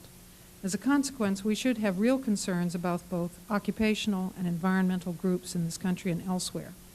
In the United States, for example, thousands of workers have been exposed to dioxins in the manufacture and use of pesticides, herbicides, and wood preservatives. And additional occupational exposures occurred in the making of bleached paper pulp. Firefighters have been exposed to dibenzofurans and dioxins as products of combustion in fires involving PCBs and PBBs, and waste disposal workers continue to be similarly exposed. Now, for several years, the National Institute of Occupational Safety and Health, a component of CDC, has proposed studies of these occupational cohorts. Repeatedly, these studies have been delayed and diminished by interference from OMB. Congress should ensure that the dioxin cohort registry study is guaranteed full funding and complete independence. Moreover, it should be expanded to cover as many persons as possible and to cover as many mortality and morbidity endpoints as are relevant to increasing our understanding. And I think you ought to ask the question as to how we have gone from an initial worker cohort in the NIOSH study of 7,000 workers to a present-day study of 260 workers whose blood and tissue is being analyzed and compared to only 120 so-called controls. There's a marked diminution of power and ability to ascertain any effects that's going on here, exactly analogous to the process of excluding eligible veterans that you've heard described to you in the Vietnam veteran studies. I think also that it is not a coincidence that the timing of the deterioration of the CDC-directed studies on the Vietnam veteran cohort coincides with the discovery of dioxin in a number of hazardous waste sites around the country, particularly in Missouri, later in Newark, New Jersey, Arkansas, and elsewhere. And I commend to Congress close attention to the involvement of the Agent Orange Working Group in the oversight of EPA's investigations and management of dioxin exposure in this country, as well as CDC's studies of dioxin exposure in Southeast Asia. Moreover, I hope you will take the time to consider further whether or not Congress has been well served by its own advisory bodies through the Office of Technology Assessment. Repeatedly, you have heard from the VA and CDC that they sought confirmation of their own decisions from OTA and in some instances the National Academy of Sciences. As Dr. Stellman has suggested, in many instances these were the same people serving on the same boards, so that the possibility of getting a true independent review of decision was very, very difficult. But I would urge you to examine whether in fact Congress was well served, particularly by OTA, which after all is your technical advisory aim. There is no question, as I mentioned, that dioxin is a significant chemical in the human environment if we define significance in terms of dispersion, persistence, and presence in humans and in our food. We don't fully understand the public health significance of these ongoing exposures, particularly those for the fetus and the young child. But I would suggest that for us to cut off research on the biological and epidemiologic effects of dioxin, a cutoff that affects more than the Vietnam cohort, as you know from your investigation of the proposed projects that were terminated. To cut these off at this point in time is like handing a person a snake and then refusing to determine if its bite is lethal.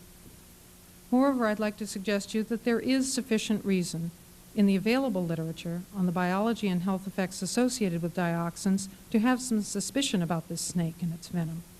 I've attached as Appendix B to my testimony a recent report on the longer-term health effects observed in the population exposed to dioxin at Seveso, Italy. Now, Dr. Houck attached to his testimony a discussion, a critique, which comes close to a trashing, of that study, which was prepared apparently by his staff at CDC. It reeks of the same statistical generalities and double standard of criticism which has been applied by the VA and CDC to any number of studies, including their own, as you pointed out, in which they attempt to dismiss any plausibility or basis for any observed association between increased incidence, as you noted, of soft tissue sarcoma or other health effects and indicators of exposure to dioxin. I'd like to point out, however, that this uncertainty that we continue to have, which is exacerbated by this reaction to valid publications such as the Stellman's and the Seveso studies that have just been published, this situation isn't unique to dioxin. An examination of the history of toxicology, and as Dr. Landrigan suggested, an analogy to PBBs, for example, shows a similar pattern of uncertainty for decades concerning, for instance, smoking, lead poisoning, and asbestos. So it's not unusual or indicative, in fact, of a null effect that at this point we find ourselves less than certain as to the health effects that might be associated with dioxin exposure. Moreover, as you know, the nature of the health effects that have been associated with dioxin exposure is sufficiently serious that they need to be further studied.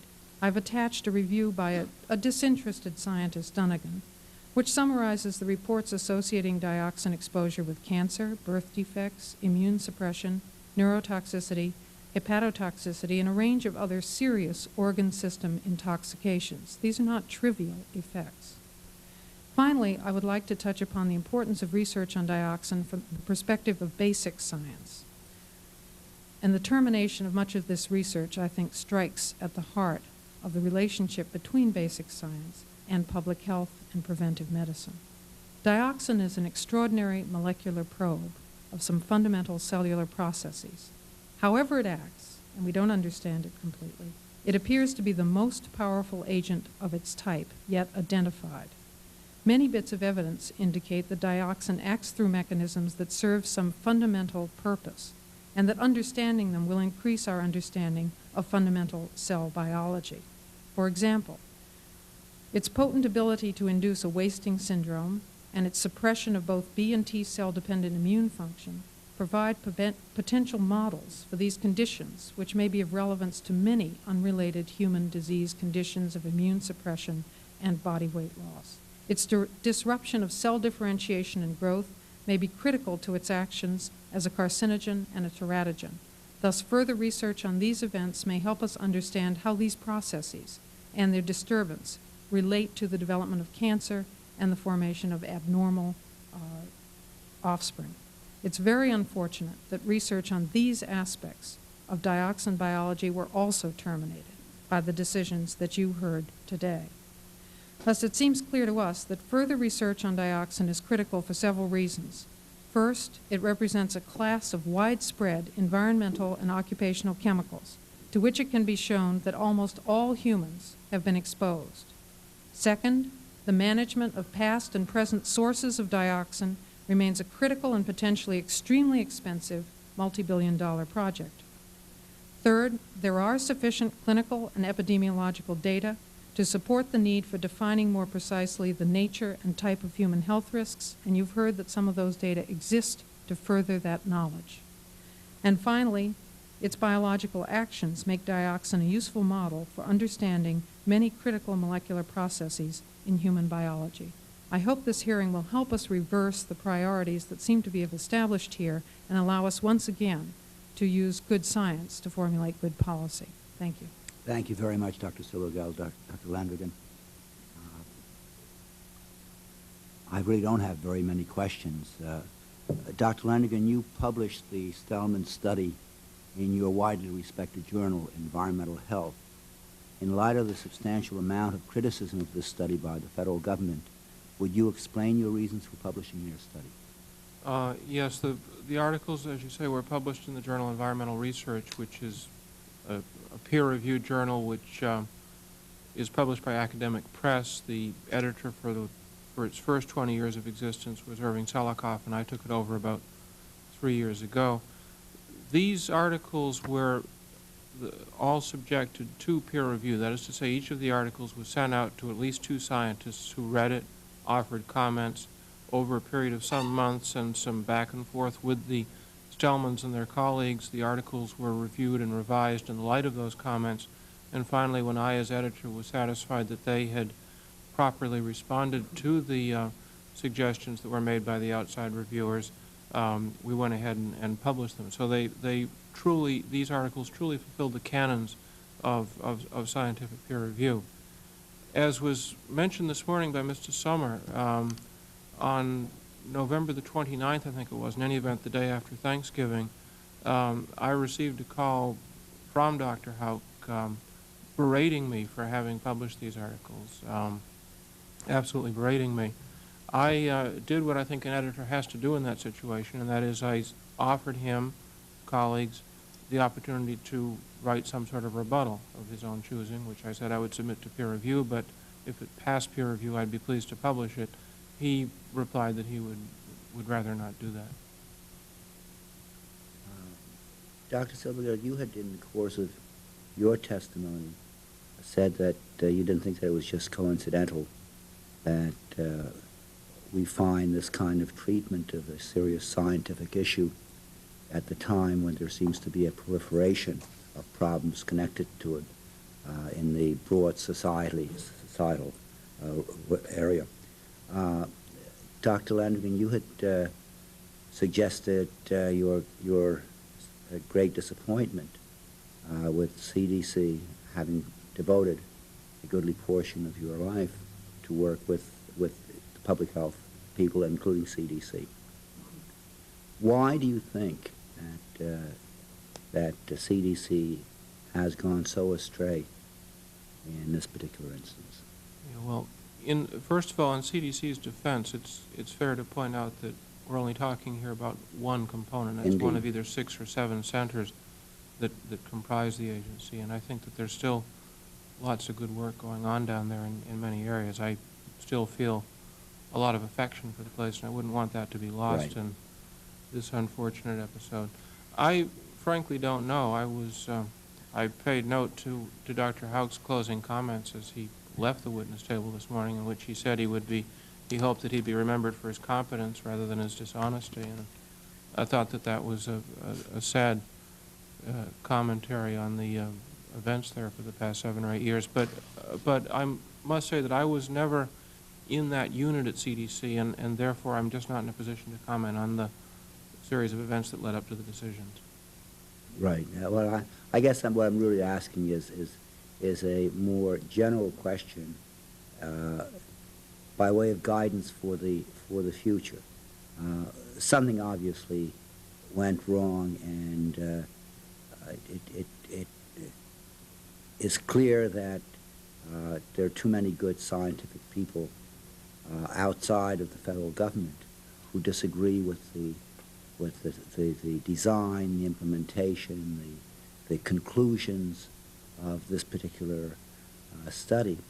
And again, I threw out at the beginning a series of options, including political rigging or outright bungling, but I don't really have an answer at this point as to exactly what happened. But I would welcome any suggestions to try and make sure that it doesn't happen again. It's clear that something went very wrong down there in regard to the study, whatever the motives. And as numerous witnesses have said before me, I believe science was ill-served, and I believe the American veterans who served in Vietnam were ill-served by the series of events that took place at CDC. And that there's probably a couple of courses that have to be taken. First of all, some good science needs to be done somewhere. I suggest through NIH, but somewhere good science needs to be done to come to the truth about dioxin. What does it really do to people? What does it do to workers in American industry who are exposed to this stuff? The NIOSH studies, as Dr. Silbergeld said, have been going on now for 6 or 7 years in pursuit of 7 cases of soft tissue sarcoma. That's about a year per case to complete those investigations, and they need to be speeded along. The other thing, it seems to me that maybe some surgery down at CDC is in order. I think that a unit has been identified as malfunctioning. If I were a surgeon, I'd say let's either lance it and drain it or excise it, but let's not just let it sit there and fester. Thank you. Dr. Silbergeld? I'd make 2 points. Again, I also don't know what went on. It's hard to know if we ever will know exactly. But I make 2 observations, one based on my own experience, and Dr. Landrigan might want to supplement. The other is something Dr. Houck said himself. And that is really that CDC and similar agencies of government which perform both a research and investigative role need your protection, and they have not been receiving it.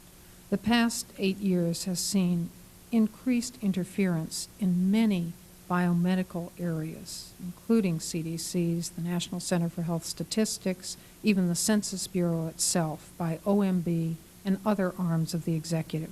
And unless Congress is vigilant to protect the integrity and independence of these fact-finding and research investigative agencies, they are going to be victimized by these kinds of currents of policy and politics. And that certainly has happened to the NIOSH dioxin studies. It's happened to other NIOSH studies on reproductive health of the American worker, which are directly interdicted by OMB, and Congress investigated that. The other thing is drawn from what Dr. Houck said, and that is, you may recall, he mentioned to you that he refused to obey the order to submit his research findings or those of his staff to some kind of political review in the White House before they were published. Now, I don't know whether he was able to succeed in that resistance. I don't doubt his word, but I don't know whether CDC could resist Dr. Brandt, Dr. Mason, and everybody else in the hierarchy. But that kind of interference and meddling with the process of science, and Dr. Landrigan has explained to you how that process is so important to preserve the integrity of findings when they come out in the peer-reviewed journal. By interfering with that before the manuscript even gets to independent peer review, that is real suppression of freedom of scientific inquiry within the government. And I hope Congress will look into that issue as well. Thank you very much. You've both given us very important testimony, and we're grateful to you. Thank you. Our final panelist is Mary R. Stout, National President. And I think you're accompanied by Paul S. Egan, Legislative Director of Vietnam Veterans of America, Incorporated. And before you sit down, or having sat down, if you raise your right hand, do you swear or affirm that the testimony you're about to give will be the whole truth and nothing but the truth? Thank you. Let the record indicate that each of the witnesses has responded in the affirmative. And again, my deep appreciation to you both for bearing with us all day. It's now almost, it's after 3 o'clock, it's then after 3, but you have the knowledge that indeed you will have the absolute last word. Yes. Well, I certainly appreciate that, Mr. Chairman, and I can't tell you how much we appreciate this hearing. particularly in the light of a hearing that we attended yesterday, which I'll talk about in just a moment. But I do want to thank you for giving the many scientists that were here the opportunity to talk about the important research they're doing, particularly the Stellmans, to hear from Dr. Silvergeld about the importance of what's going on with the administration and interference. These are kind of things that we haven't heard. I also want to certainly commend the American Legion for the work that they have done on this issue. The Stellman study, the Columbia University American Legion study, is stunning. And it's the kind of thing that Vietnam veterans have been looking for a long time. Given what's gone on with government studies, we've been very concerned about that. We're not scientists at Vietnam Veterans of America, though we have some very knowledgeable people, I must admit. But our concern comes from what we hear from the members of our organization and from their families, and over the years, the concerns that they have about veterans who are sick and who are dying. Many of them don't even make the linkage between their service in Vietnam and what's going on until perhaps their civilian doctor looks at their very strange illnesses that we hear about all the time and says, is there any way you were exposed to some kind of toxin? And then it clicks. And we hear about that very, very often. It's interesting that the Veterans Administration for so long just absolutely denied the very existence of any kind of connection between Agent Orange and any kind of illness, except when suddenly they were forced to start taking care of veterans through an act of Congress to care for their illnesses and asked veterans to check if they thought that they had been exposed to Agent Orange. What we found out several years ago is that the Veterans Administration started counting those veterans. And in 1987, at a meeting of various state organizations that were involved in Agent Orange research or looking into Agent Orange research, Barclay Shepard, who was then the head of the VA's Agent Orange program, made a very startling announcement. He said 1.1 million Vietnam veterans had been treated on an outpatient basis for illnesses associated with Agent Orange, and 41,000 had been treated on an inpatient basis. I was astounded, as were many other people there. We asked the question directly, what's wrong with these people? What are they coming in for? And the answer from the Veterans Administration says, oh, we're not keeping that kind of data. That's why I think it's very important to look at what Dr. Stellman are doing, looking at the Agent Orange payment program. What, in fact, are Vietnam veterans saying that they have wrong with them? What's documented? What are the illnesses that they're associating with their exposure in Agent Orange? And what does that tell us about what we need to look at? If the Veterans Administration now says they have 4.1 million, and now they're calling them visits, Vietnam veterans who have illnesses associated with Agent Orange, what are those veterans coming into? Quite honestly, Mr. Chairman, that figure is kind of a smokescreen. It's a publicity stunt, because we know many Vietnam veterans who have Agent Orange stamped on their cards, their disability cards, who do not consider what's wrong with them associated with their exposure to Agent Orange. So we have no idea. Perhaps the data from the Veterans Administration on these kind of issues is useless. But now I want to touch particularly on a hearing yesterday, and I think it's very important because of what you're doing today, looking at the scientific studies about Agent Orange and its relationship to illnesses in Vietnam veterans. Yesterday there was a hearing in the House Veterans Affairs Committee on this very subject. It was nothing more than a blatant attempt to discredit the American Legion Columbia University study. No one could look at it any other way. And I have to compliment Dr. Jean Stellman on holding up her end and coming in at every point and explaining that. Given the fact that each witness was only given 5 minutes to talk about their studies, and given the time that the Stellmans were given today to explain what their study is about, what it means, what it says, and what it says for the future, I was so dismayed yesterday. Chairman Montgomery cited 15 hearings that the House Veterans Affairs Committee has had on the Agent Orange issue. And I guess the same thing we've heard at every other hearing. As the chairman said, in the other body there's legislation, and this is a quote, there's legislation pending that deals with compensation for certain diseases on the basis of feared exposure to Agent Orange. We should not act until exposure is known and a link between exposure and disease is assessed. And as witnesses, to support that conclusion, we've had the same witnesses we've had every year at almost every hearing saying exactly the same thing, except those from the American Legion Columbia University study. The ranch handers were there, the researchers, who by their own admission have flaws in their study and it has to be reevaluated. Obviously the CDC was there, they have no study. The Department of Veterans Affairs Advisory Committee on Environmental Hazards must now go back and reassess the studies that they assessed before, because there's a new standard for determination of association of illness with Agent Orange. And that standard has come about because of a lawsuit that Vietnam Veterans of America brought against the Veterans Administration. And we really look at these researchers who we looked at for years as hoping we'd find the answers. And can we excuse them because VA set up a standard of cause and effect so that their reports have been couched in that very standard? I don't think so. I don't think Vietnam veterans or members of this committee accept that. Veterans really need to know about the possible risks that they're encountering because of their exposure to Agent Orange. The attitude that we don't want to unduly alarm veterans is an old paternalistic idea that we absolutely reject. The VA's attempt at last year's hearings in the House and Senate to use Deputy Administrator as a model Vietnam veteran with lots of combat experience and no health problems is an insult to those who are suffering and those who have died. I do want to commend the new Secretary of Veterans Affairs, Durinsky, for not appealing the court decision and for facing the Department of Veterans Affairs' responsibility in this complex issue. Perhaps there is a new light. Perhaps there is a new day. Perhaps we will get the kind of studies we need. Chairman Montgomery also cited yesterday the complexity of this issue, on which we certainly agree. But it's made ever more complex when studies that should have been done well have not been done, and when studies that are done well are criticized by those who apparently are unable to do a study and at an exorbitant cost to the taxpayers. Maybe the most important question that was asked, and a question that you've looked at today, is was there political influence on the scientific community?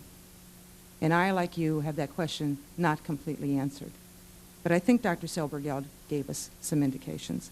I think there are indications from a number of witnesses that the very people that are all entrenched in all the different committees are saying the same things over and over again. About some of the things that we heard today, your interest in what can we do. I found Dr. Silbergeld's comments about that and suggestions very interesting. I do have one area that I think we have some concerns with, and that's the problems with the National Institute of Health. I think for many Vietnam veterans, going from CDC to the National Institute of Health is going to the same government, going to organizations that in fact are under the Department of Health and Human Services. I don't know if there's a way to have an independent program of research where federal monies are granted to independent researchers, but I think it's worth looking at, because I think Vietnam veterans... That's what they're suggesting with the NIH, that in fact there be a grant system set up where people would apply, would submit requests for proposals, and that the independent scientists would then undertake the research on the basis of this grant that they receive from NIH. Yeah, well, as I said, we think that that's probably a very good idea. We are concerned about it being the National Institute of Health, given that it's under Health and Human Services. And finally, I guess, to sum up all of what this means to us and what it means to Vietnam veterans, is that if we must now presume that the scientific community cannot be trusted, in some cases, obviously, we are assuming that, then a political decision must be made on this issue to provide compensation to veterans. There's lots of information. Dr. Stellman talked about the convergence of information about a number of illnesses that are associated with service in Vietnam and quite probably exposure to dioxin. And in this regard, it's of precious little value when after 16 hearings, especially yesterday's hearing, the very committee with jurisdiction in this area, the House Veterans Affairs Committee, lacks the courage to make the kind of political decision that is required. Mr. Chairman, I want to thank you again. I've learned a lot today about what needs to be done and how our organization needs to go forward in addressing this issue, in working with the truly dedicated scientists that are not influenced by the politics of the administration, the Office of Management and Budget, et cetera. And I certainly thank you for, again, having a very in-depth hearing that's, I think, the beginning of a new day for Vietnam veterans. Thank you, Ms. Stout. Mr. Egan? There's very little to add to, to Mary's comments, Mr. Chairman, but I would like to amplify just a couple of points. In the parlance of the veterans community, Agent Orange is pretty clearly understood, but in the parlance of the non-veterans community, Agent Orange isn't really equated with dioxin, and yet for all practical purposes, they're the same thing.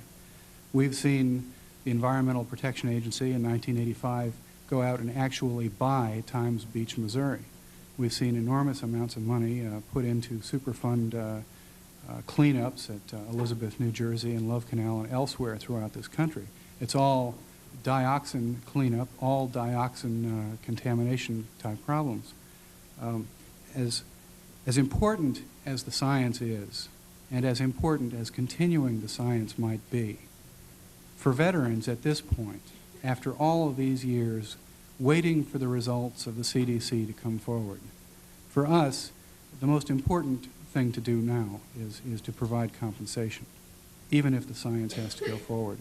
I mean, in my capacity as legislative director, we certainly appreciate the fact that this is a legitimate and a genuine oversight hearing, unlike perhaps many of the 15, 16, or however many other hearings that have been held.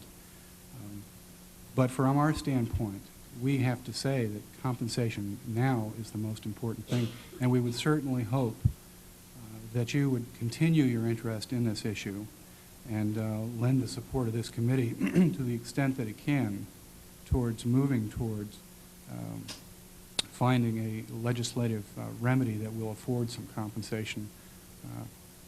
Thank you very much. Mr. Payne? Well, I would just also like to thank you for being here, and I certainly share many of the concerns that you've voiced here.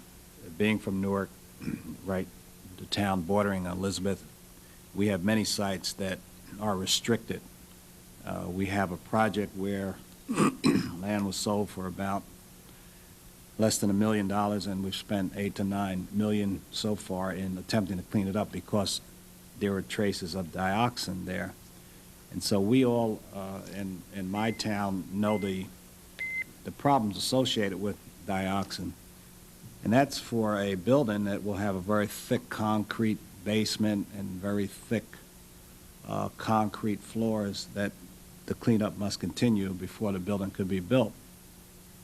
To sit here and listen to top scientists from the nation in the world that has the greatest in science ability and knowledge, to wonder whether people who have been sprayed with this same type of substance and wonder whether they've been affected or not, where we can't even build a building with 10 and 12 and 14 inch thick floors of concrete because the concern that eventually someone may become ill because of what's in the soil. It just baffles me. And I just don't have an answer. I'm new to the Congress, but I'm certainly not new to life. And I'm not new to listening to people who say one thing but mean another.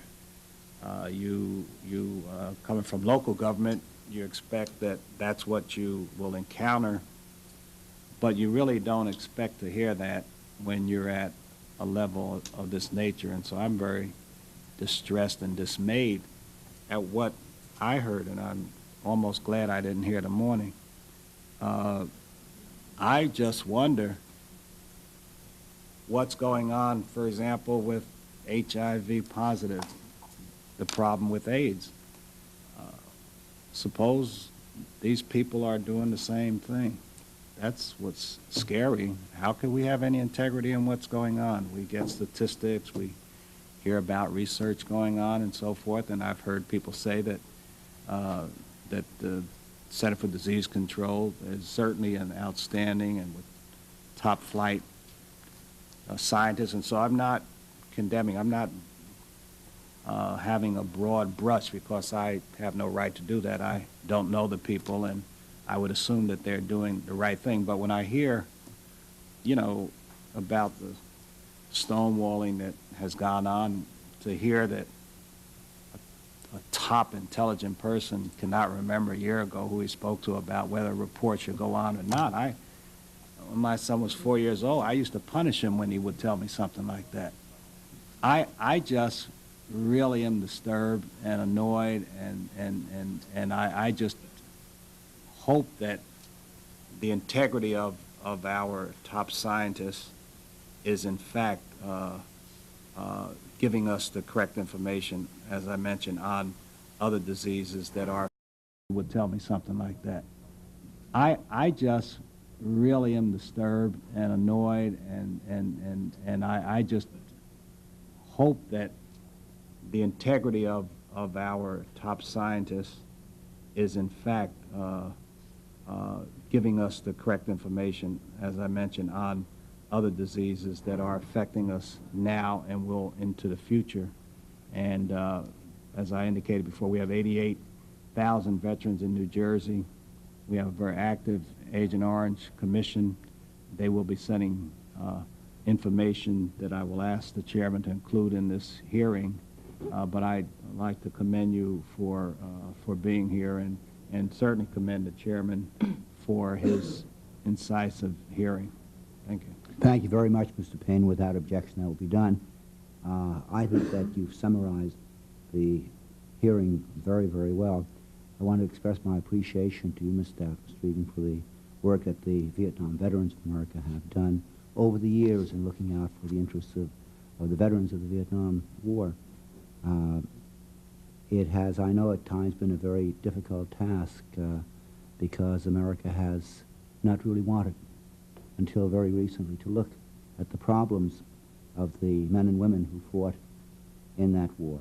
And in a sense, I think that's what's so distressing about the testimony that we heard today, that for whatever the reasons, the plight of those people who really bore the brunt of this nation's commitment, whether that commitment was wise or unwise, it seems to me that we have an obligation, and we have an obligation to treat fairly and honestly with these issues to make sure that we don't disadvantage, that we don't deny benefits and justice and fair treatment. And I think that, Mr. Payne, your statement is quite correct. What we're really talking about here is the integrity of government and how government is perceived by the citizen. And you can't really say, well, we're going to be honest 95% of the time, but not the other 5%, because it seems to me that the people will not know which 5% of the time you're being dishonest. And so there's an obligation on the part of us in government especially to make sure that whatever we do maintains the faith of the citizen in his or her government, because otherwise I think that we all will suffer. We're talking about veterans in this instance, but obviously, as our scientific witnesses brought out, the issue itself, it goes far beyond veterans. It really is an issue which cuts across the entire citizenry. And so it seems to me that those people who are following these hearings and who are following the struggle of the Vietnam veteran to get fair and just treatment really ought to be looking at it as Americans looking for just and fair treatment for all Americans. Again, I thank you very, very much for your participation in these hearings. It's been longer than we had anticipated. I appreciate it. The subcommittee now stands adjourned, subject to the call of the chair.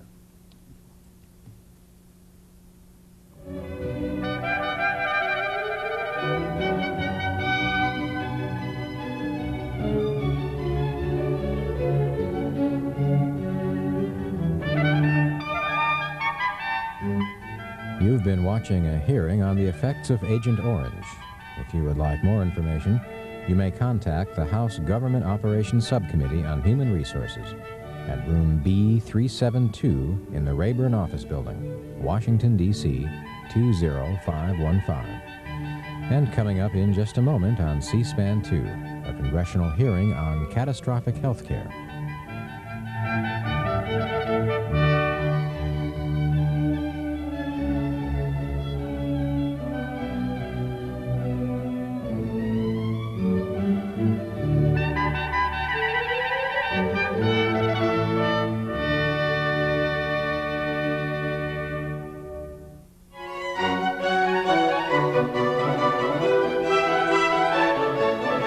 Good evening from Washington.